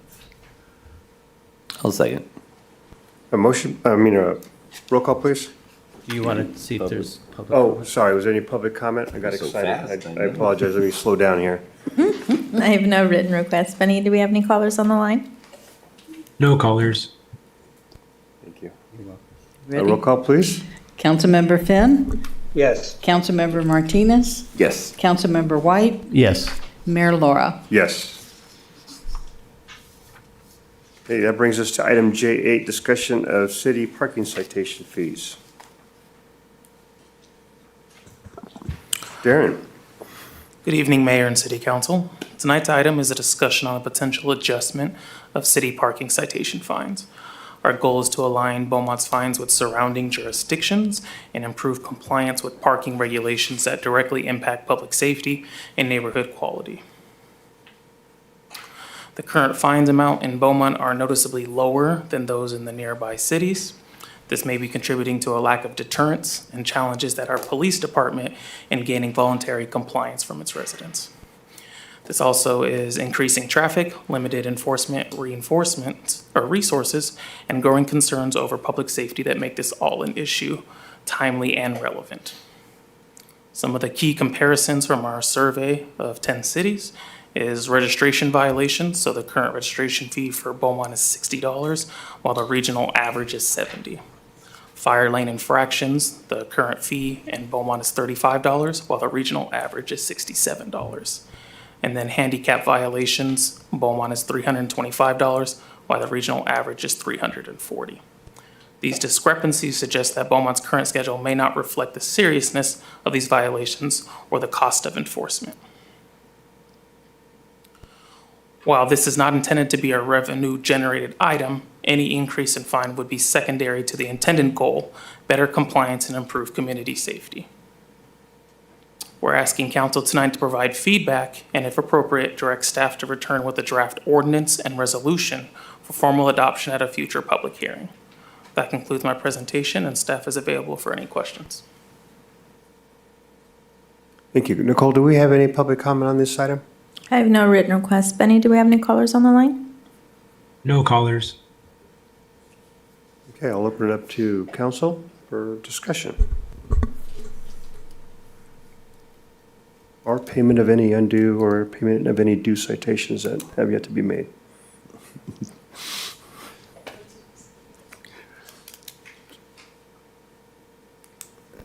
Councilmember White. I didn't even know we wrote citations in Beaumont. Do we have, how many tickets do we write? I mean, as far as parking, right?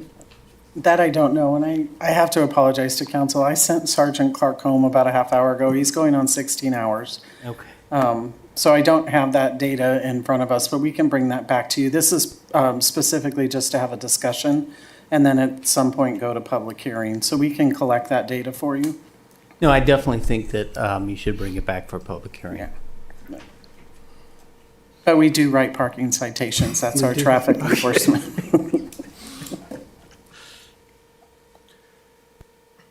Councilmember Martinez. Thank you for the comparison with the cities. Just when it comes back, make sure that Beaumont's in the first column so I can compare them.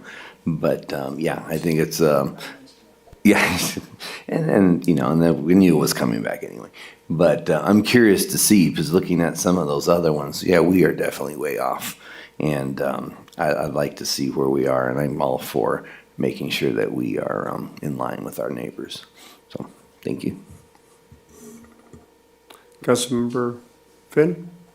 You know, just to Lloyd's comment earlier, I did have some members of the public reach out to me and complaining about getting a traffic ticket for blocking the sidewalk at the end of a cul-de-sac and so forth. So I know at times it gets a little tight in a neighborhood when someone's having a get-together, or the neighbors are, and there's no place to park. So I understand it a little bit, but I would like to see this come back. And as Julio pointed out, that we have Beaumont listed in there so we can see what the comparison is.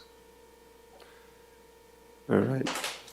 I agree. Is there a maximum that you can go up at any one time, like a percentage? You can't exceed 15% increase, or is the sky the limit, or how does that work? So it can't go up indefinitely, but it is written in the California Vehicle Code that there is a certain amount that you can go up by. And I can bring that exact amount back in the public hearing. So I think there's a consensus to go ahead and bring this back with additional information so that we can definitely take a look at that. Do you want another discussion, Mayor, or do you want it to go straight to public hearing? Go straight to what? Public hearing. Yeah, I think we can do that with you. I just want to make sure. I appreciate that. Yeah, Are you- public you- hearing. Okay. There's a consensus on going straight to public hearing. Thank you for clarification. Okay.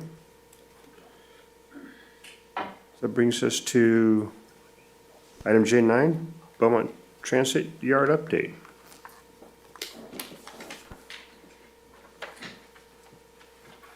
And Robert Vestal's lookalike.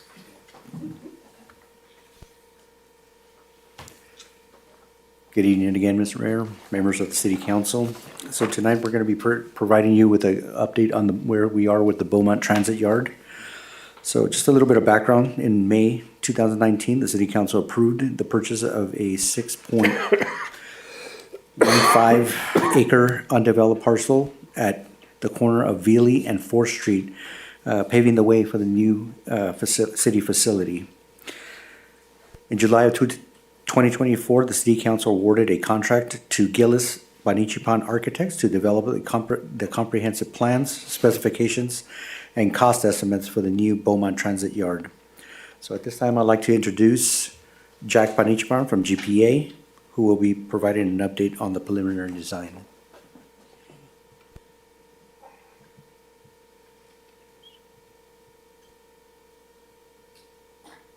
I'm trying to see which one is my presentation.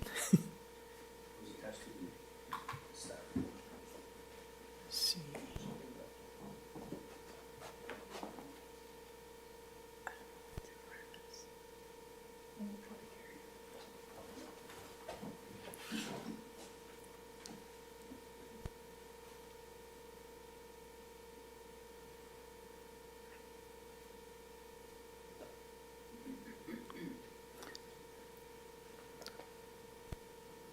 So, while we wait, good evening, Mr. Mayor, council members, and staff. So, it's my pleasure to come here to present or update the project. We've been working with the staff for almost a year, so step by step. So, I think Vincent hear me enough. You know, don't think floor plan from the beginning. I just want to know what you want to have and what makes sense or not. So we talk collectively as a team and try to see from the number standpoint, like how many square foot do we want? Like what do you want to achieve, you know, at the bottom line, what's the future might come? So in that way, forget about floor plan. Nobody know anything, right? So at the same time, you know, we do the background, you know, do the surveyings, you know, so other team also doing the dry utility, what I call, you know, so in that way, like there's the Edison pole nearby, what is the west line, what is, you know, the gas lines and so on and so far. So we do a lot of groundwork, you know, within that 10 months that we on the project.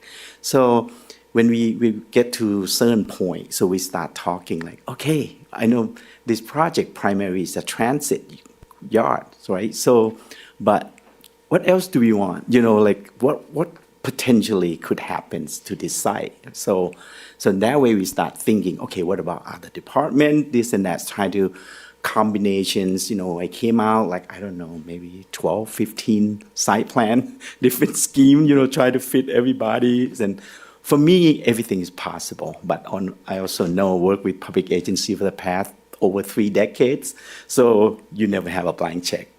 I know that. It's also is a budget concern, so that's why we trim down, so what possible and so on so far. We not go vertical, you know, to get everybody in. So That's totally understand. So that's why we went so many schemes, not just one or two, but we went, I think, over 10 for sure.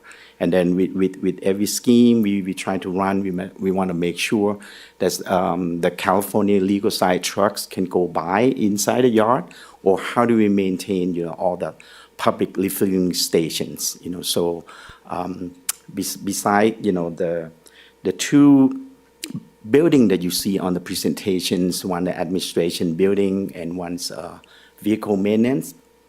So we also have the future placeholder for the warehouse that could happen in the future.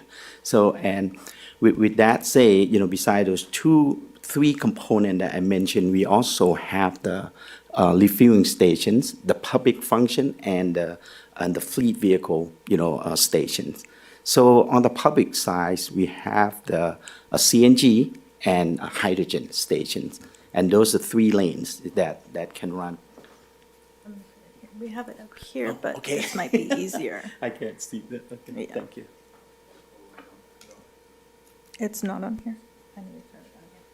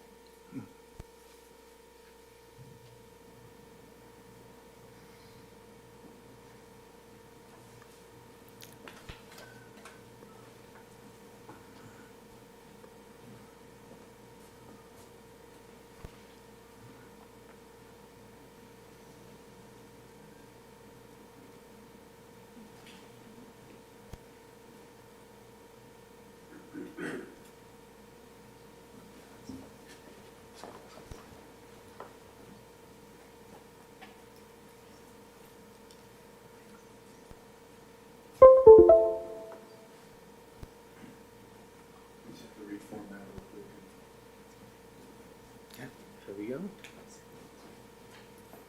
Yeah. Okay. Here we go. Thank you. All right.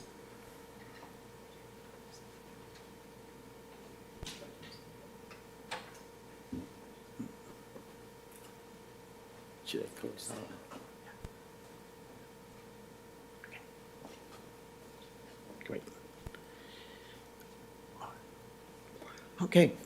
So here's the current site plan that we've been, developed for all this time. So what you're seeing on the northeast side, that's where we have the administration building, and then approximately about 10,000 square foot.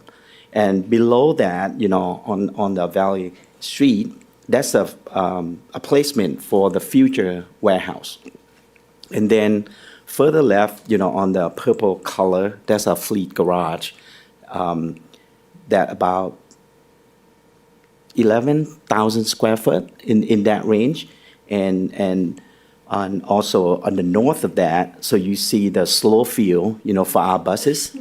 And then next step to it, that you see the fast field on the CNG and future hydrogen stations. And then outside, toward the 4th Street, so you're seeing the station is kind of lean toward the east a little bit, but that's 3 lanes with additional bypass lane for fast fuel CNG and hydrogen fueling stations. So you're seeing that the reason we lean toward the right, because when you have the California 55-foot legal side truck coming in, it's going to be a stall. It could be. We prepare for if you get very busy on the hydrogen station, so in that way they can, come in, line them up, and and kind of get out to the 4th Street. So you see the one way in and one way out, right, for that big vehicle. The next one. So these are the current plan for the administration buildings, and you see on the right-hand side that said multi-purpose, room. So That's a great size, for our trainings, for a different department to use for trainings and so on. But at the same time, because this is a public agency, we were thinking about if the Boy or Girl Club want to have a meeting.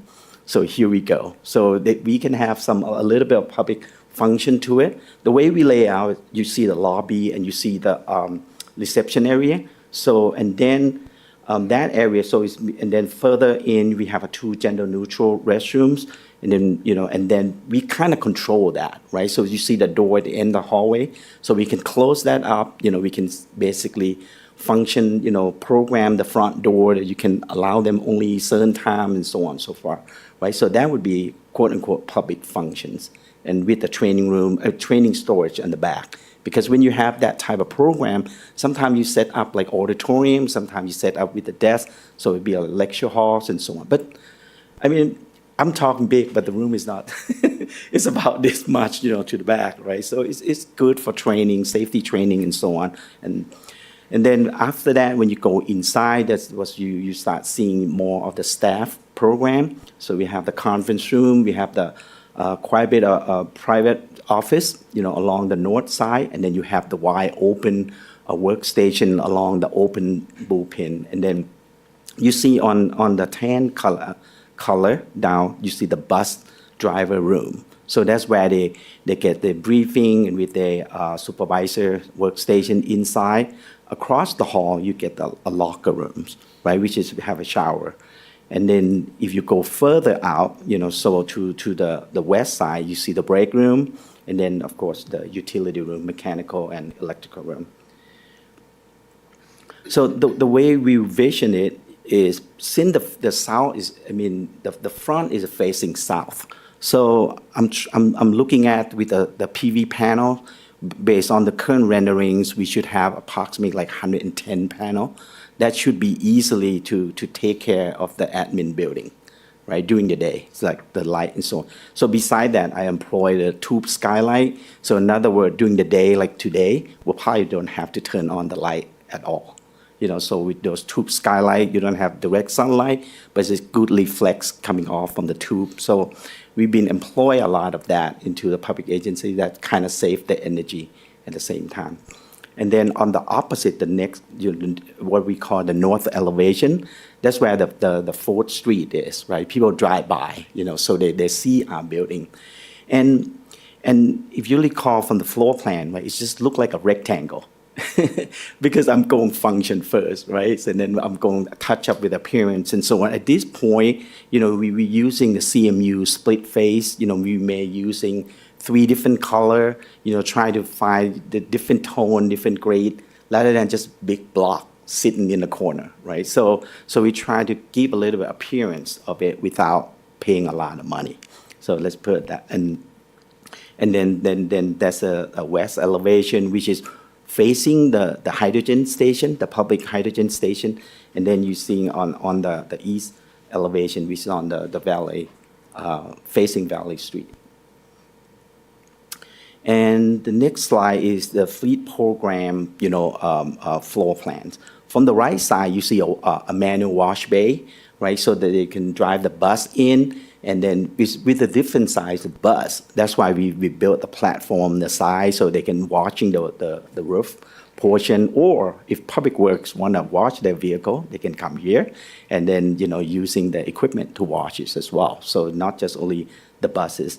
And then we have 2 drive-through bay that can handle the 55-foot trucks or buses easily, to get in there. And we have the clear ceiling up to about 17 feet. So in other words, every vehicle the city owns or buses, you can lift it up and repair underneath. And then, as you've seen, we have the light repair bay, about 3 of them. So a typical buses, a small bus that we have, can go in there and do a light repair, including most of the Public Works vehicle, or other departments can go in and do it. And on the left side, we have what I call the mechanics, quarter, right? So we have the parts storage, we have mechanics, workstations as a team workstation, and then we have a small pantry and the restroom. And then when we go to the further left, so we have the welding bay. So sometimes you purchase equipment, a vehicle, but you need to add more equipment to it. This is where they get that prepared. And simple, same thing, we have a long fleet garage, so I'm trying to introduce a horizontal line, so that way we will shrink down the building. But same thing at this point, we're thinking of using the CMU, because, people may ask me before, why don't you use tilt-up in these projects? But because the square foot is so small, right? So it's not worthwhile. So in general speaking, I always recommend it when we go like over 15,000 square foot. So in that worthwhile to set the tilt-up. Otherwise, it may not be, that you may pay a little more, with CMU, but I think you may build quickly, from this standpoint. And now I'm showing you the 3D rendering that we use. So at this point, I'm looking for accent color to put in with the desert earth tones, CMU block that I have. So I'm starting out the Beaumont color. So let's see how that feel, and so on. Same thing, Vincent asked me, like, why you have two flagpole? I said, I know we have a state and we have, the national flag. So if you want to add Beaumont, I can put the next pole to it. So that's no big deal. So, but at this point, I just want to present something so that we can, council can comment and we can make adjustment along. So I'm just gonna run to the 3D real quick, and then kind of, if you have any question, you want to stop me, please do. And you probably see on this view, on the north side, we probably don't get the direct sunlight, so it's that you don't see any canopy or anything to protect. But on the east and west, you still do. So that's why we put up some little canopy to protect them from direct sunlight. So up front, where you're seeing where the public will come, we'll probably have 6 EV charging stations along that way. And if you add it all up, parking probably in the 50 to 60 parking stall. So it would be full transit staff would be easily parked there, plus additional for the visitor. And you kind of seeing the public hydrogen and CNG station on the background. And then we also do have, you look like a small building there. That is the restroom. If you have the refueling station, you can't miss the restroom, right? So here we go. We have actually 2 in there, one for the public and one for the staff. And then additional room, it would be a storage room for the maintenance people, because we have the CNG and the hydrogen equipment nearby. So, and that's the overall view.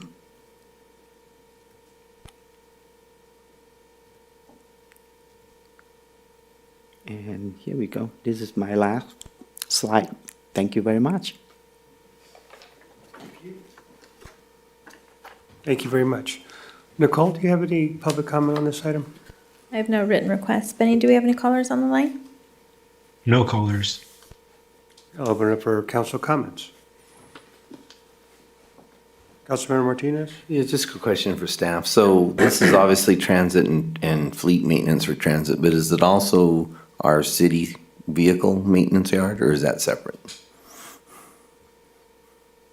I can take Go ahead. Yeah, so, yeah, it's being developed to also to include the transit department and also the fleet maintenance. So any of our city vehicles that have an Yes, issue would go there correct. and get fixed? Okay, Yeah, perfect. just like the mechanic shop on California will get relocated to Okay, that facility. that's where I was Yes. getting to. All right, appreciate it. I'll just add to that. One of the unique things about this layout on the site plan is that the parking stalls are so long, obviously to accommodate the buses, but the turning lanes all have to accommodate the maximum size of the city vehicles. Those bays that the consultant was talking about are very large to accommodate some of our larger vehicles. In addition to the public-facing CNG station, all of that, those radii were considered on the maximum size of those vehicles. So it's a pretty interesting layout. When you look at it, you would immediately assume, why are we wasting so much land? But it is to accommodate, those larger vehicles. Will the Vector fit in there? Or whatever we call the thing? Yeah, will it fit in there if it needs to be maintained? Yeah, I'm not sure on the height. What's the height of the Vector truck? Oh, yes, it should fit. Okay. Yes. Yeah. The garage, the roll-up door is 14 feet tall, 14 feet wide. So it's got to be below, the Vector truck typically is about 12.9. So the height of it. Just the maximum use, that's all I'm looking for. Thank you. Yes.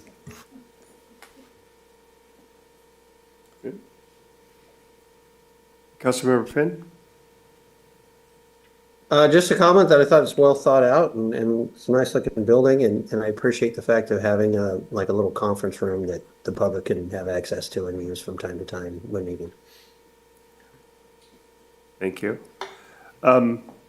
Just one of the key questions I have, or the important questions for me, is this is going to be built large enough to accommodate future staff as well, so that we don't run out of room? So initially, the intent was, I had early on, I had given Jack direction to, maximize the administrative building as much as you can. The challenge that we have on the site is having adequate parking, to accommodate staff. So initially, we were able to, fit about 100 personnel just in the admin building alone. But again, the challenge is having adequate parking for that staff as well, plus fleet, plus equipment. So we had to reduce that number down because of parking. Okay. I believe that there is substantial room for growth in there. Yes. Okay. That's what I'm looking for, the room for growth. And then for parking, they could take the bus, right? Okay. Have any other questions from council? Okay, this is a receive and file. Thank you very much. Appreciate your presentation. Thank you very much.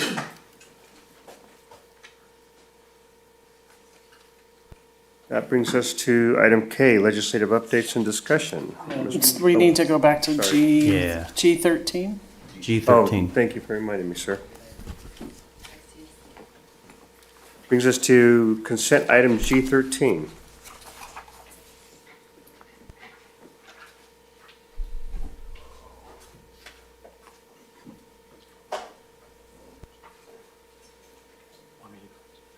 Oh, okay. Thank you, Mayor and Council. Wanted to give you a report and update of the activities that the staff and two of our council people and the mayor visited the ICSC conference in Las Vegas at the end of May. It was, I think, overall a real high level of success. We had a large group. There's a list of those in your report before you. But by having a large group and having the city's own booth, which was a first, it allowed us to have a forward-facing and engagement level that frankly was sort of unprecedented. Many of us had meetings throughout the day and a half that we were there, Monday and half of Tuesday. We always had folks back at the booth. Shannon and Julie were at the booth, meeting additional people, setting up additional meetings, some that occurred there, some that we followed up with afterwards. We engaged at the booth with over 400 individuals, and the city staff and council had 11 meetings in the day and a half, and that's frankly unprecedented. So I was very pleased. I think the mayor and Councilmember Martinez would state the same, that they were maybe even a little bit overwhelmed by the activity level of the day and a half. I think we were all pretty tired after that. Since then, staff has been able to follow up with a number, and we've followed up with everybody that we met with, and we'll continue to have follow-up discussions. I spent 2 hours today touring a potential user that we met with in Vegas around different sites in the community, and they're taking a very serious look at opening up here. I don't want to name all of them right now, but we are engaged and have active conversations with a lot of these users. And I think it was just a real, very, very successful event. Thank you very much. Nicole, do we have any public comment on this? I have no written requests. Benny, do we have any callers on the line? No callers. Council comments? Councilmember White? Yeah, so earlier in today's meeting, Councilmember Martinez asked me where are we going to get the money if we don't do a sales tax. Well, we approved a project today that's $900,000 projected annually. The Beaumont Point project that we approved was significant numbers in that kind of range. And my concern, and what I'd like to look at, first of all, I didn't know this until last week, but maybe I missed an announcement, but our mayor is now the second vice chair of WRCOG. And it took him 8 years to get there? 9 years? No, so maybe 6. Yeah, well, it took me 8 or 9 years to get to. Well, I'm thinking you're going to eventually be chair, but my point is that I think we have the representation in those two agencies that the length of being a part of it, being a member of it, has helped our cities. I don't understand, and I brought it up before, and I didn't get any response back as to why we went with just 2 council members. My thought is that you build, everyone I've spoken to about the success of ICSC is to build the long-term relationships and to come back every year. So, for example, it would have been nice to go and visit the Lewis booth, or they usually have a whole big room. But to build those kinds of relationships, and I think limiting the number of council members to go doesn't help us with generating the kind of relationships that we need. I can see where a trip to DC may not make sense to take all 5 council members, because I think the DC focus is more on what staff can get done with agencies. I mean, that's what I've noticed.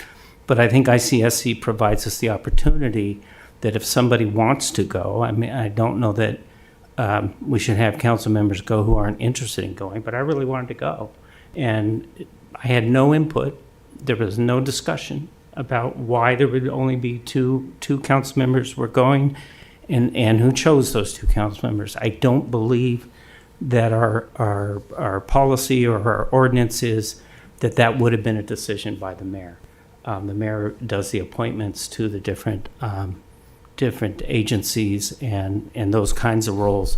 But I think whether or not the discussion is to be had tonight or brought back, I think we need to look at our approach. I spoke to Michael Bush a month or so before the decision was made, and I asked him, I said, is there a benefit for us going? And even tonight, Kurt explained that it was pretty impressive to have the kind of attendance that we had. So I wanted to bring this up to revisit either now or before next ICSC our approach as to what kind of representation we get from the council, because I think council is, when you have 4 or 5 council members there, you're in a position where you're showing these possible developers, you're showing them that there's a serious incident or serious concern, we're serious about bringing revenue and bringing businesses to our city. So that is why I pulled this, because I wanted to have the discussion. I appreciate the report that you did. Did you guys have a debrief, like what went right, what went wrong? We have not done that yet, no. Okay. Because I think last year we were going to do that, and I don't think we ever did do that. I don't think we ever really did a debrief last year. I don't recall. Yeah. So anyways, that's my 2 cents, and that's why I wanted to pull that item. Thank you. Okay, well, I appreciate that. Appreciate your comments.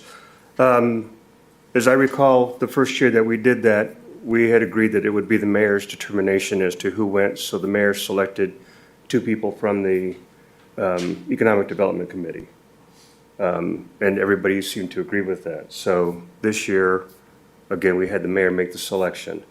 Based on the number of meetings that we had the first year, I didn't know how many meetings we would have this year. My concern is that I didn't think the optics would look good to have a bunch of council members going and only have half a dozen meetings where you have council members that are not involved or not having the opportunity to be involved, because some of the meetings that we did attend did not have the space for the number of people that were there. So I do think every council member, it would benefit them to go at least once.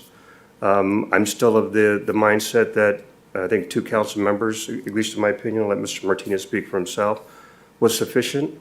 We were able to split up and do 2 teams.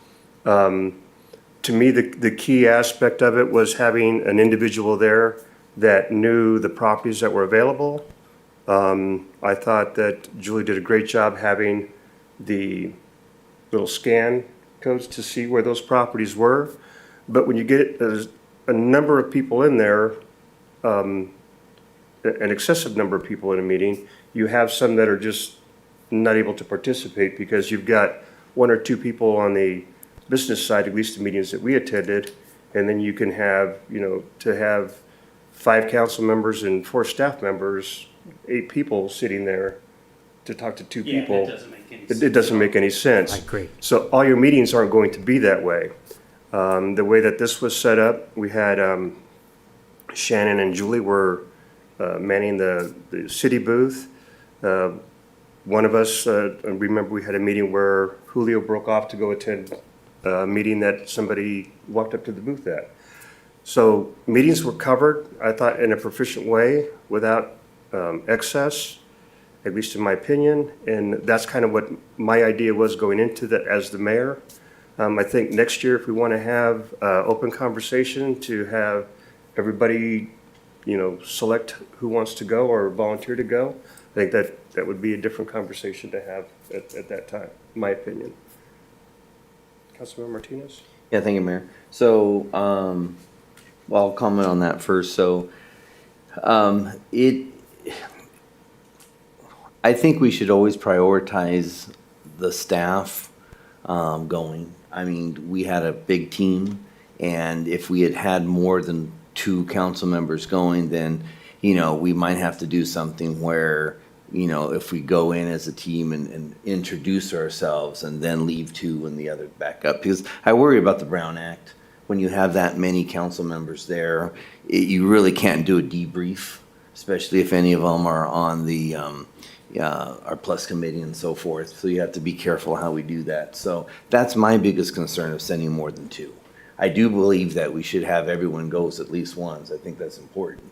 But if we were to go at maybe 3, then we would have to make sure that we develop a way of how we're going to do this. And like I said, if we go in as a team of 3 plus staff and introduce, hey, we're council member so-and-so, and bring our staff and stuff, and then, move out and leave 2 behind while 1 goes and checks out booths, that would be fine. Because there was so much there that I couldn't take in everything, and I wanted to. I couldn't go to booths as much as I wanted to. They had, what do you call them? Not workshops, but little seminars type things going on. And there was a lot going. So more than 2 would be fine, as long as we had a system. And that's the only thing. So, let me respond to a couple of those comments. So did you guys have meetings the whole time, pretty much? Oh, it was constantly going. Yeah. So what San Jacinto does is they have 2 meeting areas. And they also, and I've talked to a couple other cities that bring a full council. And so they don't have meetings with 4 or 5 council members. They have meetings with 2 council members here, and they send the other 2 council members can go out and explore the floor, because there's I don't know how many exhibitions there. I mean, you could go all day long, and that's where I met the Lewises. I walked down, I walked in, spent 30 minutes talking to them. We don't have a Lewis Center here yet, but if I'm going back every year because I want to do it and it's important to me, just like some of the, community development and other things are important to you, why wouldn't we use that opportunity to bring as many people as we can to hold the meetings, but also to explore and reach out and get more business? And bringing and sending two people who didn't get to go last year, sending them this year, and then sending another 2 people next year because they didn't get to go last year. You're sending new people who are being overwhelmed and going through the whole process that we went through and that you guys went through. And I just don't understand. At one point, maybe an option, and I don't know that this is right either. I don't think it's the right solution, is I would have paid for myself to go. Well, And I just don't understand why, I'm being perfectly honest with you, there's no one else here at all that has pushed for economic development the way I have. It has been my focus, as standards and guidelines have been your focus, as saving people money have been your focus. My focus is bringing economic development, and I missed an opportunity to be there. And I think the city missed an opportunity to have someone who's already motivated and already, and it doesn't hurt that I have 20 years of sales experience. So I just think that we've got to have a better discussion about what to do. And I think going to ICSC, any council member who wants to go should be able to go, because I think there's plenty of stuff to do. If we have more meetings, great. If we don't, then we spend more time going out and recruiting businesses to come to our booth. Hey, come check out our booth. I think you send a completely different message when you're sending 2 new people every year versus they're getting to know the person who's come to them the 4th year in a row and said, why aren't you building a Lewis Center here in Beaumont? So I just think that we need to reconsider the approach on that. Well, I appreciate And that. that's fine. I appreciate that. I will say, though, just to finish the comments up I have, I am proud of the staff. Was an outstanding job. And I want to focus because, they're the experts. We're there for that liaison. We're there to build the relationships. They're the experts to talk detail.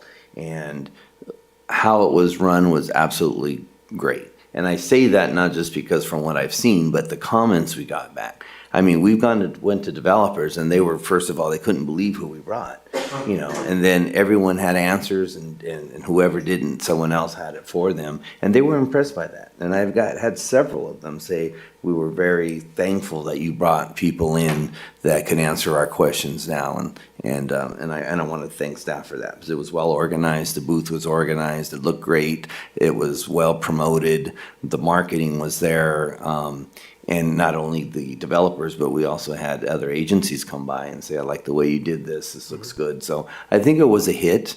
And if we were to expand with more members, then I think we can definitely have it done. We'll talk about that, I think, at another time when I bring it back, but I'm willing to discuss that as for sure. I can see a place for that. And I'm glad that we did the approach that we did. Nothing against the county's booth, but I think having that time to ourselves, I think, was worth it. And I'm glad to see Banning was there, and of course, I think Santa Sena was there, and so forth. But I learned a lot, and I'm motivated, and I can see what you're saying. I'd like to go back. Yeah. I'd like to go back and catch things that I didn't do. So it has its place. So I'm really interested in talk about that when it comes back. So thank you for that. Thank you, Mayor. Councilmember Finn? Do you have any comments? No, thank you, Mayor. I just, not having gone and being the mayor last year and making the assignment to those who were serving on the Economic Development Committee, I thought what was the right choice at the time, thinking of the Brown Act and so forth. But I think if we plan ahead, and we, and we kind of divide and conquer as I think is what the thing would be, that we could have a bigger presence, get more involved, and then they see those familiar faces, more often. So I think I would support trying to send some more council members as well. Okay. Yep, I think we can look at that in the future. The other thing, though, is what I saw in the meetings that we were in is we had staff that was well prepared. So, I mean, one-on-one meetings are fine, but chances of meeting that same person, whether it's Lewis or what other company you have. So, I mean, being the same council member is one thing, yes, I agree with you, but you may or may not see the same person that you spoke to the year before. You're right. And so you're starting a new conversation with somebody completely new. So in that regard, I do feel that having staff with you that is prepared, that knows what we have available, that was one of the things one of the common questions was, what kind of properties do you have that are available? Staff had all the answers. I think we were very well prepared, but it doesn't mean that you can't have 3 teams or 4 teams or what have you. So, Right, and the way you can take advantage of sales people in a setting like this is you have 2 or 3 salespeople or council members going out and going to developers and saying, hey, go check out our booth. Let me show you. Here, we got all the experts over there. I mean, you can recruit them to come to the booth. You don't have to be the expert. What you need to be is a salesperson. And you get this, and you get them to the experts, and that's how you make the sale. And you're right, that I may end up with a different person, but I know the Lewises are always there. And there's other agencies, other groups like that, now when Mr. Lewis sees me, he knows me. And he wouldn't have known me before ICFC, but I saw him at another event, and I went up to him and I said, Mr. Lewis, he said, hi, Lloyd. I said, when are you going to build a retail center in our city? And he said he's looked, and he's still thinking about it, but we haven't sold him on it. But if We have a meeting with him tomorrow. yeah, so if we continue to build these relationships, I just think it helps us, and I think it sends a good message to developers that we're very serious about it. Okay. Thank you for. I'll go ahead and make a motion to approve item G13. I'll second. A roll call, please.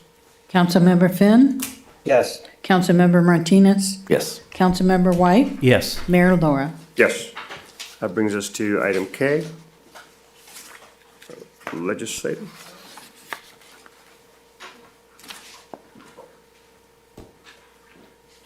Legislative updates. Darren. Good evening again, Mayor and City Council. So tonight I have a 70-slide presentation on, I'm just kidding. All right, I appreciate that. Just kidding. That brings us to item L. It's brief, I promise. So, now tonight I brought a brief update on the key legislative activity from Sacramento that may impact the city of Beaumont. This report focuses on bills still moving through the legislature, as well as others that were held in suspense and won't advance this session. Legislature recently held suspense file hearings on May 23rd. This critical moment where bills are either advanced or held, essentially putting them on pause until next year. The next important date is June 30th, which is the deadline for the governor to sign the state budget. There are still some disagreements between the legislature in regards to education, the high-speed rail project in California, medical issues or Medi-Cal issues between the governor and legislator. Staff continues to track these bills relevant to Beaumont's priorities under our 2025 legislative platform. These include public safety, local government, housing, and environmental regulation. Some of the bills that we opposed that the mayor had signed an opposition letter for was AB 339, which would require a 120-day notice for a union meet and confer period, and AB 306, which would impose a moratorium on local building code updates, undermining our ability to adapt to local needs. Some of the important bills we're supporting are AB 735 and SB 415.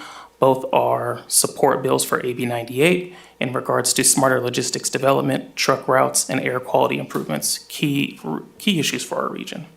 And another bill is SB 31, which promotes recycled water use for non-potable use, supporting water conservation and sustainability. Some of the bills that we are currently reviewing are AB 538, which would require certified payroll record submissions for public works projects.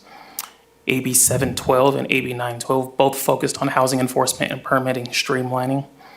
And SB 436, which focus on short-term rentals and transit-oriented housing.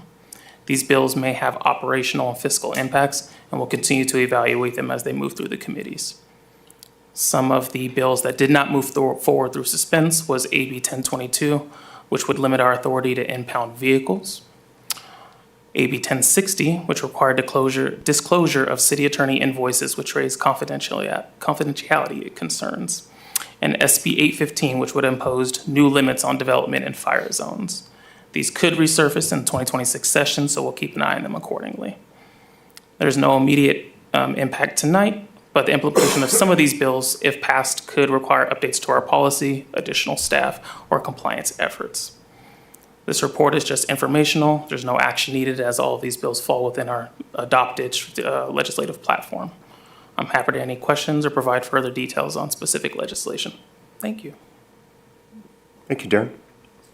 We have any questions or comments, public comments on this item? I have no written requests. Benny, do we have any callers on the line? No callers. I'll open up for council comments. Councilmember White?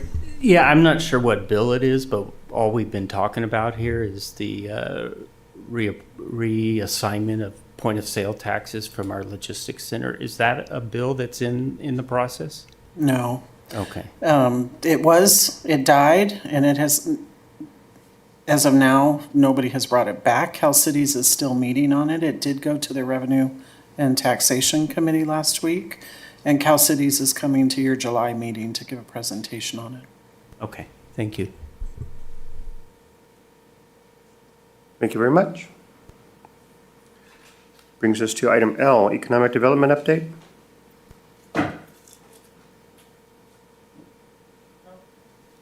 We have no update, sir. Okay. No treasury report. It's attached to our agenda. City clerk report. No report. Okay. We have a city attorney report. City manager report. A couple announcements. Congratulations. You have been nominated by the California Transportation Commission staff to receive $50.4 million for the Pennsylvania Grade Separation Project. That does not fund the entire project, but it certainly gets us within $10 million of 100% funding. Next week, June 26th and June 27th, we will be attending the California Transportation Commission committee meeting in Sacramento. And it will likely be 2 days because not only will the 50.4 million be on the agenda, the final, I guess, blessing of the Potrero Phase 2 interchange is also on the same agenda. So we will be flying up there. That will be the mayor, myself, Robert, Brittany, our grants analyst, and Julie, our PIO. And I don't know if you want to talk about anybody else going for that. I did ask Councilmember White if he would like to attend because I do believe as the RCTC rep. Yeah, I just don't have the vacation. I thought. Oh, no? Okay. Thank you for offering. Anybody else? No? No? Okay. Okay. June 23rd, we will be doing a ribbon cutting for the ADA accessible ramps, and our supervisor will be attending. And we will thank him for the $400,000 for funding that project. And then the last thing, I just wanted to clarify on the future agenda items, there was an item that was dropped off erroneously, and that is the development agreement review that Councilmember White had requested. We believe we're close, and that will likely come back to the August meeting. And with that, that's all I have. Elizabeth, Councilmember White and I were talking, on that 50.4 million, that was an application that was put together by staff? Partially by our grants analyst, Brittany, yes, and partially by Mark Thomas, the gentleman that was here. I don't know if it was Darren Johnson, but it was his firm that helped us. They also were instrumental in the 33 and a half that we received for the TSEP. So that's over $80 million in TSEP funding that is coming to Beaumont. That's a great job on that. Yeah. We share that. That's why I've asked Brittany to attend, because she does Yes. get the credit. So Mayor, may I make a comment real quick? Please. That 10 years ago, my first meeting with our congressman, the same time, I think he got elected the same time you and I did, He came to a meeting here and he asked us, he says, what can I do for you? And I started saying, well, we need a bridge, we need this, we need that. And he goes, Lloyd, you get them shovel ready and I'll get you the money. He hasn't gotten us the money, but I want to commend staff. RCTC did not get any of their projects approved. And of all the cities in Riverside, we were by far the largest recipient of a recommendation. I understand it's not the money yet. But it is a testament to staff being ready, having everything in place to get that money. I think it helps that RCTC gave us 15 that was, the idea was to give you that money so that you get more money. And so again, I just want to come back and say, I think this was outstanding news. And I want to commend all the staff who put this together. Appreciate it. Thank you. Thanks, Councilmember White, appreciate that. Future agenda items. You addressed the future agenda items already, unless council have any future agenda items you wish to add? No? Can I ask, am I adding the sign program?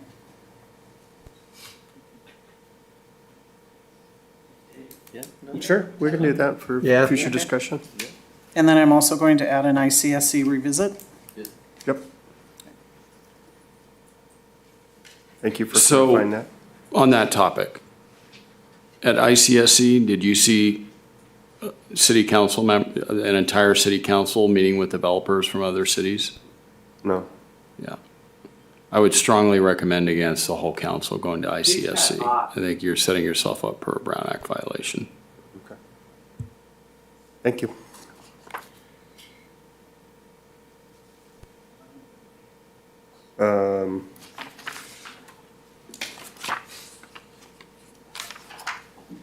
Brings us to council reports. Councilmember Finn?